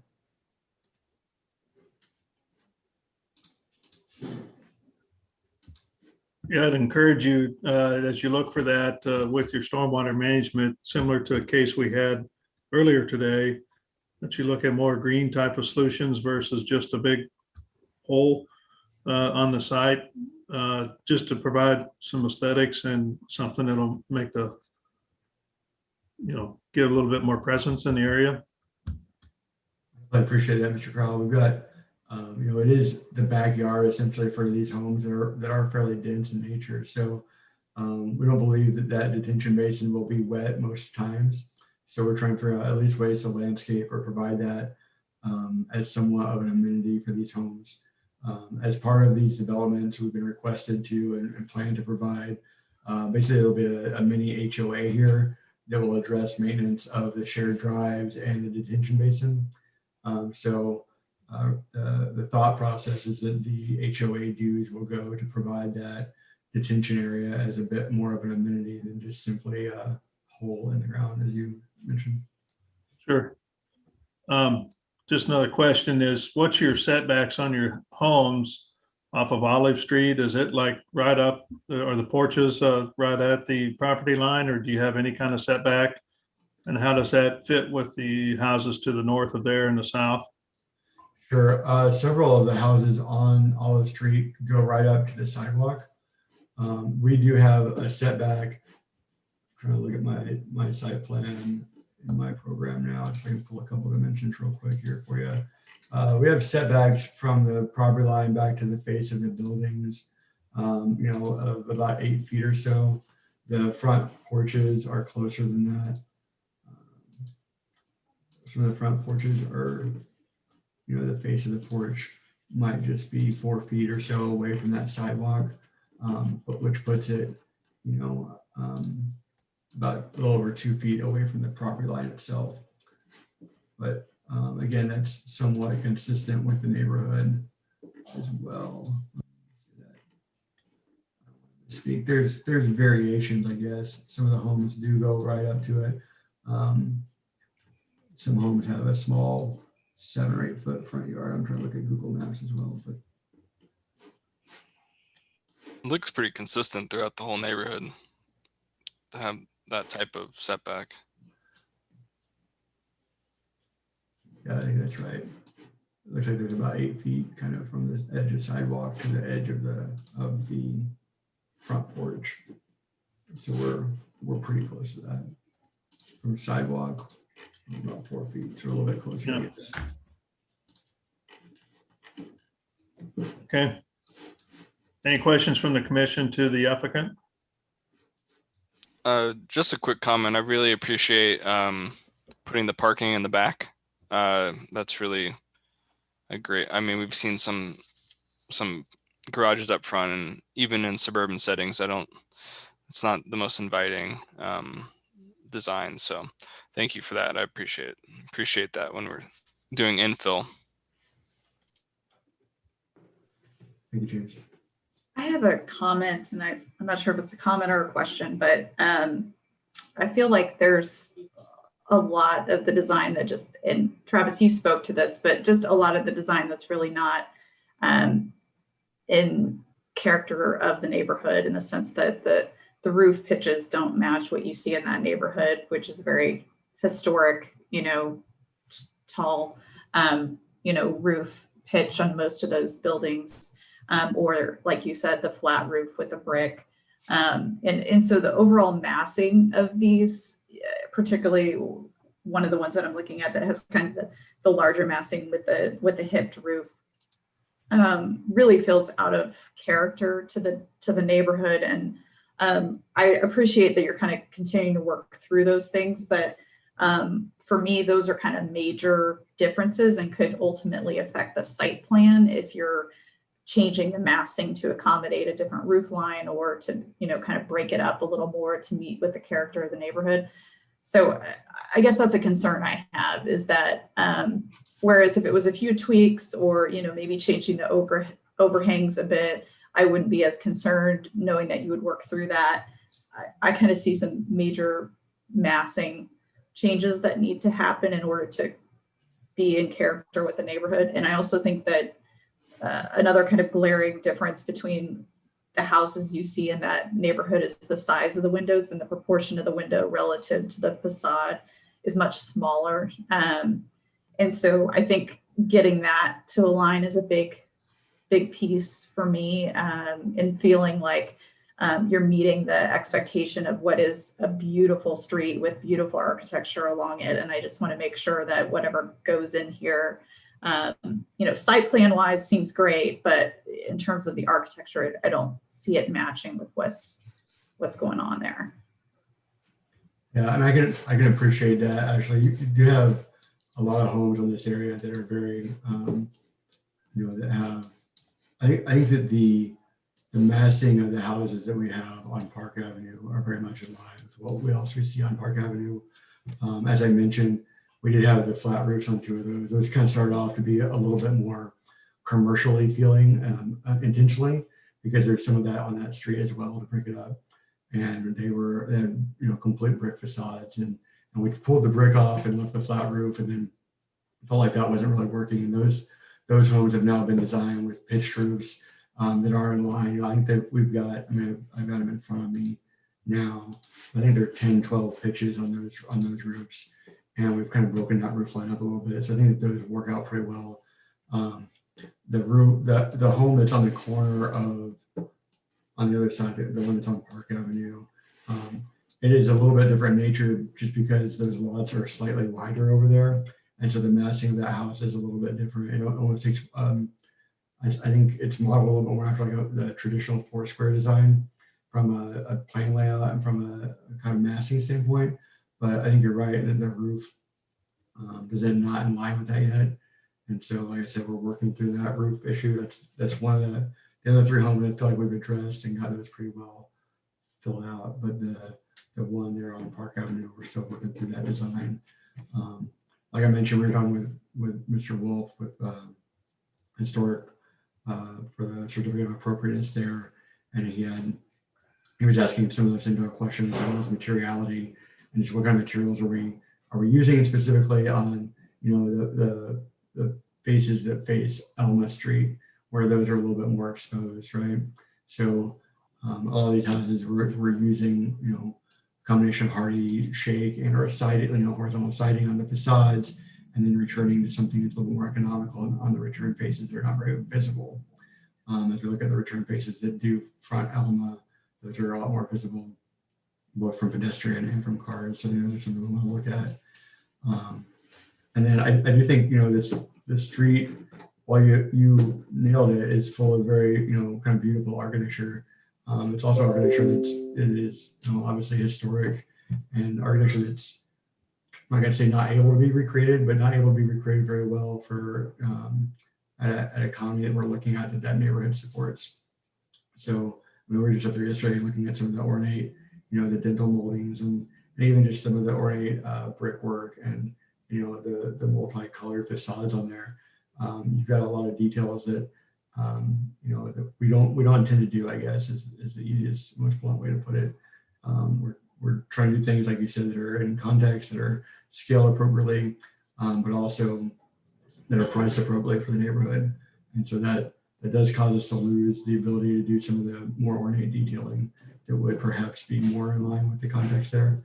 But I definitely take your comments seriously. I think those are things that we want to make sure that we address, so it at least has the right feel, dental moldings aside. Yeah, and maybe just to be more clear, because I've spent a lot of my career in dealing with that challenge of like how you make residential work in a historic context without being able to afford all the dental moldings that you need to make it perfect in line. But I think for me, I see like three major things: like get the roof pitch right, get the overhangs right, and get your window to facade proportion right. And then I feel like even if some of those other little, gingerbread moldings and all those things don't come to be, you still have that like nice, strong proportion. So I guess this is just from where I'm sitting. I would prefer if we continued the case and just let this bake a little further, so that we could see that look, instead of kind of making some assumptions about what that might end up being. But I'd like to hear from other people what they think.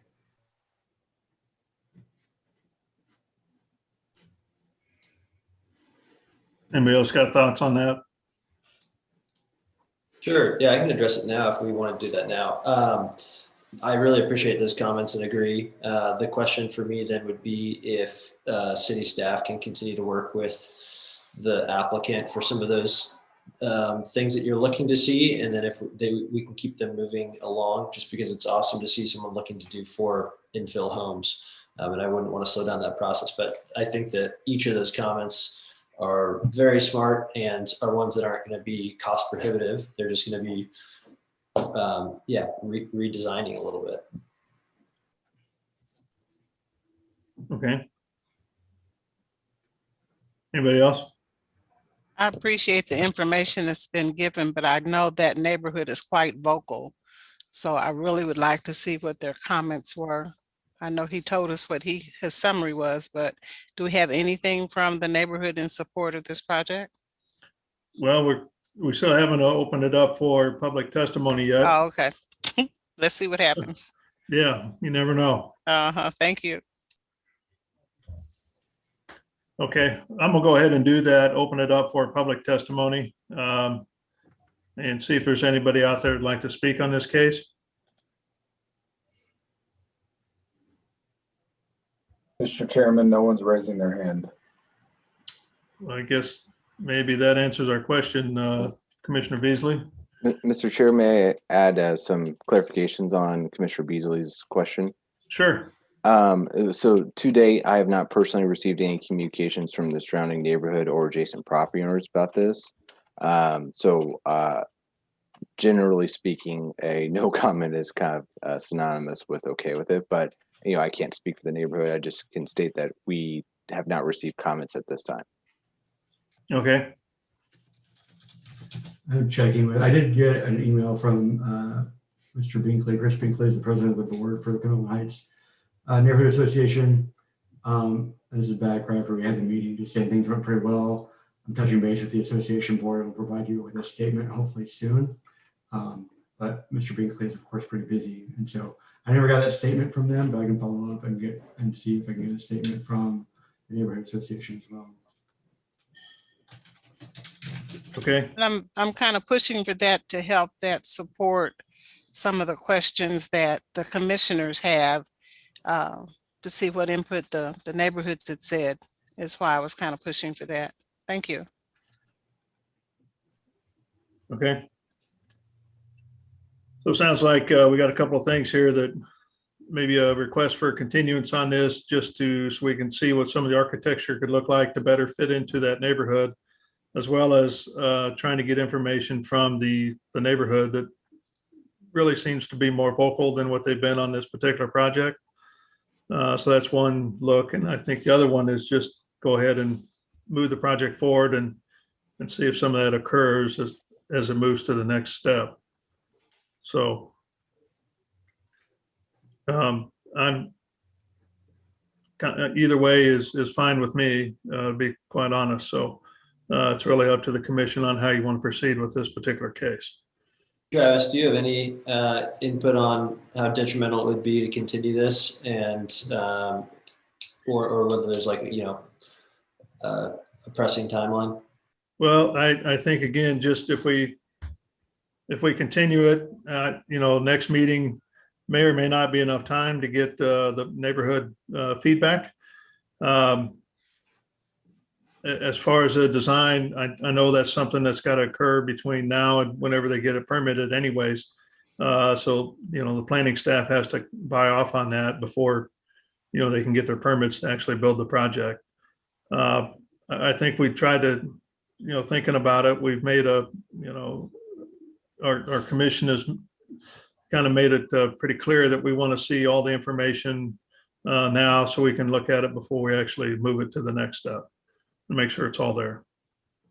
So is this a case that's going to have to go to BZA as well? Not to BZA, no. Okay. Go to the city council. Yeah. Yeah, just the city council. Yeah, Commissioner Beasley, this will proceed to City Council, and then the Historic Preservation Commission will have a input on their certificate of appropriateness. Well, wouldn't the Historic Commission have the ability to kind of comment on the architecture as kind of like the final sign off? Maybe I'm not aware of exactly what they do. Yes, they would. Can you give us just a little more clarity on that? Because I'm not familiar with their process either. And maybe it is sufficient to answer some of those concerns.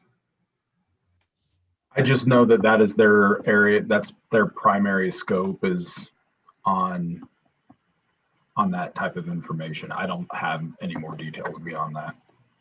So they give their input before council as well, before it goes to council? I don't think that they have to do it before council. I think what you're being asked mainly to approve here is whether these lot sizes and this density is appropriate. And the council would be as well.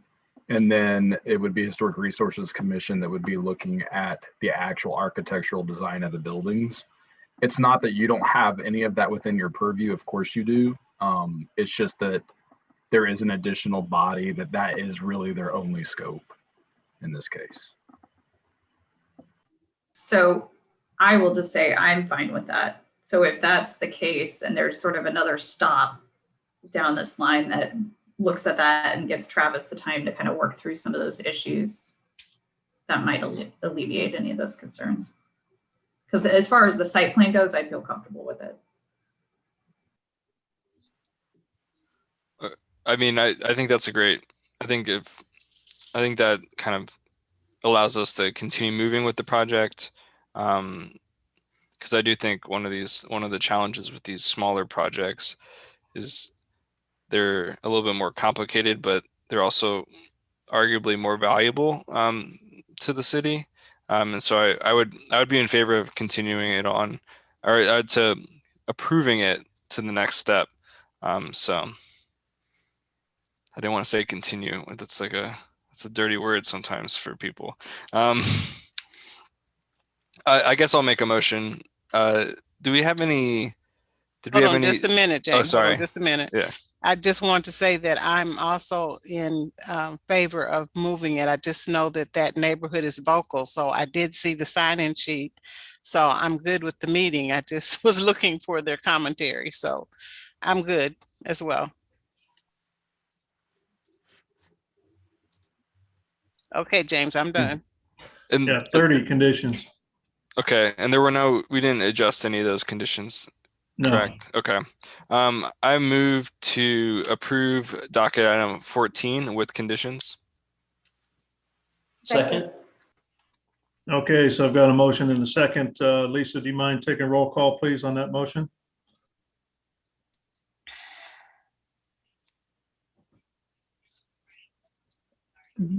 Commissioner Baker, Aye. Beasley, Aye.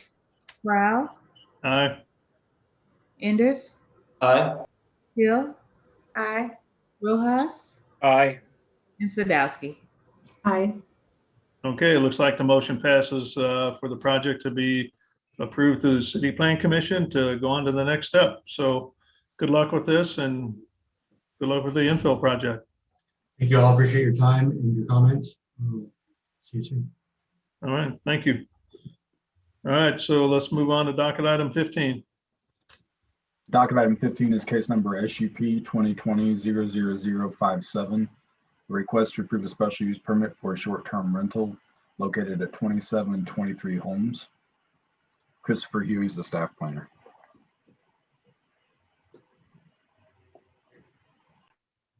Good afternoon again, Commission. As Joe stated, Christopher Erie, staff planner, City Planning Development Department. We have a special use permit request for a short-term rental application at 2723 Home Street. Property is currently zoned R-2.5. The applicant is seeking a special use permit for a type 2 or non-owner occupied year-round short-term rental. They did complete their necessary public engagement requirements with a meeting held on February 14th, 2021. Here's a general location of it, centrally located to the heart of the city.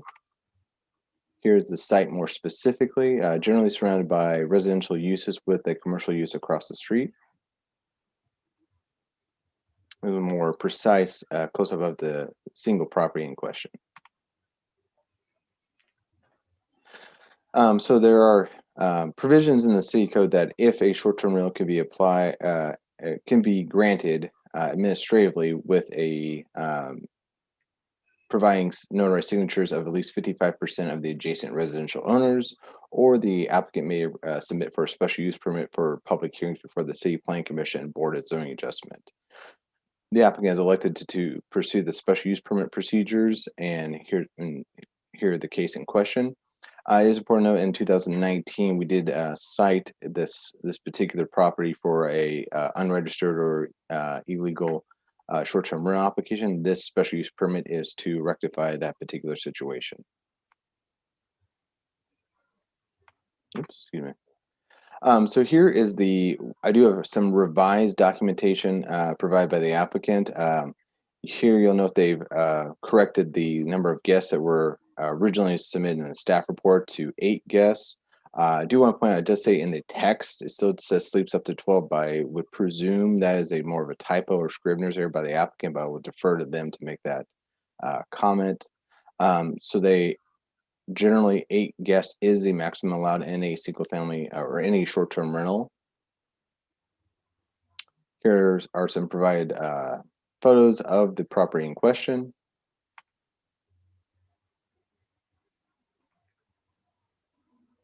So really, the staff does support this special use permit request. It does generally comply with the conditions. We have actually would recommend corrections items number 1 and number 2 be removed. The applicant has submitted those applicable items already, so they have been resolved. Therefore, they would leave only the remaining conditions to be as included as part of the approval process if the commission deems that appropriate. So with that, I'll conclude my presentation and turn over to the applicant. Okay, are there any questions from the commission to city staff? I guess I wanted to know if the reason this is coming about is because the city was alerted to the fact that it was being used illegally. That's what some of the testimony alludes to. just realized I was muted. My apologies. I believe that was the impetus for this. This is certainly not the only case across the city where this situation has occurred. There, we don't necessarily presume a negative intent by these. Sometimes the operator just doesn't simply know that that's required. So it's more of just tying all the loose ends together. Okay. So I guess my question would be, since April of 2019, we've been trying to get them to get the required documentation for this? That was the original citation. I believe the applicant could probably testify as better as I believe the management structure has changed since the original citation, but I would defer to Joe and Jasper on that particular element. And with the citation, is that sort of a cease and desist? Like, because I'm wondering, have they been operating it since April in that context? No, it just tells them that they have the option of ceasing the operation of the use or rectifying it through some sort of zoning approval, which is what they're doing now. Okay. They have two choices. But they can continue to operate until that process works itself out.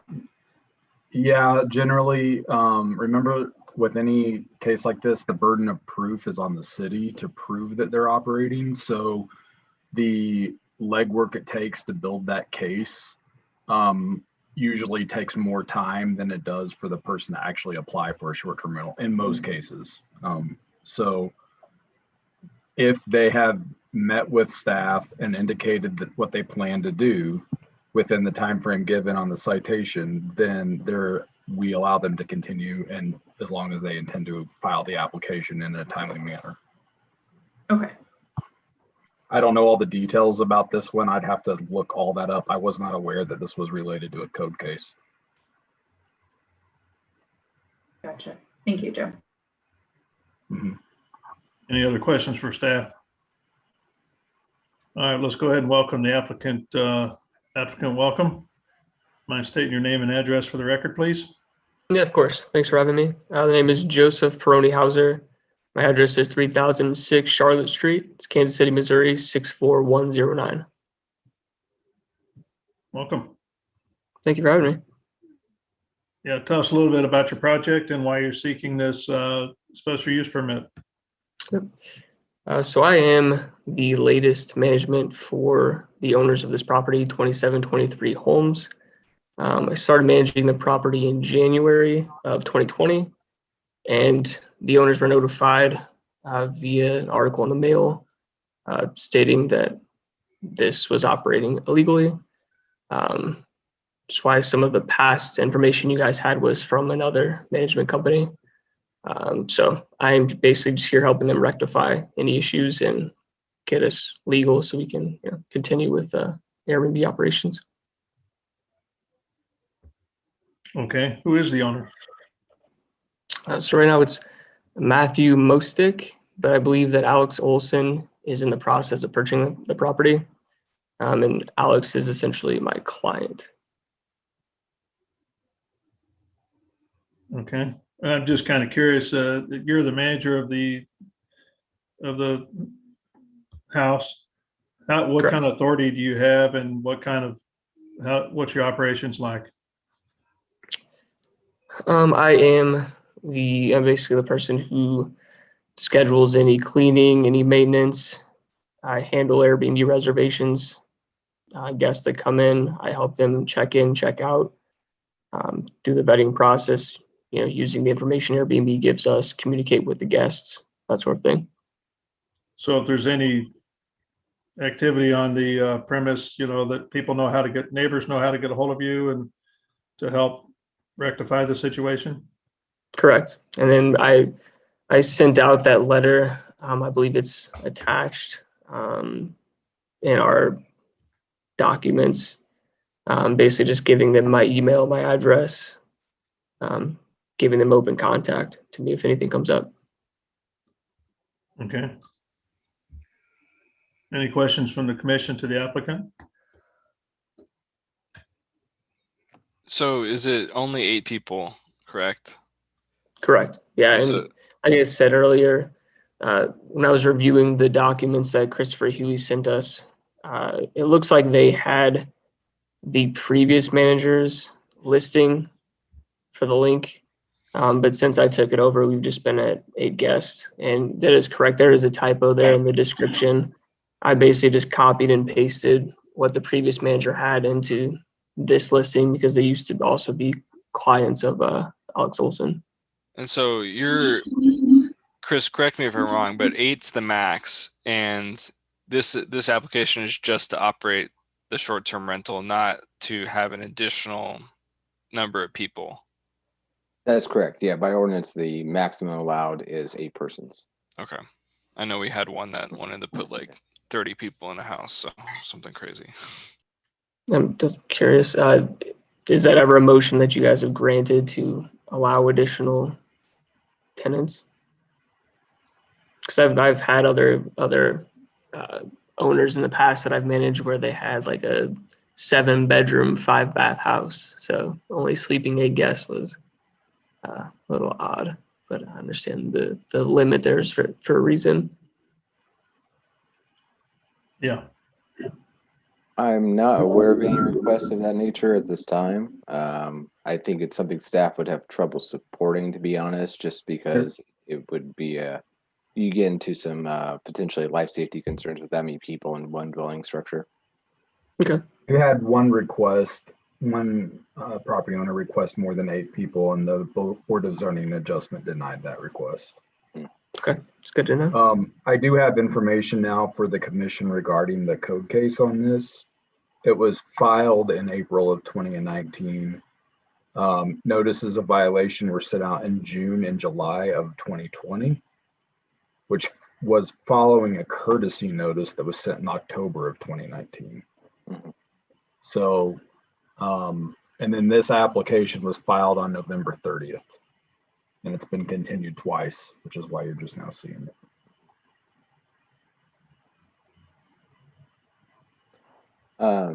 Mr. Chair, if I could add one other detail, I mistakenly transposed the attendee in the panelist group. Jasper is actually a adjacent property owner.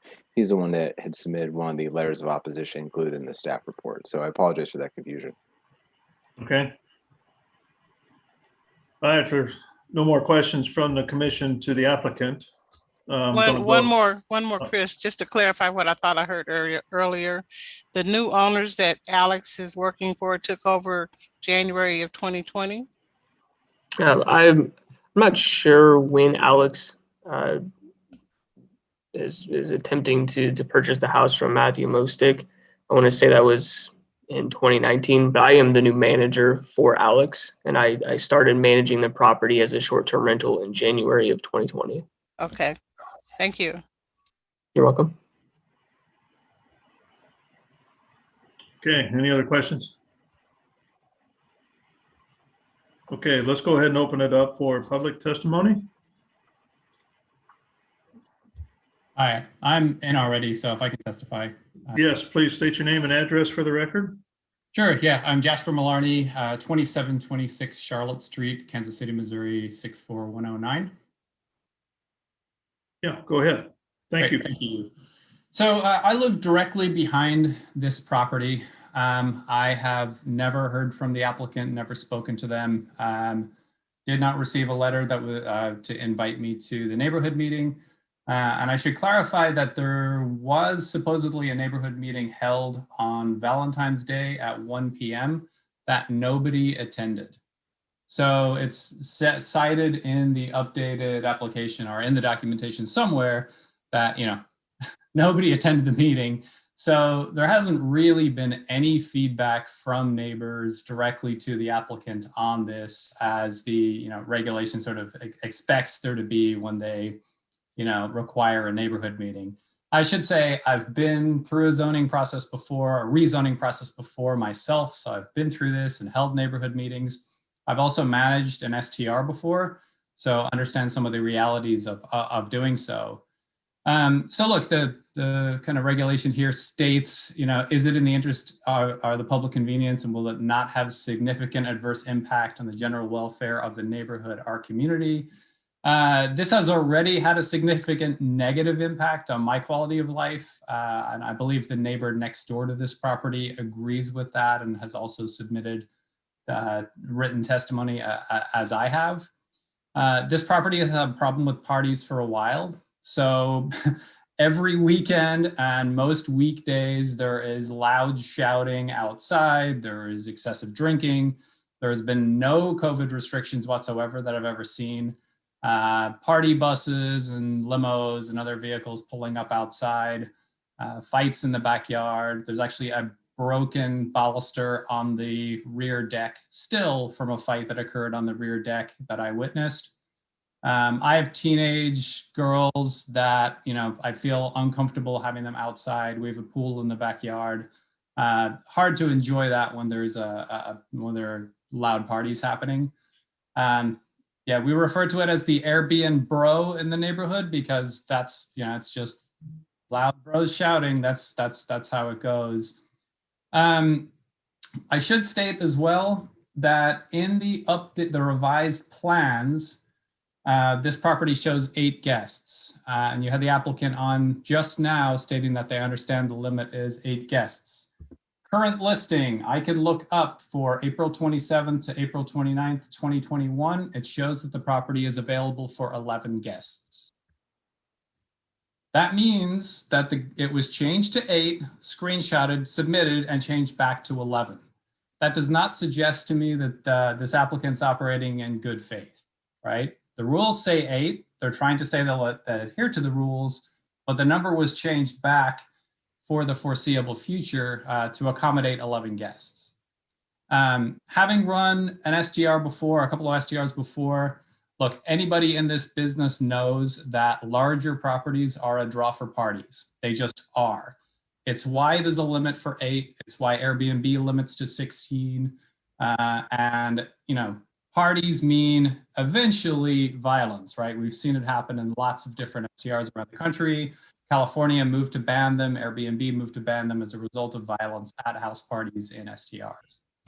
So look, overall, this is a net negative for the neighborhood. It has been a negative to the neighborhood for some time. If there are regulations around STR and this behavior is permitted, I'm, struggle to understand what the regulations are in place to prohibit.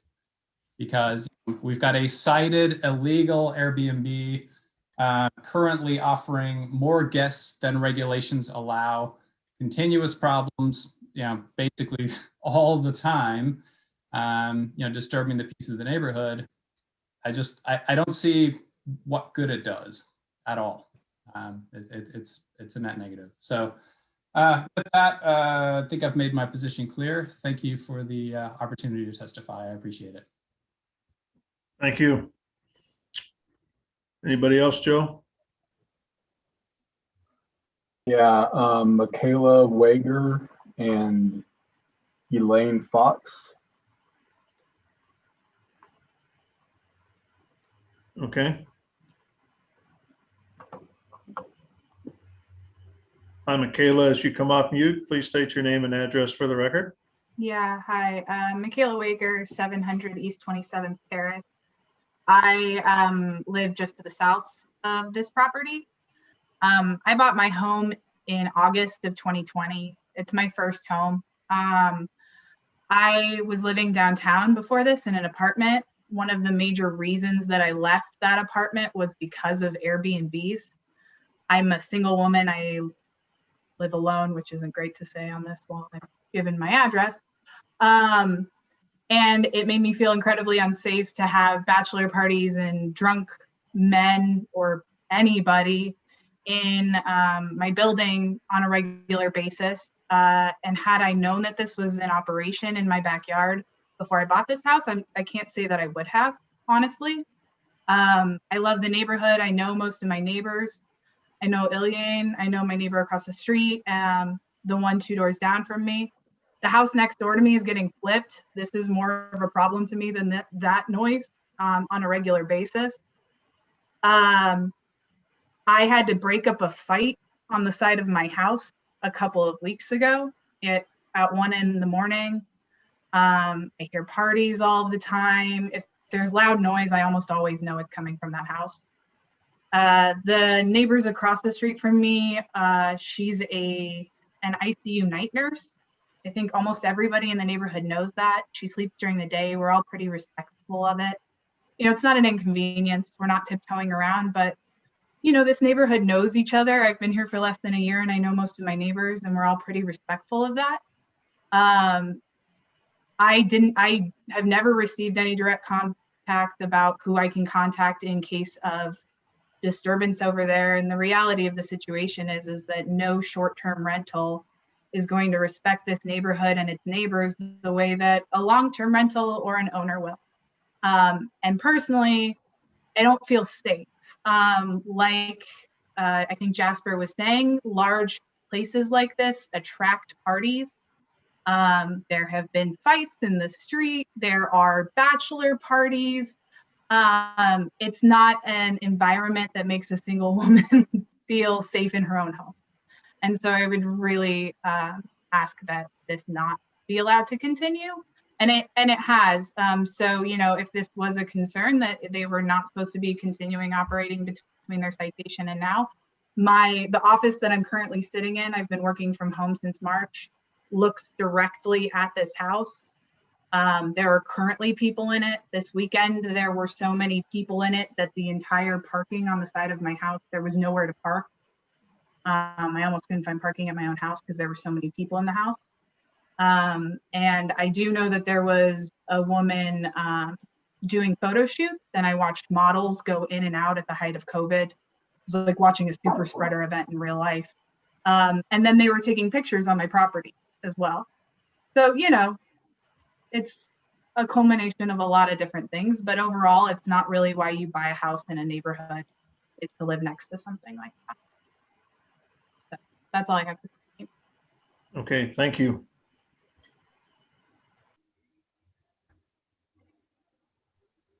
Hi, so I'm Ilion Fox, 2721 Holmes. We're the neighbors adjacent to the property. We did write in letter to Christopher Huey as well. Everyone who's testified already has pretty much said everything we wanted to say. I will just add that everything they're saying has gone on nonstop for the past at least 2 years. So whenever the citation was made against them, I don't know whether they were required to stop, but they absolutely didn't. And we never received any kind of communication either about the community meeting or with anybody's contact information or any way to address any kind of issues that we have with the property. It is, like they said, nonstop parties. We also have sharing a sidewalk with them. We have had the issue of them dumping their trash out midweek. Our garbage collection is Monday mornings. We're dealing with bags of trash for days on the sidewalk. Compressed air container out there. There's currently, some garbage on the street at the moment, and open bags of trash, things like that, that we're unable to address because we've never had any kind of communication with the manager or owner or anything like that. So yeah, that about covers it. Okay, thank you. Anybody else, Joe? No, Mr. Chair. Okay, so we'll go ahead and close public testimony at this time. Sounds like there's a number of issues here, Joe, that might need a little bit more clarification for our benefit. And you know, how the house is actually used.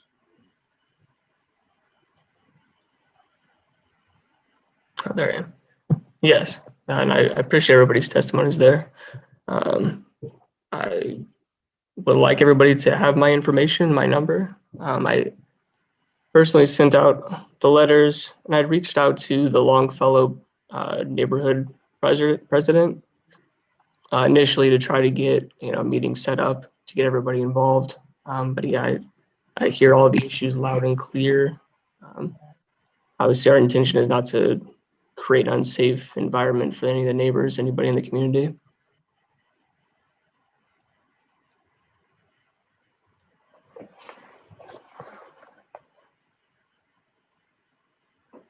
Anything else?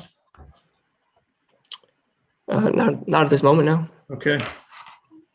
So is there any questions from the commission to this applicant regarding this project, or ready to move into closing testimony? Looks like let's go ahead and close it, all testimony here, and talk amongst the commission. And looks like James, you got something to say? Yeah, I'm gonna be a no on approving this. I think Airbnbs are short-term rentals are a sticky situation for a lot of reasons. And I think the requirement for 55% of adjacent neighbors is really great.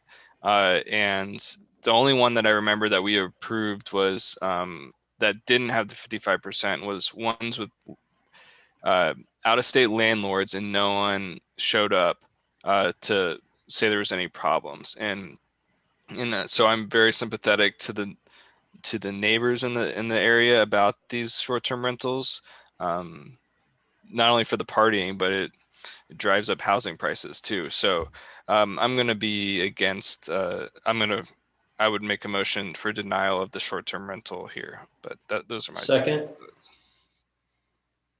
Can I ask the question before we move on to a second? Yeah, I didn't mean to make the motion right then, but I tried to make your statement into a motion. Yeah, let's go ahead, Forstein. So my question to Joseph, our Joseph, is since I'm hearing a new owner is trying to come into this picture, shouldn't they have to apply for something on their own? Because if we do this, you're saying this stays with the property so the new owner can come in and continue to run a Airbnb? According to the current records with the county, the owner is B&R KC LLC, and the contact name is Matthew Mostick, and he is listed as a contact on this application. I don't know right now, I could look it up, but I don't know if the notices of violation went out to that owner or if there was a prior owner. So to answer your question, the current applicant is the current owner according to county records. Okay, but I was listening to what our property manager was saying, that it was in process of being sold. Yeah, I mean, if they sell it tomorrow, there's nothing that that we can do, except for the fact that, I guess that's an extreme example. The Board of Zoning Adjustment, when this gets to them, would require the current owner at that time to be present or to provide authorization, an affidavit authorizing Mr. Peroni Hauser to speak on their behalf. So I guess my underlying question is, if it's approved under one owner, does it continue to the next owner, or does that owner have to come back and get the special use permit? Now that I understand your question, that's a much simpler answer. It runs with the use. Okay. So yes, if Mr. Mostick sells this after the SUP is approved, if it is approved, then the new owner would inherit that special use permit. Okay, thank you. Mm-hmm. Okay, any other comments from the commission? I just want to say that this seems like we're having these deja vu moments with like nightmarish situations with neighbors experiencing this. I don't know what to make of that or how to resolve it, but it seems like this is a bigger issue around short-term rentals. I don't know if it's just about enforcement, but I just think it's worrisome to hear so many of these cases repeat themselves. I mean, I don't know much about it. My guess would be, just based upon if I were to look at Airbnb right now, that there are actually dozens of people who are doing a reasonable job of like understanding their neighborhood, understanding the listings that they're creating. And I think that there are really viable ways for people to make this their livelihood or a side gig or whatever it might be. And this one's just super clear in my mind. But I think you're right. It's more about enforcement, because it is frustrating that someone could, file a complaint, have a citation, and then 2 years later, try to go through it the right process. And even then, like, we're not really recourse, we're just denying something to be approved down the line. And I don't know when recourse will come. So that I totally echo your frustration there. And I think, well, one thing I think speaking to my coworker who has an Airbnb next to him, he's very happy with his neighbor. And the one issue that they had, he was like, the person was over to take care of it. But I think you're right on the enforcement. I think it's not that we make those decisions, but I think that potentially more support, financial support to actually enforce these things would be welcome for the city, because it is an issue, and even collecting the fee, which I understand is an issue for the city as well. So yeah, these are kind of tough projects. There's a need for them, but they're hard to permit because it's a different kind of approach of people in and out of these homes. Next to people that are there full time. And so everybody likes a little bit of stability where they live and don't like different neighbors in and out or different people in and out on a regular basis. And unfortunately, this sounds like one that's you really can't control or govern the people that come in and out of there and what they do with it. You're renting it out on a good faith effort. But it just seems like it's pretty tough to want to approve this particular project for me.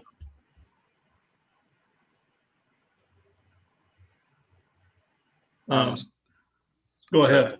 I'll make a motion to deny docket item 15. Second. Okay, so I've got a motion and a second to deny docket item number 15 to not allow the special use permit. Lisa, do you mind taking roll call on this motion, please? Mm-hmm.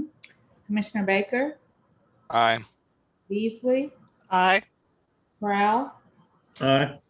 Enders, Aye. Hill, aye, Rojas, Aye. and Sadowski. Aye. Okay, so it looks like the motion passes to deny the special use permit on this particular project, 7-0. So thank you for coming in. And let's move on to the next case. I think is our last docket item, number 18. Thank you. Or 19. Thank you. Docket item 19 is case number CPC 2021-00037. This is a request to amend Chapter 88, the Zoning and Development Code, to add a new section for eating and drinking establishments to allow them to use outdoor space for seating and dining. It is not just drinking establishments. That's all that docket says for some reason. I'm the presenter on this one, so just bear with me a moment while I share my screen.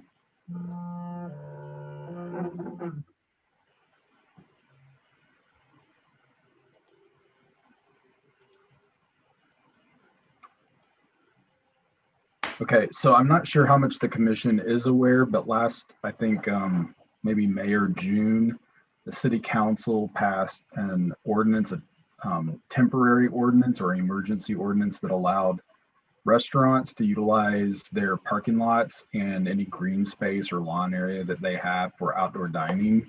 And that was done in response to the pandemic, of course, since the caps were put on regarding the maximum occupancy of establishments like restaurants.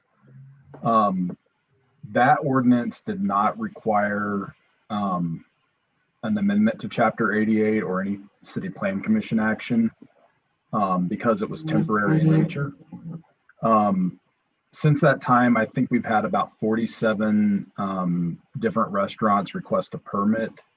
That ordinance did require a permit to be approved by our office before they could utilize the parking lot or green space for outdoor dining.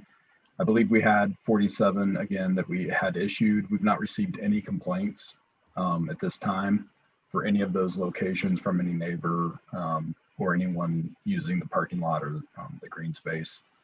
And this ordinance amendment would be to essentially make that program permanent. So what it says here is we'd be amending 88-420, which is the section of our ordinance that relates to our parking standards. And section B, where it says authorization, says notwithstanding section 88-420-11 and the parking ratios in 88-420-06. Eating and drinking establishments as defined by the code may utilize parking lots and green space for outdoor seating and dining in conformance with the other provisions of the code. And there are 7 standards contained in the next section that would apply to all of these uses. I want to be clear that on section B, what it's stating there is that 88-420-11 is a provision in the parking standards of our ordinance that says that parking lots can only be used for parking of vehicles. So this is stating that for the purposes of outdoor dining for a restaurant, that doesn't apply. And also in section 88-420-06, that's where we have our minimum parking requirements for all of our uses, including restaurants. So this is stating that the minimum parking requirements essentially, while they still exist, they would not necessarily apply if someone wanted to utilize their entire parking lot, for example. For this, they would be able to under this ordinance. While this ordinance would be a permanent ordinance, it does require that this use of the parking lot be temporary in nature. Although there is no limitation I see currently in the text of how long that would be. But it's not assumed that, for example, people would use it all winter long. And then in the standards here, 1 through 7, I'll read those off very quickly. It says seating shall be permitted only in striped parking spaces. No seating shall be permitted in drive aisles or driveways. Driveways or entrances to vehicular use areas from the public right-of-way shall not be obstructed. ADA parking spaces shall not be used for seating. Seating shall be ADA accessible. Pedestrian paths such as sidewalks or crosswalks shall not be impeded. Open space or other areas of the subject property may be used for seating. So that's where we're getting at the green space. And landscaped areas or areas designed for stormwater management shall not be used. So this is getting at the required landscaped areas within parking lots, for example, or storm detention, or BMPs for stormwater shall not be used for these purposes. Furthermore, one other thing to touch on here is that this amendment would not require a permit of any kind. There's a few reasons for that. One is that the standards are very clear, and that was the goal of staff. This was initiated by council members Bunch and Boo, and staff met with them to come up with these standards. So that's one reason why there's no permit or registration required. Another one is that of the 47 or 48 we issued last year, we received no complaints. So again, we put together this ordinance in response to a request from the city council to consider these permanent changes. And I'll stand for any questions the commission might have. Joe, can you explain what it means under plan review when it says any permanent structure such as a deck would require an amendment to an approved plan? Yeah, so most of our commercial areas in the city have an approved plan on them that this commission has approved at one point or another. And anytime someone wants to make any sort of permanent improvement or modification to a building or to a parking area, they would be required to amend that plan in one way or another. And it would either be a major amendment that would come before this commission again, or it would be a minor amendment approved by staff. So what this is saying is this is capturing only the temporary use of those spaces for this purpose. Anything that would be permanent would be subject to an amended plan. So for example, we built what we call a parklet, which is, using composite materials on 2 parking spots on the, city street, and have been permitted to use it. So we would then need to submit an amendment to the plan attached to that building. Only if it's on private property. Oh, So gotcha. some of the parklets you're talking about, most of them I'm aware of have been done on public right of way. And that is not something that is covered by this ordinance. That's going to be handled by the Public Works Department, as it has always been handled by the Public Works Department or the Parks Department, depending on the right of way. This applies only to private parking lots and private property. Gotcha. A quick question on kind of upkeep and appearance with this. A lot of the restaurants have done a really great job, and bars have done a really great job during this, but I can just definitely see potentially just like it not the temporary furniture or whatnot not being very sightly in some spots, and maybe the impact of using these spaces, like creating an appearance. I just think about like green spaces just being permanently trampled or whatnot. And so I was wondering kind of if you guys had thought about that when it comes to essentially making this a by right ability, right? It's if there was any kind of recourse to prevent kind of poor appearances of these temporary spaces. Under the current ordinance, there would not be, as drafted currently, there would not be an ability to do that. One of the things that we had briefly talked about was also amending our temporary use permit ordinance that we currently have, and asking people who are utilizing this ordinance as before you today to obtain a temporary use permit. And one of the standards in there is that the site be returned to its original condition. So that got at the concern about the grass being trampled, for example, or if they made any sort of modification to a site, even if it was temporary, that they have to return it back to the way it was before. And that would be something that we would be able to track and enforce if there was a permit. But again, that's not currently contemplated with this ordinance. There's no provision for a permit here. Okay. So Joseph, I have a question. Mm-hmm. Did this go back to regulated industries? Regulated Industries has been involved in some of the conversations about this, as has the fire department. They're regulated, of course, is just looking at the issuance of the liquor licensing related to any restaurant that might have a liquor license. This doesn't conflict with any of their codes that they have to enforce. So they're aware of this and they had no comment or issue with it. As I recall, Sarah was involved in developing this, so perhaps she may have additional information and she can feel free to share that. But fire department was consulted too.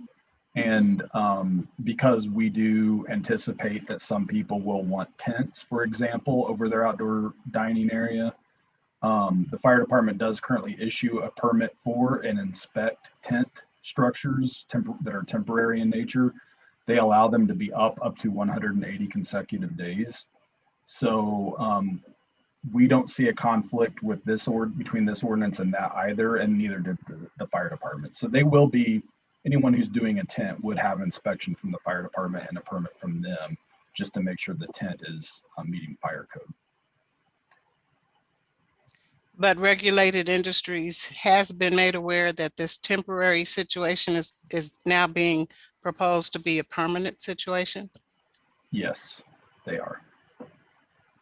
I'm embarrassed to bring this up, but if we want to add a number 8 to standards and conditions, and I understand that our parklet is on public property, our team who built it covered up a access water shutoff like spot without putting a access cover, and it has since been rectified.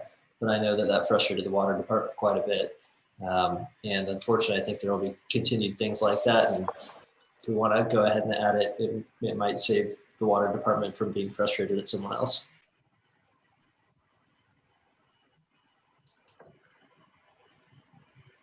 Yeah, this does not say anything like that. It does not if in other words, let's say someone were to complain that a stormwater inlet was somehow obstructed in a parking lot, we would have no recourse from an enforcement perspective to prevent them from that. Now, there may be another ordinance that says you can't obstruct them, but in the zoning code, we would have no ordinance to enforce to prevent them from doing that.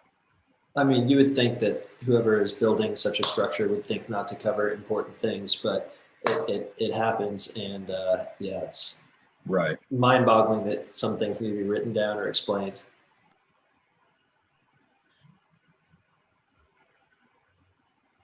It's kind of like the guerrilla urbanism that this invokes, that people can kind of come up with their own ideas of how they want to design their spaces. I think it could be kind of fun.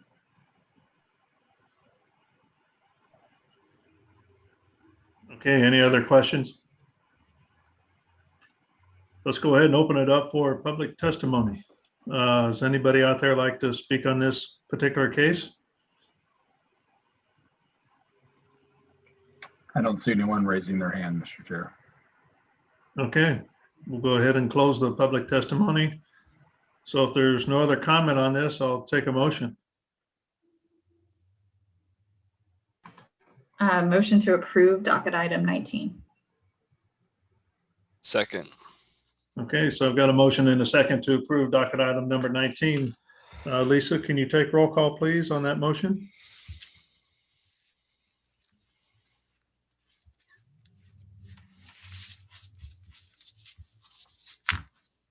Commissioner They can Baker? recall the roll. Hold on. Commissioner Baker? Aye. Beasley? I think I need to recuse myself on this. Okay, I'm recusing myself on this one. okay. Okay. Crowell? Aye. Enders? Aye. Hill? Aye. Rojas? Aye. Sadowski? Aye. Okay, looks like the motion passes 6-0 for the text amendments. Good luck with that, Joe. Sarah? We'll see how this goes. Yeah, I don't think I really have anything else. Let's see, I think some of the meetings for the comprehensive plan should be starting soon. I know the empowerment group has been fully selected and we'll have a meeting later this month. Everybody else, I don't know, I don't think you've been contacted yet, but at least you've been,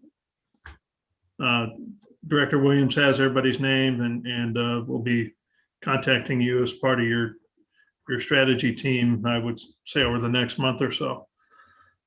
And I think the only other thing I had was, so we've been doing our meetings in Zoom. We're supposed to switch over to Teams.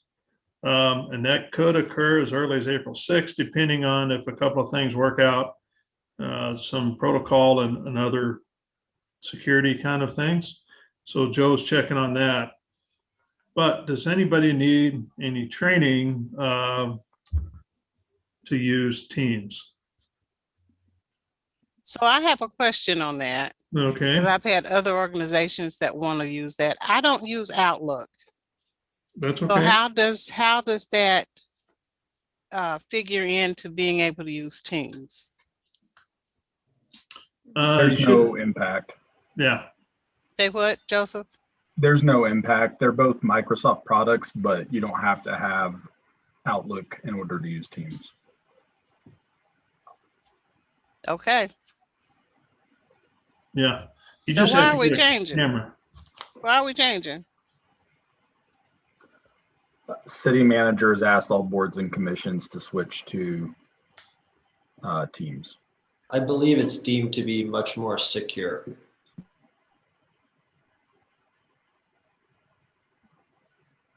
Yeah. There's Zoom bombing. Luckily, knock on wood, we haven't had it here. So, but I know you guys have had it on some of the comprehensive plans meetings. So, Yeah, part of the reason I just have to say this because I think our risk for Zoom bombing or Teams bombing will increase with Teams, because the reason we haven't is because we use a webinar format here in Teams and we promote everyone over. So they're not allowed until they're promoted to share video or their camera or audio.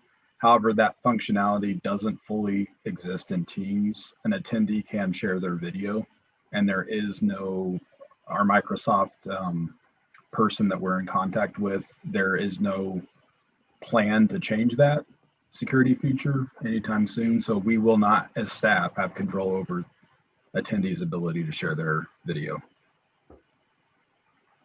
Just so you guys know. Well as to control them talking too, right? Because you have to That's promote true. them to talk. They will be unable to speak until they're promoted over to a presenter, but for some reason, whether they're a presenter or attendee in Teams, they can share video. Interesting. It's only a matter of time. Right. I've never used Teams for this kind of format. So I think I understand Teams just having conference calls and things with it, but I don't know if there's anything else that we should be aware of. I think for you all, it's going to be exactly the same, except that, of course, there's different links and it'll appear visually, you know, your control panel, so to speak, will appear a little bit different. But in terms of how you use it, it'll be exactly the same. It'll be somewhat different for attendees just because of their ability to share their video before we promote them. But of course, we're not going to publicize that necessarily, but so they may not even realize it. In my experience, if you download the desktop version as opposed to the browser version, you just have a little bit more, you have a better ability to view people in different, like as panels. And so sometimes the browser version is a little more limited. So I would suggest downloading the desktop version. One other thing, I don't think Kobe mentioned this, is that it does not have capability integrated with it to stream to YouTube like we are currently doing. Right. Our communications staff are trying to figure out if there's a way of building some sort of integration internally. But it's likely, at least for the first few meetings, there will be no ability to stream this to YouTube, stream our meetings to YouTube.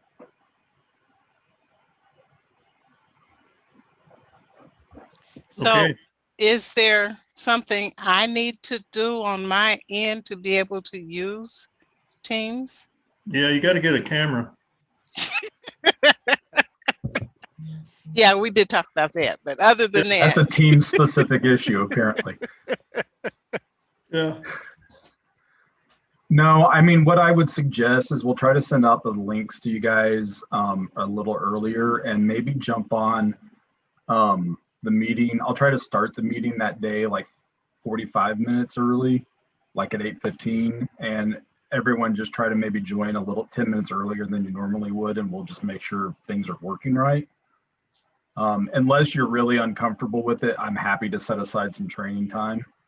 But otherwise, I think that's the best course of action. So does it give you the option to call in if you can't get the actual thing to work? Yes. Okay. Okay. Mr. Rojas, you okay with the move to Teams? I'm okay. Okay, just making sure. Just get up earlier, that's all. That's right. All right. Well, thank you, everybody. It's been a long meeting, but I think it's been a good meeting. Joe, what's the next meeting look like? Is it going to be fairly long? Or what's your feel for that? As of yesterday, we had 28 cases, so it's longer at this point. Plus these, however many we continue to.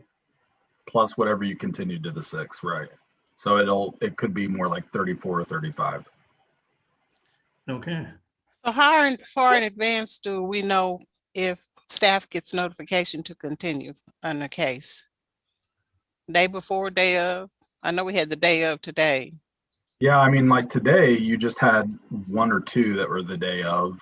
And so that's usually just because they saw something in the staff report that that was sent out to them that caught them off guard perhaps, or that they just weren't aware of or didn't notice in the DRC comment letter. Usually we know before the day before.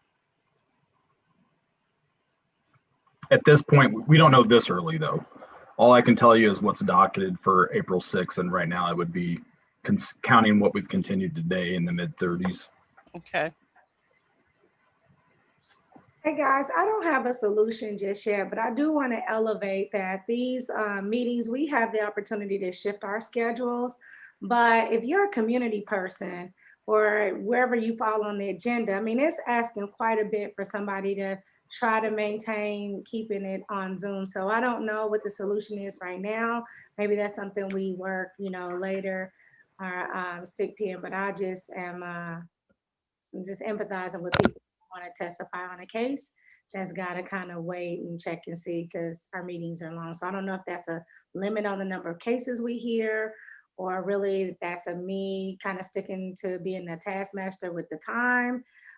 Certainly want to provide opportunity for voices to be heard, but 3 o'clock we started at 9. So if you're docket item 15, you've been on since 9 with us. Yeah, we used to have time limits as it actually set a time for the case to be heard. And as you know, some cases take an hour to get through, some take 5 minutes. And so as in some cases we were waiting. So we'd have to sit and wait until the actual docketed time to hear that case.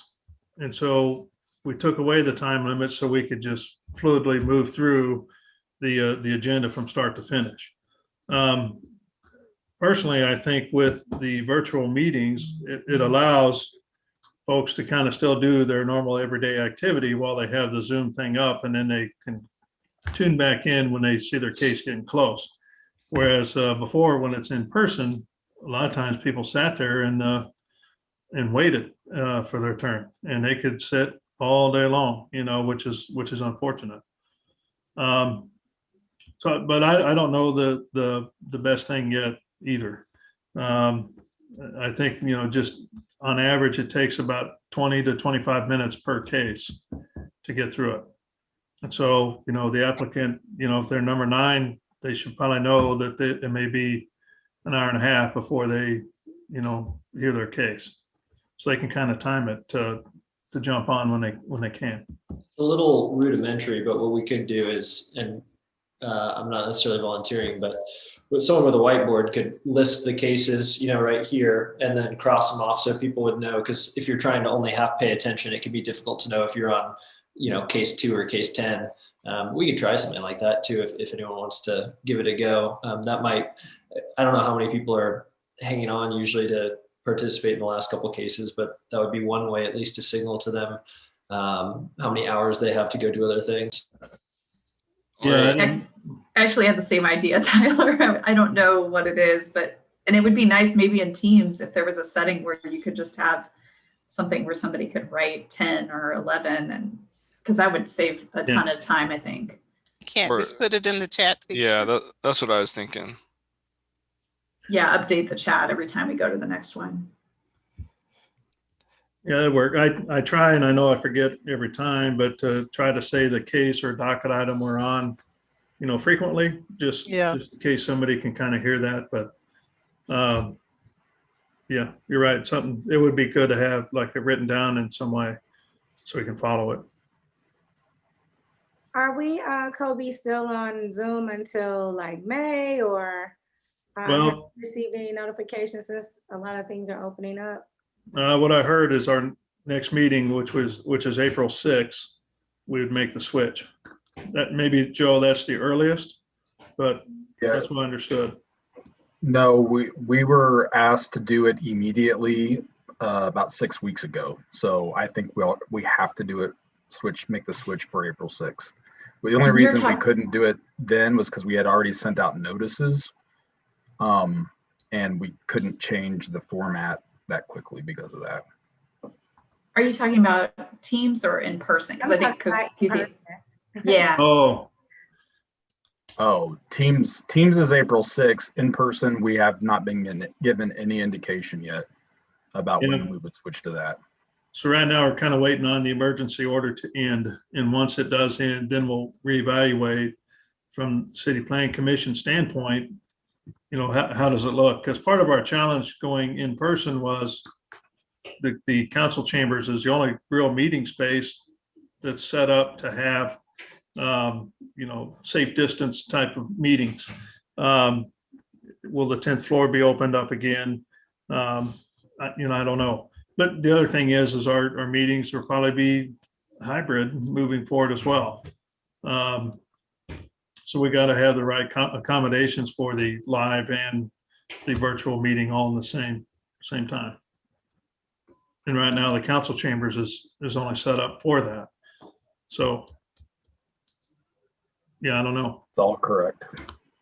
So I think it's something to think about as we get closer to that date, you know, what your thoughts are, if we want to continue virtual or go to live. I mean, frankly, I would like to be in person because I get to see everybody, and it's you know, it's a type of meeting you also get to understand and read people's body language and see things, you know, in person. Sometimes it's hard to do it over the virtually, but I'm just one of 8. So I may be outruled 7-1, I imagine. I'm ready to get out of my person. house. Yeah, me too. Like I said, I may be overruled 7-1. Is the 10th floor where they hold the committee meetings like finance? Because I know that one. Is that the one where they have the cameras up? So Yeah. Business session. Yeah. Kayak used to be in that 10th floor. Okay. So, because I remember when you guys, when we moved back, it was like we were pushed out almost every meeting because of something happening. So I was just wondering. Yeah. would that be Yeah. okay? So everything was scheduled in in the council chambers, whether it was before our meeting or after. So They did move all the committee hearings to Wednesday though now, unless that changes in the future. But Well, there's a legal review committee that does not meet on a yeah, regular basis, but when they do meet, it's typically on Mhm. Tuesday. So, but it varies. And I was thinking the mayor kicked us out for his special press conference one time too, didn't he? yeah. Yes, you did. So Well, and they actually were doing repairs to the 26th floor recently. So actually all of our meetings were on 10. And I can tell you as somebody who has to attend those meetings and it was not set up and there aren't any protections, you know, I was not crazy about that. So, but I believe 26 is operational now. So We'll be on Teams for a while, y'all. we'll see. That means staff gets to continue to work from home for a while. So no, they're not moving yet. Well, hey guys, I love talking to you guys, but I have a 3 Alright. o'clock. I know. It's Talk to 3 y'all later. o'clock. Meeting Everybody adjourned. take care.